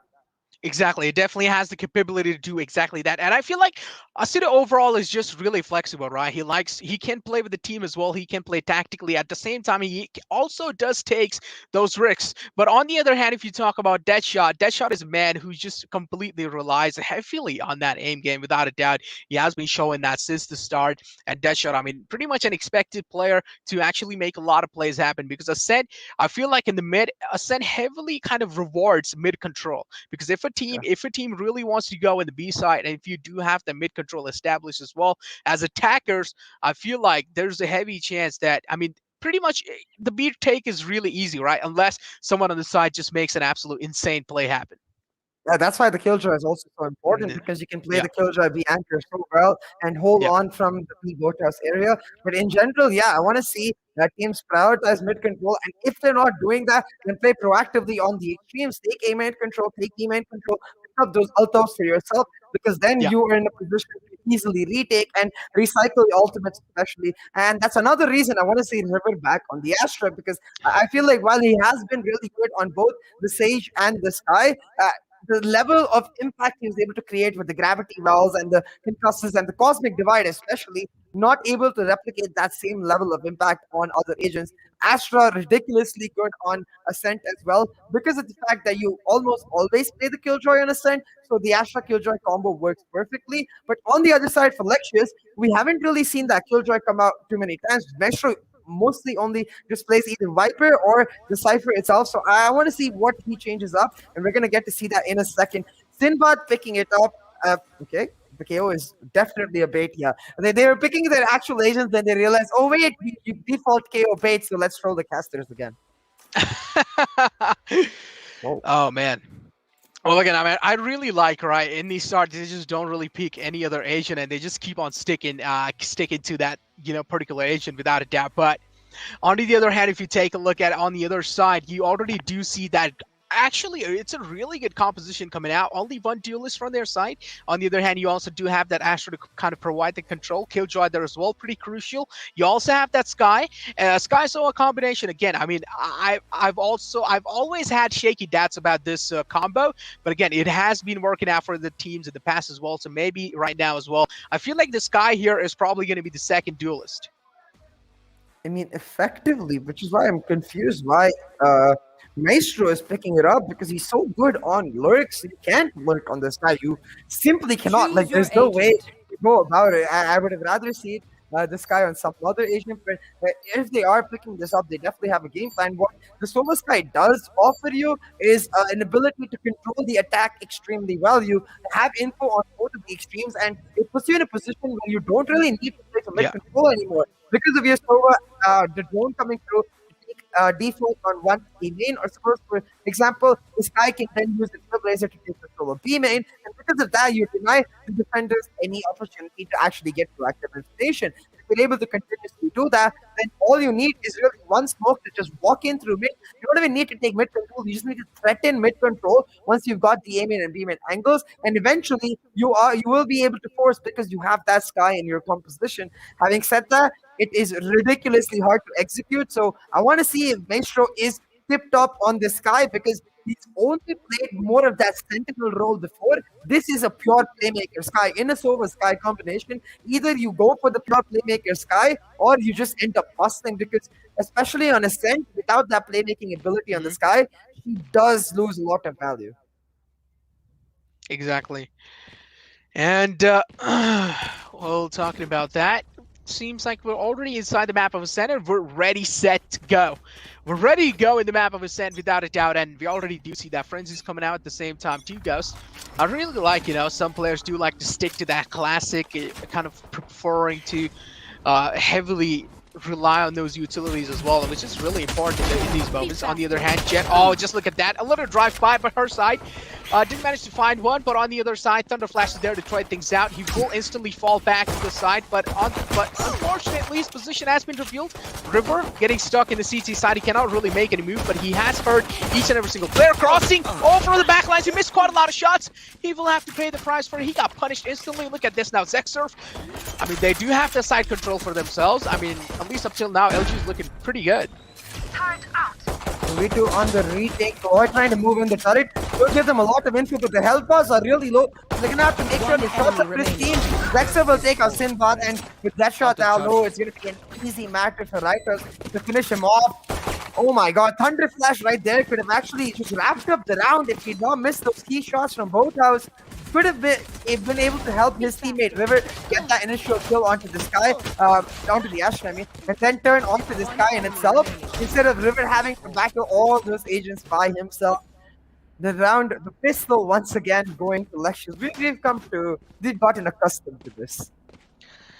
We definitely have like this has been kind of the thing where I mean Lexious Gaming as always just pulling out those pistol rounds, and they have been doing really great, right, as you did mention as well. But here we go. I'll say it again. I mean they are on a kind of bye here, but we've always seen Lexious Gaming kind of losing these bye rounds against the lads of CLOY. Again, great placement coming out. Yup, as always, first opening has been found by the lads of CLOY. Look at how well Sinbad is playing his position. He's baiting those shots out. Connects the second one as well. He's doing a great job anchoring onto the A side. Maestro, now he's trying to make his vector work. Right toes will fall back as well. He did realize kind of he's getting a little too aggressive. River's down low. And look at that. Now, Thunder Flash as well, kind of available in that position. Right toes trying to move around. Now, they both have kind of gotten themselves a little bit of crossfire setup into the hell area. Reverse leaking out. I mean, the damage has been done quite a lot. 2 players have been taken out, but still Lexious Gaming do manage to hold on. Yeah, 2 players taken out for Lexious. I think they'll just be happy that finally a thrifty doesn't happen to them, because it's happened, I guess, like 3 times in a row, where if they won the pistol, they would end up losing the next. So Lexious definitely happy that they're able to pull off the 2-0 lead here. And now CLOY going on to the bye for themselves. This is going to be the true test. Love the fact that Thunder Flash has picked up the Odin for himself. Will be able to do a lot of damage to his Serve right here. Who's been playing on that standard D-main default. Serve actually set up the alarm ball and hightailed it on out there. The attackers now executing on trying to take this mid control. The turret set up to deny the A shot. A hard market push, but River is back to Insane from mid itself. Insane will find one. This was ready, couldn't have taken it, but instead got traded out. With the support of River, it does make sure the advantage goes off to the side of CLOY. The Odin goes further and the buy goes for CLOY. Let's go. The Odin goes brrr, and pretty much mows every single player down, and this is what is the beauty of Ascent, right? So with that Odin, just always it's like a guaranteed success, right? If you do manage to kind of hit those crucial spots in the time, you will pretty much get success in your hands, and especially if you yield that Odin in hands like of a man like Thunder, you do expect him to kind of make it work, and this is what exactly is happening. Thunder is making that Odin pop off, and again, now he's ready with that recon dart. Look at this, he's gonna be instantly just popping in that recon dart, but I'm pretty sure he's not gonna be finding any kind of info because the KJ has backed off with that alarm. But I really like the moves being made from their side. They're trying to establish the mid control. Insane's position has been compromised because that turret did shoot near him. But fortunately, Insane is lucky to actually not deal enough damage. What? Insane just walks in straight up, even though the turret did give the info away. I don't really know what exactly is happening on the side of Lexious Gaming. That's a great shot from Brightos through the smoke. What's going on? These shots are so insane. But at the end of it all, it's CLOY who have the advantage. A full A stack right now with the KJ utility. They don't know that the spike stack is the worst top mid. So now they're going to rely on just trying to get some info. The turret for Lexious spots them out, so they're going to have to back up. So now Lexious know that there's someone at A short. They should try to just hold on, wait till the last minute and go back to A, because by then, CLOY will assume that they've gone for that B rotate.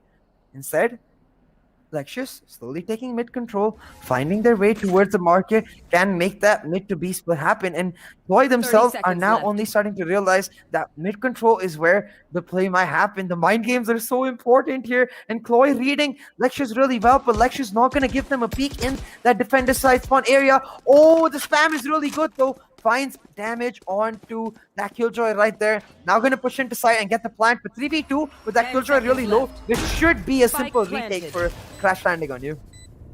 It should definitely be a simple retake. Look at that. Soa has his Hunter's Fury available as well. Killjoy's down low, fortunately, but still, I mean, Sinbad managed to take Rightos out. I mean, I don't really know what much can be expected from Zexurf.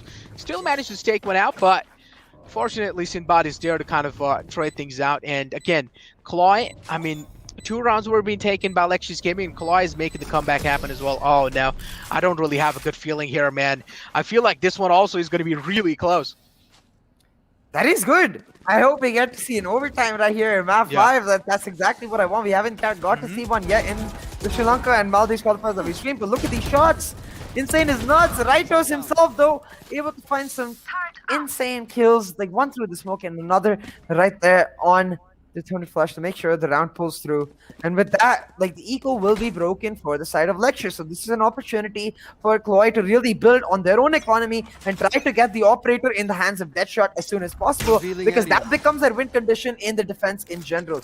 With the recon coming out, the attackers know that the Odin is there for Thunder Flash. They're not going to mess with that recon at all. But now the drone coming out, he's going to spot multiple. The Odin should go for it right about now. Oh, Can he get enough damage? yes! Oh, That's a great ratio. Takes him Oh down my really God, low. what's going That's coming in. Oh my God. Still find the city. The Sam. Oh my God. Oh my Oh, God. damn. Ay, ay, ay. This was absolute. Wow. This was, in the end, you know, he was like, oh, I'm not able to do anything. I'm just going to start whipping my mouse around. And this is what exactly he did. He started moving his mouse in circles, and he did find good kill. But, oh my God, that Odin just non-stop. So many bullets, and at the same time, it just deals so much damage as well at the same time. Absolutely interesting. Oh my God. I like this. A show being put from his side. Rightos kind of tried to copy Thunder there. He picked up his Odin, but wasn't really able to get done quite a lot. Oh boy. I mean, hey, chat, like, before you pop off, because I know what's going to happen in the chat because of that Odin spam. It requires skill. Okay, in general, I'm not even kidding. Look at the way he's able to control the recoil on that Odin. It looks very easy, but when you actually go and try to do that, especially when you're hip firing, when you're ADSing and controlling the recoil, it's not that hard. But when you're hip firing the way Thunder Flash is doing, it's extremely hard to control the Odin recoil. But he's able to do it consistently. He tagged Maestro down really low and took down his hit before he went down. And the amount of time he was able to create was more than enough. They built, with that round, they built their economy up. Getting Deadshot now on the operator. He is getting pushed from his aggressive angles because of the drone. But now Deadshot gonna go back for the peak. All members of Lexious Gaming stacked up here. I think they're gonna start off the round with the Killjoy lockdown. But given the fact that Deadshot is so aggressive, he takes down a city, and that's a bye-bye entry fragger for Lexious. Yup, that's a bye-bye entry fragger, and look at that. 2 players already down. Unfortunately, Deadshot has been taken out as well. Actually, no, it was not Deadshot, my bad. And look at this now. Already, I mean, retake is looking pretty easily. Still, they do decide to invest into a lockdown. This would at least try and force them out their position. And look at that, though. I mean, Insane was able to deal decent damage, but Cubeto's still looking really good. Maestro trying to kind of kill that. Oh my God, one player has been detained. That's going to be this guy, but she got instantly taken out of the game as well. This is a reverse lockdown, a counter lockdown, but the Hunter's Fury is available as well. It was pretty much shut down. Oh my God, look at that. Hunter's Fury. Oh my God, that just made it count in the last moment. River, there, he tried to even things out, but he did. Oh my God, Lexious. I mean, they did try to hold on, but CLOY is just way too good when it comes to taking that retake. I really like how each and every single move was being calculated. They were like, okay, even if the kind of counter lockdown is being invested, our Soa has the ult available, and this is what he exactly did. Destroyed that lockdown with the ult. Yeah, and because of that, like because of the Sova going down really early before the push even happened, Raito's not available to actually trade out that defender side. Sinbad's locked down out with his own ultimate. So now I'm gonna have to see how fast Raitos is able to get value from his Hunter's Fury, because if he saves it all the way through for the next lockdown, it'll be too little too late. Now again, the spam coming through. City just like, I'm just gonna hold on. Let him finish his magazine, then I'll move in. But by then, Deadshot's got himself into an aggressive position, using that Odin perfectly to zone out the B-main entrance. Deadshot taking the aggressive angle, again shutting down a city. Again, shutting down a city. I mean, look at this now. Already, the mid presence do seem pretty easily felt there. Raitos already is way inside deep. Maestro, that's a great shot coming out. Deadshot will have to pay the price for missing that crucial shot. Seeker's out as well. This is absolutely huge. This has just revealed so much info that now the rotations did happen. That means A side pretty much does seem clear, because one Seeker went on the left to the B side, the rest two went on to the mid. That means A side should be easily takeable. This is what they did. And again, that's a great bird as well. That's a great flash to reveal the position onto the heaven side. Sinbad will have to fall back, and yeah, again, an easy side take from their side. But CLOY do want to make sure the retake's happening, but look at this. Insane will take out Cubeto, and this is where things are looking kind of evened out now. 2 on the side, one player inside still to make sure that kill was huge. Oh my god, again! Oh, the ADS should not have come out, but I understand in that long range, too hard to control. I feel like maybe he could have reset and come through for the peak again, but the round still clutched through for Lexious, doing really well to use his turret to find the initial contact and then swing on top of it to pull off the win. And this is especially important because we know how good both of these teams are on defense. So as long as Lexious keep it close, I feel like they're happy with the way this half is going right now. 4-3, certainly not a bad scoreline, especially because they're able to damage the eco of CLOY. But given the fact that CLOY had an eco built up, they still get the full buys for themselves, while Lexious have a couple of Spectres going on. Now Lexious defaulting to this A-side execute. The Killjoy is ready for it. You can see the alarm bot and the storm ready. Sinbad will find a double for himself. Doesn't need his utility. He's got his gun, man. It definitely has it done, and look at that now. River already has this kind of ultimate. Here comes the Hunter's Fury, making sure they're at least trying to find maximum amount of value. No damage being taken. I feel like the Hunter's Fury should have been saved, but it's fine. It was being invested early off, but look at this though. CLOY, I mean, they're trying to make this retake happen now. They still do have the man advantage. Look at that. That's a great shock dart from the side of Thunder Flash. One last man alive. Insane will take care of him. And that's going to be it. Damn, getting another round in the hand. CLOY slowly and steadily establishing their dominance. And I do feel like the players themselves are starting to feel the brunt of having to play such like hectic 5 maps back to back, because right now there is no tacticality shown from Lexious. They have 2 initiators, but they're just pushing one side, trying to find the aim battles, trying to find the win. That's not what you want to see, and if that is what you want to do, get a Raze in there or get a Reyna in there so you actually have some backup for Asite when he tries to go in. Because right now, Asite is getting shut down. 1 in 8. The last time we saw this from Jet, like it was Deadshot on Icebox, and that resulted in Lexious Gaming picking up the map. But having said that, Asite, I'm sure he can pull it back. It's just a matter of finding some momentum. But again, going for the A stack, like what is the point of having 2 initiators if you just keep going for executes? I mean, the A-side is pretty much easily given away by the lads of CLOY. They're like, okay, if you guys want to take the A-side control, it's fine. We'll probably try and go for that retake. That Swamp Grenade also dealt quite a lot of damage onto him. Yep, easily taken out. Look at this. Just easily, casually swiping away the playing field. Insane, making a lot of work happen, but oh, he got instantly slapped. He's like, stay back. Don't you dare disrespect me. Look at that now. I mean, already Ritos have found himself the kill. Now, the main kind of thing here to do is try and do as much as damage as possible. That's a great recon. Ritos' position revealed as well. Ritos actually faking his rotation here. Gonna come back towards A main slowly. I think they are expecting that. They sent 100 back on to B side, but that shot maintaining his angle on A main. As soon as Ritos shows his head, it will get blown up. Deadshot will find the kill and the round secured for the side of Crash Landing on You. Now, this next round is crucial for both of these teams because 6-3, still not that bad as scoreline for Lexious because they are stronger, much stronger on the defensive half. This next round is going to be their bye. If they can make it 6-4, I think in general they'll be happy with how it's going. But oh no, Asite on the op. This is not what I want to see from Lexious Gaming. This is too risky. Oh boy.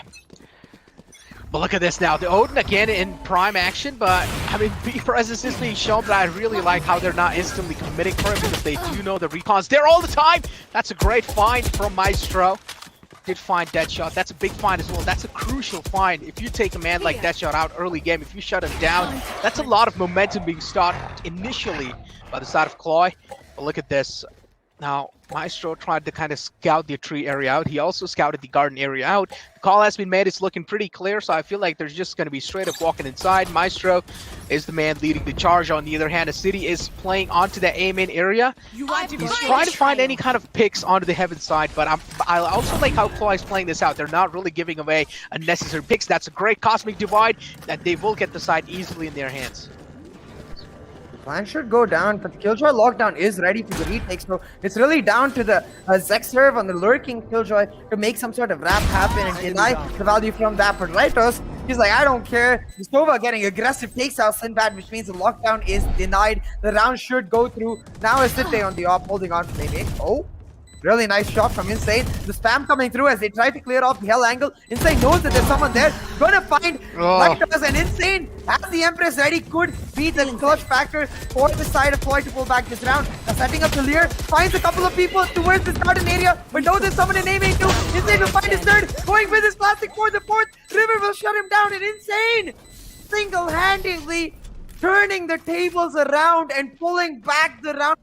That should not be happening. Insane with a huge round to help CLOY get a lead again for 4 rounds in their favor.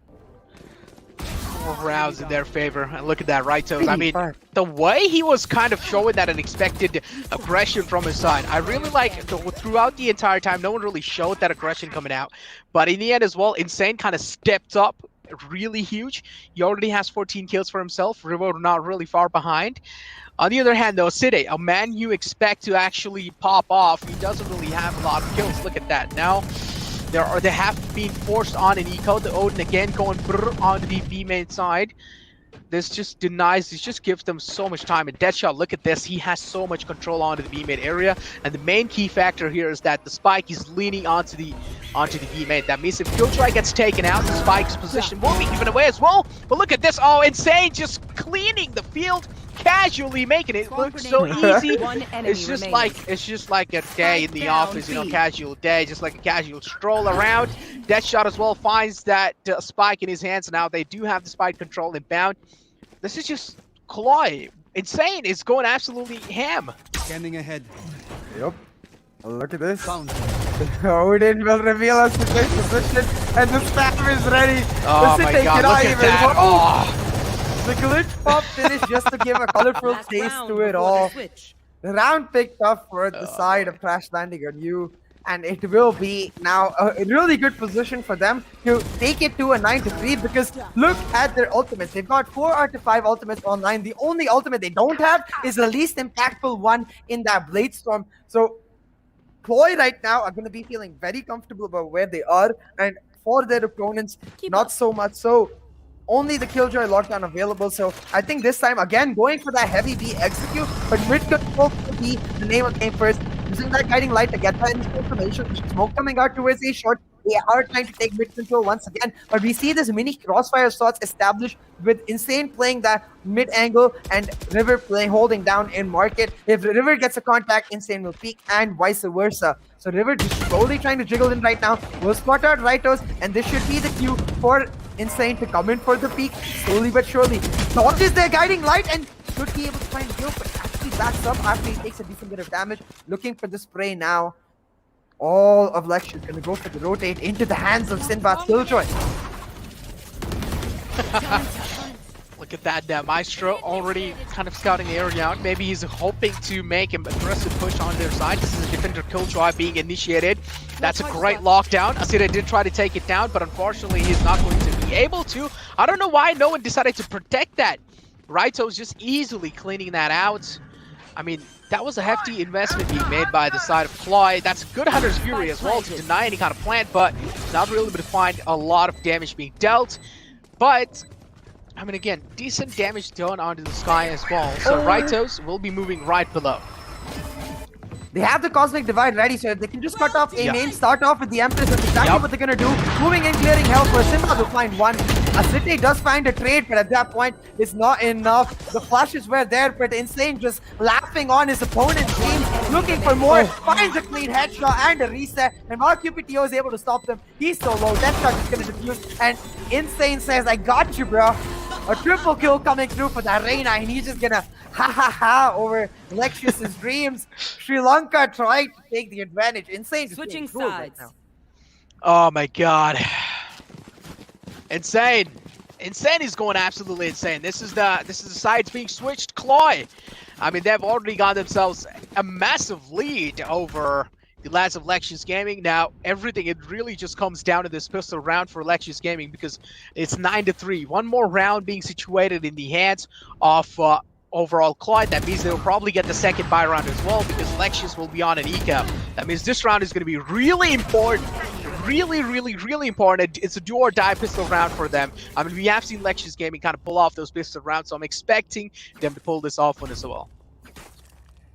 I mean, yeah, that is the expectation. But when it counted, when it really mattered in the second map of Greece, they actually lost it. So if they lose it here once again, it's going to be very difficult. Now, I like this setup in general. The Sky towards A main, the Sova towards B main, which means they get info towards both sides. Playing the Jet on the anchor where she can support the B main push if it never happens, support the Sova, or just play that slow anchor towards mid. Now, TPTO being pushed in, manages to find one, but Insane with the instant raid has the healing come through, which means raid boss Reina is online with the 150 HP. Deserve does manage to take out his counterpart, with the wall having gone down. They're stuck in 3. River finds one to sit there with the trade, but Insane will come out on top. Doesn't have any soul orbs though, so he's going to be stuck at 11 HP. 2v2. That was some murderous action in that garden area. Yeah, that's definitely some murderous action, without a doubt. And look at this now. I mean, 2 defenders already set onto the A side. That means the B side is completely open. This should be an easy stroll around inside the B side. But I also like how the Reina, which is insane, how he set himself up in the Pisa area. He's trying to play that moment out, play that position out as safe as possible, as long as he's not over committing for any angles, because he's down really low. His position is really crucial, and he realizes that. That's why he's not really moving around. But oh my god, this is absolutely massive from their side. They're moving all the way from the B mid area, and they don't even care. They're giving a lot of sound cues away. The intentions are pretty clear, but Insane has a massive flank, and I'm pretty sure he will find one. And yes, this is all he needed to do. That one kill was needed, and he managed to do that. Thunder Flash has a classic in the hand. He will try to kind of move things around. That's a great peek, and yes, he will take it out. Oh my god. Lexious pulled this round up as well. That means the next round will pretty much be taken by Lexious again. This is absolutely massive. This is massive. That's the one position where a pro move would have been to fake, because the turret was covering the initial angle, which meant that the Sova in Thunder Flash was actually just stuck in the stairs area. I feel like there's no excuses except to not fake the defuse there, because the only option Thunder Flash has when he hears the defuse is to try and push that Killjoy and try to get info of what's going on. He does exactly that, and Zixer just trying to get half defuse through, got completely off guard. The pistol pulled through for CLOY, and they're gonna push their advantage. The Spectre's now getting in. Asite is spotted, and he takes a lot of damage. Half his health bar down. The spray will come down, but Asite does manage to escape. On the other side though, Thunderflash managing to find one kill. The trade coming out, but it does mean that still no guns reclaimed. Insane will find another. B control has been taken, and in this 3v2 position, this is no longer about damage. This is no longer about thrifties. This is about the win in this best of 5, and CLOY are pedal to the metal trying to make that happen. Yeah. Oh my god, CLOY, definitely, they're pedal on the metal. Not just pedal on the metal, it's not made of pedal. I don't know what it's made of. I mean, it's not a metal pedal. At this point, it's something out of this world. I don't know what's going on. What am I saying? This is getting too intense. Oh my god, if they want to make it happen, if actually Lexious Gaming wants to make the comeback happen, they will have to pull this off, because if they don't, that means 11 rounds will be backed in their hand. But again, if they lose this round, they will have to win the next buy round pretty much incredibly. And Insane again, going Insane, easily getting that round in his hands. It's 11-3. What's going on? This is looking like it's going to be CLOY supremacy. Indeed. At this point, this buy round is so important. I mean, we saw a similar situation in Split, and they were able to win the buy round and slowly start to pull up a bit of a comeback, but it instantly got denied later. And at this, I mean, we saw this on Haven, but at this point, like, given the fact that this is a pure bonus for the side of CLOY, they don't even care if they actually lose this round. It's only...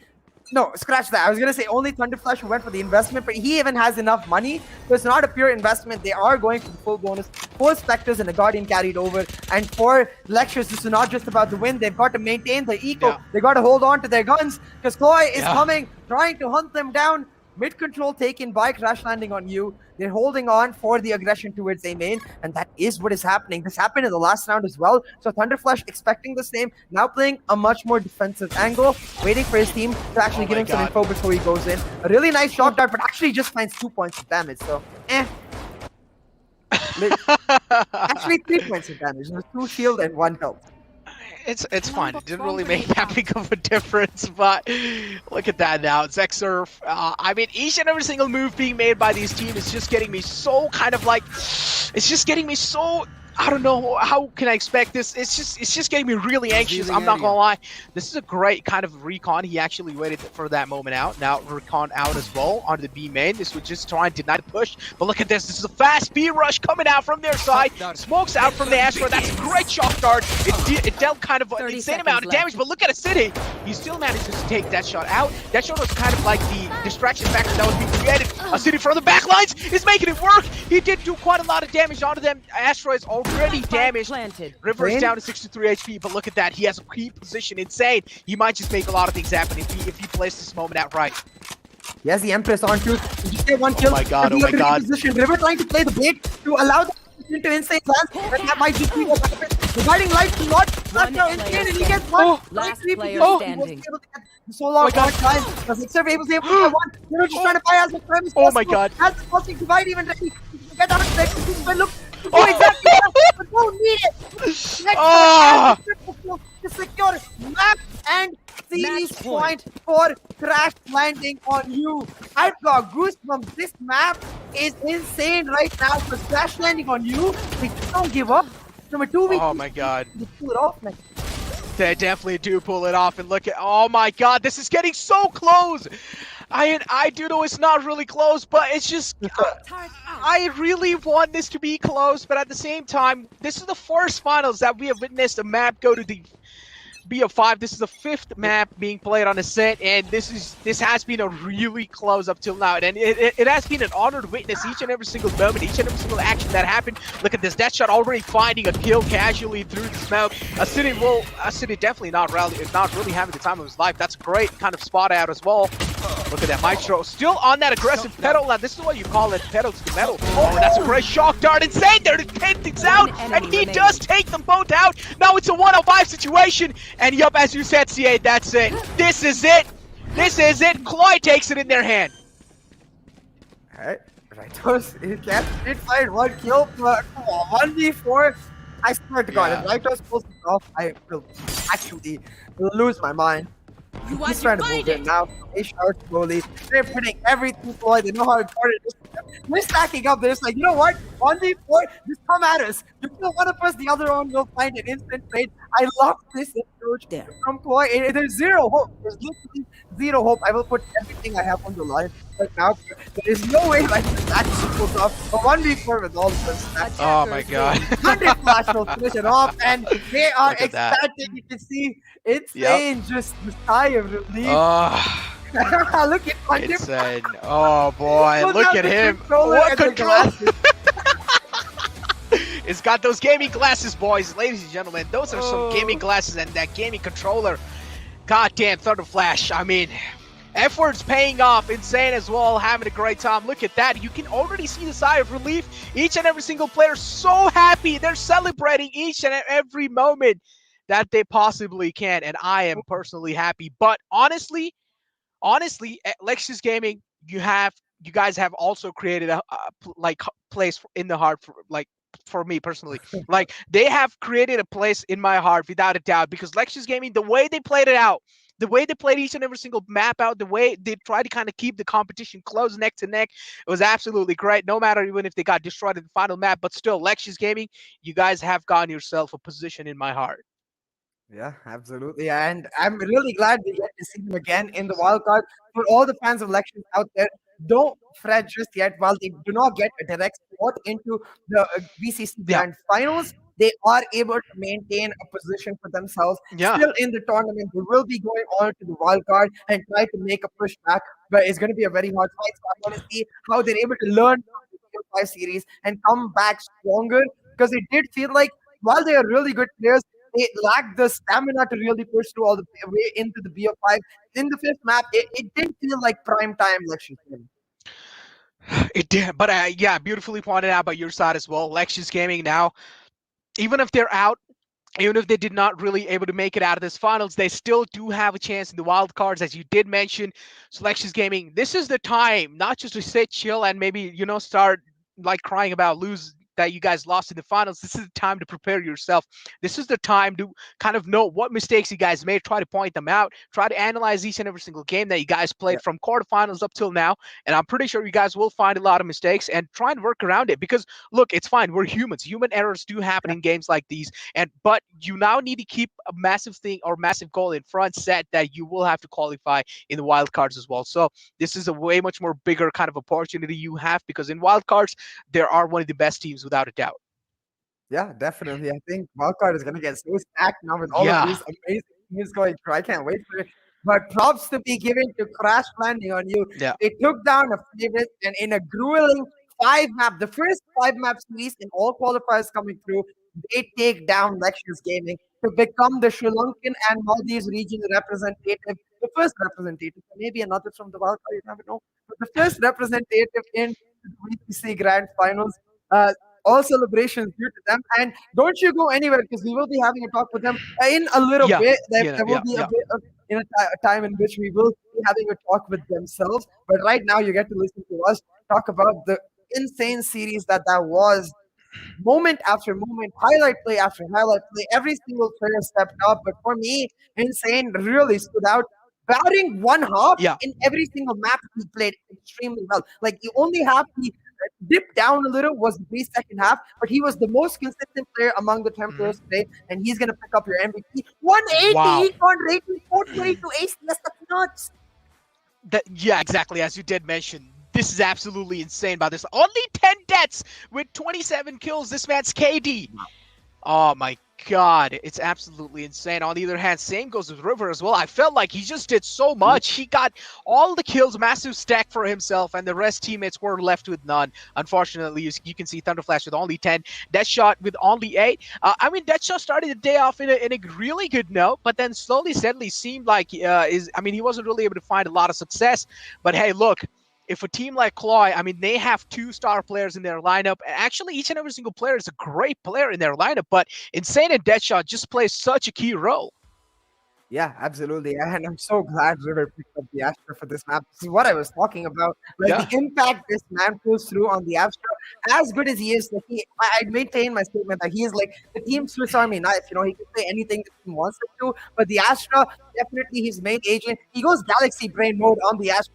They're pulling out just insane from the astral plane, able to make such key plays happen. The gravity wells are always on point. The cosmic device are always perfectly positioned. River, just the amount of impact he's able to create. That too, getting 3 first bloods on an Astra. He's not at all scared to make the moves happen, find those kills. River just doing really, really well today. And hey, Lexious Gaming, it wasn't their day. I feel like the moment I saw Asate pull out the attacking operator, I was like, no, this might be over. Exactly.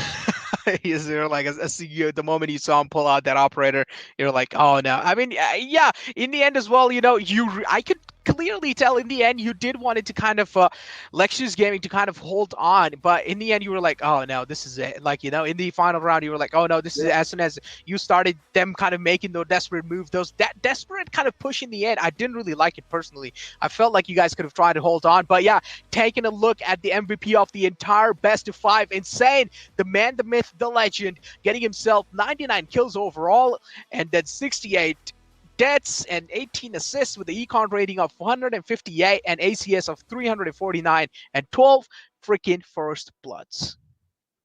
That's an average of 19.8 kills per map. 349 ACS on average across 5 maps is insane. Like, you cannot imagine a player being able to pull that off continuously. That's the consistency I was talking about. Continuously able to do the damage. Even when he dipped down on Breeze, the dip down was from the insane form that we expect him to be on, not like the regular average form. He just became a bit of an average player there. But in general, definitely not that.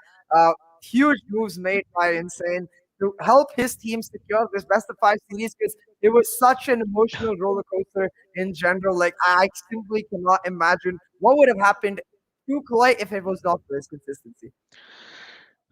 I mean, what would have happened? Yeah, exactly. I mean, as I also did say, right, and I'm seeing it clearly, like that CLOY, when it comes to the aim game, they're perfectly on there. When it comes to the aim game, they're absolutely on there.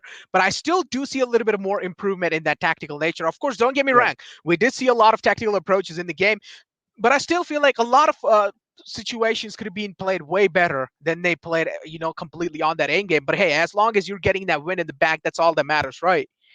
Yeah, absolutely. And to add on to your point, I feel like the thing is why we expect so much from them is they've got the right ideas for the tactical style of gameplay. What I'm Hmm. really missing is the confidence in the shot calling itself. I want to see a lot more decisiveness from CLOY because they're going to need that when they pair it up against Yeah. those international teams. But hey, let's have a look at the head-to-head for this matchup. It's going to be Insane versus Maestro, who himself played beautifully across the 5 series. Like Yeah. this guy was the central player in most matches. Even when he was playing Sky in map 5, I believe he was top fragging.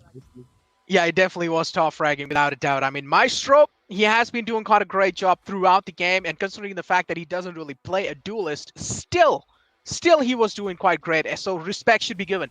And yeah, again, getting back to the point where, Lexious Gaming weren't really able to win. It's fine, okay, it's fine. There's no need to hate on Lexious Gaming. They still are the only team in the Maldives region that has made up till so far, and I feel like each and every single lad in the chat, each and every single player in general should respect Lexious Gaming because they do have a massive caliber in the future as well, and I'm pretty sure they can make big things happen. So respect to each and every single player that has gone up till now and up till here, and I personally love each and every single team. Now let's have a look at the top 5 players in the Sri Lanka and Maldives qualifiers in general. It's going to be, of course, the man, the myth, the legend, Insane, topping the charts. But what's Yeah. really interesting, and this is why we talked about Union Gaming being the favorites, it's disappointing to see Yeah. 2 of their players, second and third, but they didn't even make it to the finals. I mean, as you did say, I mean, like Union Gaming, they were one of the best teams coming in from the side of Sri Lanka, but they still weren't really able to find a lot of success in the future kind of games. Unfortunately, they got taken out by CLOY in the early phases in the semifinals, which is fine. And as you did mention, you were given that kind of Vision Strikers example over and over again yesterday in the semifinals as well. It was kind of that deja vu happening, and this is what I was getting at as well, right? I mean, the deja was happening. But yeah, taking a look at the qualified for playoffs session here, we already do have Velocity Gaming from India. Then we have Salt Esports from Pakistan, Afghanistan region. Then we have from Nepal, we have Damru Gaming, and then from Sri Lanka, we have CLOY. Absolutely great, and I feel like they do deserve a round of applause. Yeah. Yeah, absolutely. Yeah. Very well played from them. Mhm. We've got 4 more teams that will make it through. One from the Bangladesh qualifier, and then 2 more from Pakistan, Afghanistan, and India itself. I mean, one each from those. And then the Mhm. wild card, which will be our first international showdown, where all of the second/third place teams, depending on how the second qualifiers go through, will come to play. And that will be, for me, the most exciting affair because in that, I will feel like, oh my God, the grand finals is actually coming. We're getting to see all of these international teams show off against each other, Yeah. show off different styles, especially. So much to talk about and so much to analyze then. But hey, let's not get ahead of ourselves. Right now, I think very soon we're gonna have a chat with a couple of players likely from the side of Yeah. CLOY, and I think it's just Sinbad. about ready. So let's Sinbad. take you guys immediately to Sinbad from Crash Landing on Hello. You. Let's hear what he has to say. I mean, completely understandable. But tell me one thing, you took it to the 5th game. What were those thoughts going up in your mind? I mean, in terms of picks, because we've seen that versatility coming out from you guys. Yeah, so it's like this, right? I mean, we play the first map, and yeah, we know, okay, the opponent team is weak when they're attacking first. So Yeah. that's what we were able to dominate in Haven, and then coming back to Icebox, then we had a little setback at that point. And then once again on, I think it was Split, and then we, Split, again they were defending second, right? I mean, we Yeah. were defending first, so I thought, yeah, that's the way to go in, and yeah, we were dominating in that as well. So we knew Breeze was a 50-50 chance for us anyway because we want to try out Breeze and let's see how they do. And yeah, it was a close game, but then we know, okay, Ascent, yes, it's our game. We can do it. We want to keep them at 3, and that's what we were telling from the telling from the first round itself that we are not going to give them more than 3 rounds. More than 3 rounds, yes, 9-3, 9-3. The first half, it's going to be 9-3, and yes, that's what we did. I just want to ask one question from you, Sinbad. Like, your team always opted for those different maps, like Haven, Haven, Icebox, and the Breeze. Is there any answer or something, any different of type of mentality? I didn't get you. Can you repeat? Sorry. The question is, you guys always opted for the different type of map, like Breeze and Icebox. Why? The question is why. Basically, what he really wants to say is that we've seen a lot of off picks, right?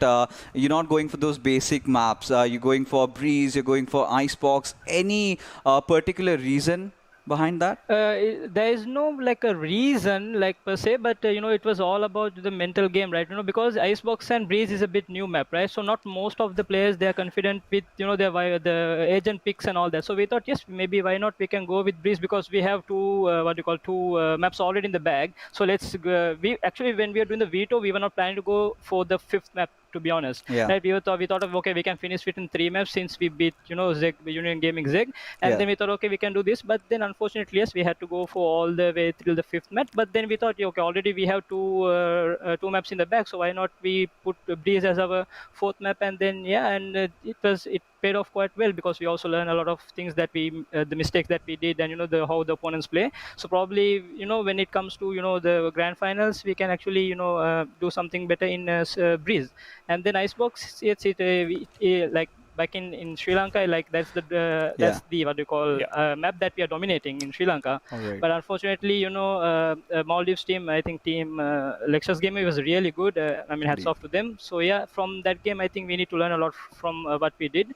So yeah, that was the whole plan. It was some kind of like a mind game thing.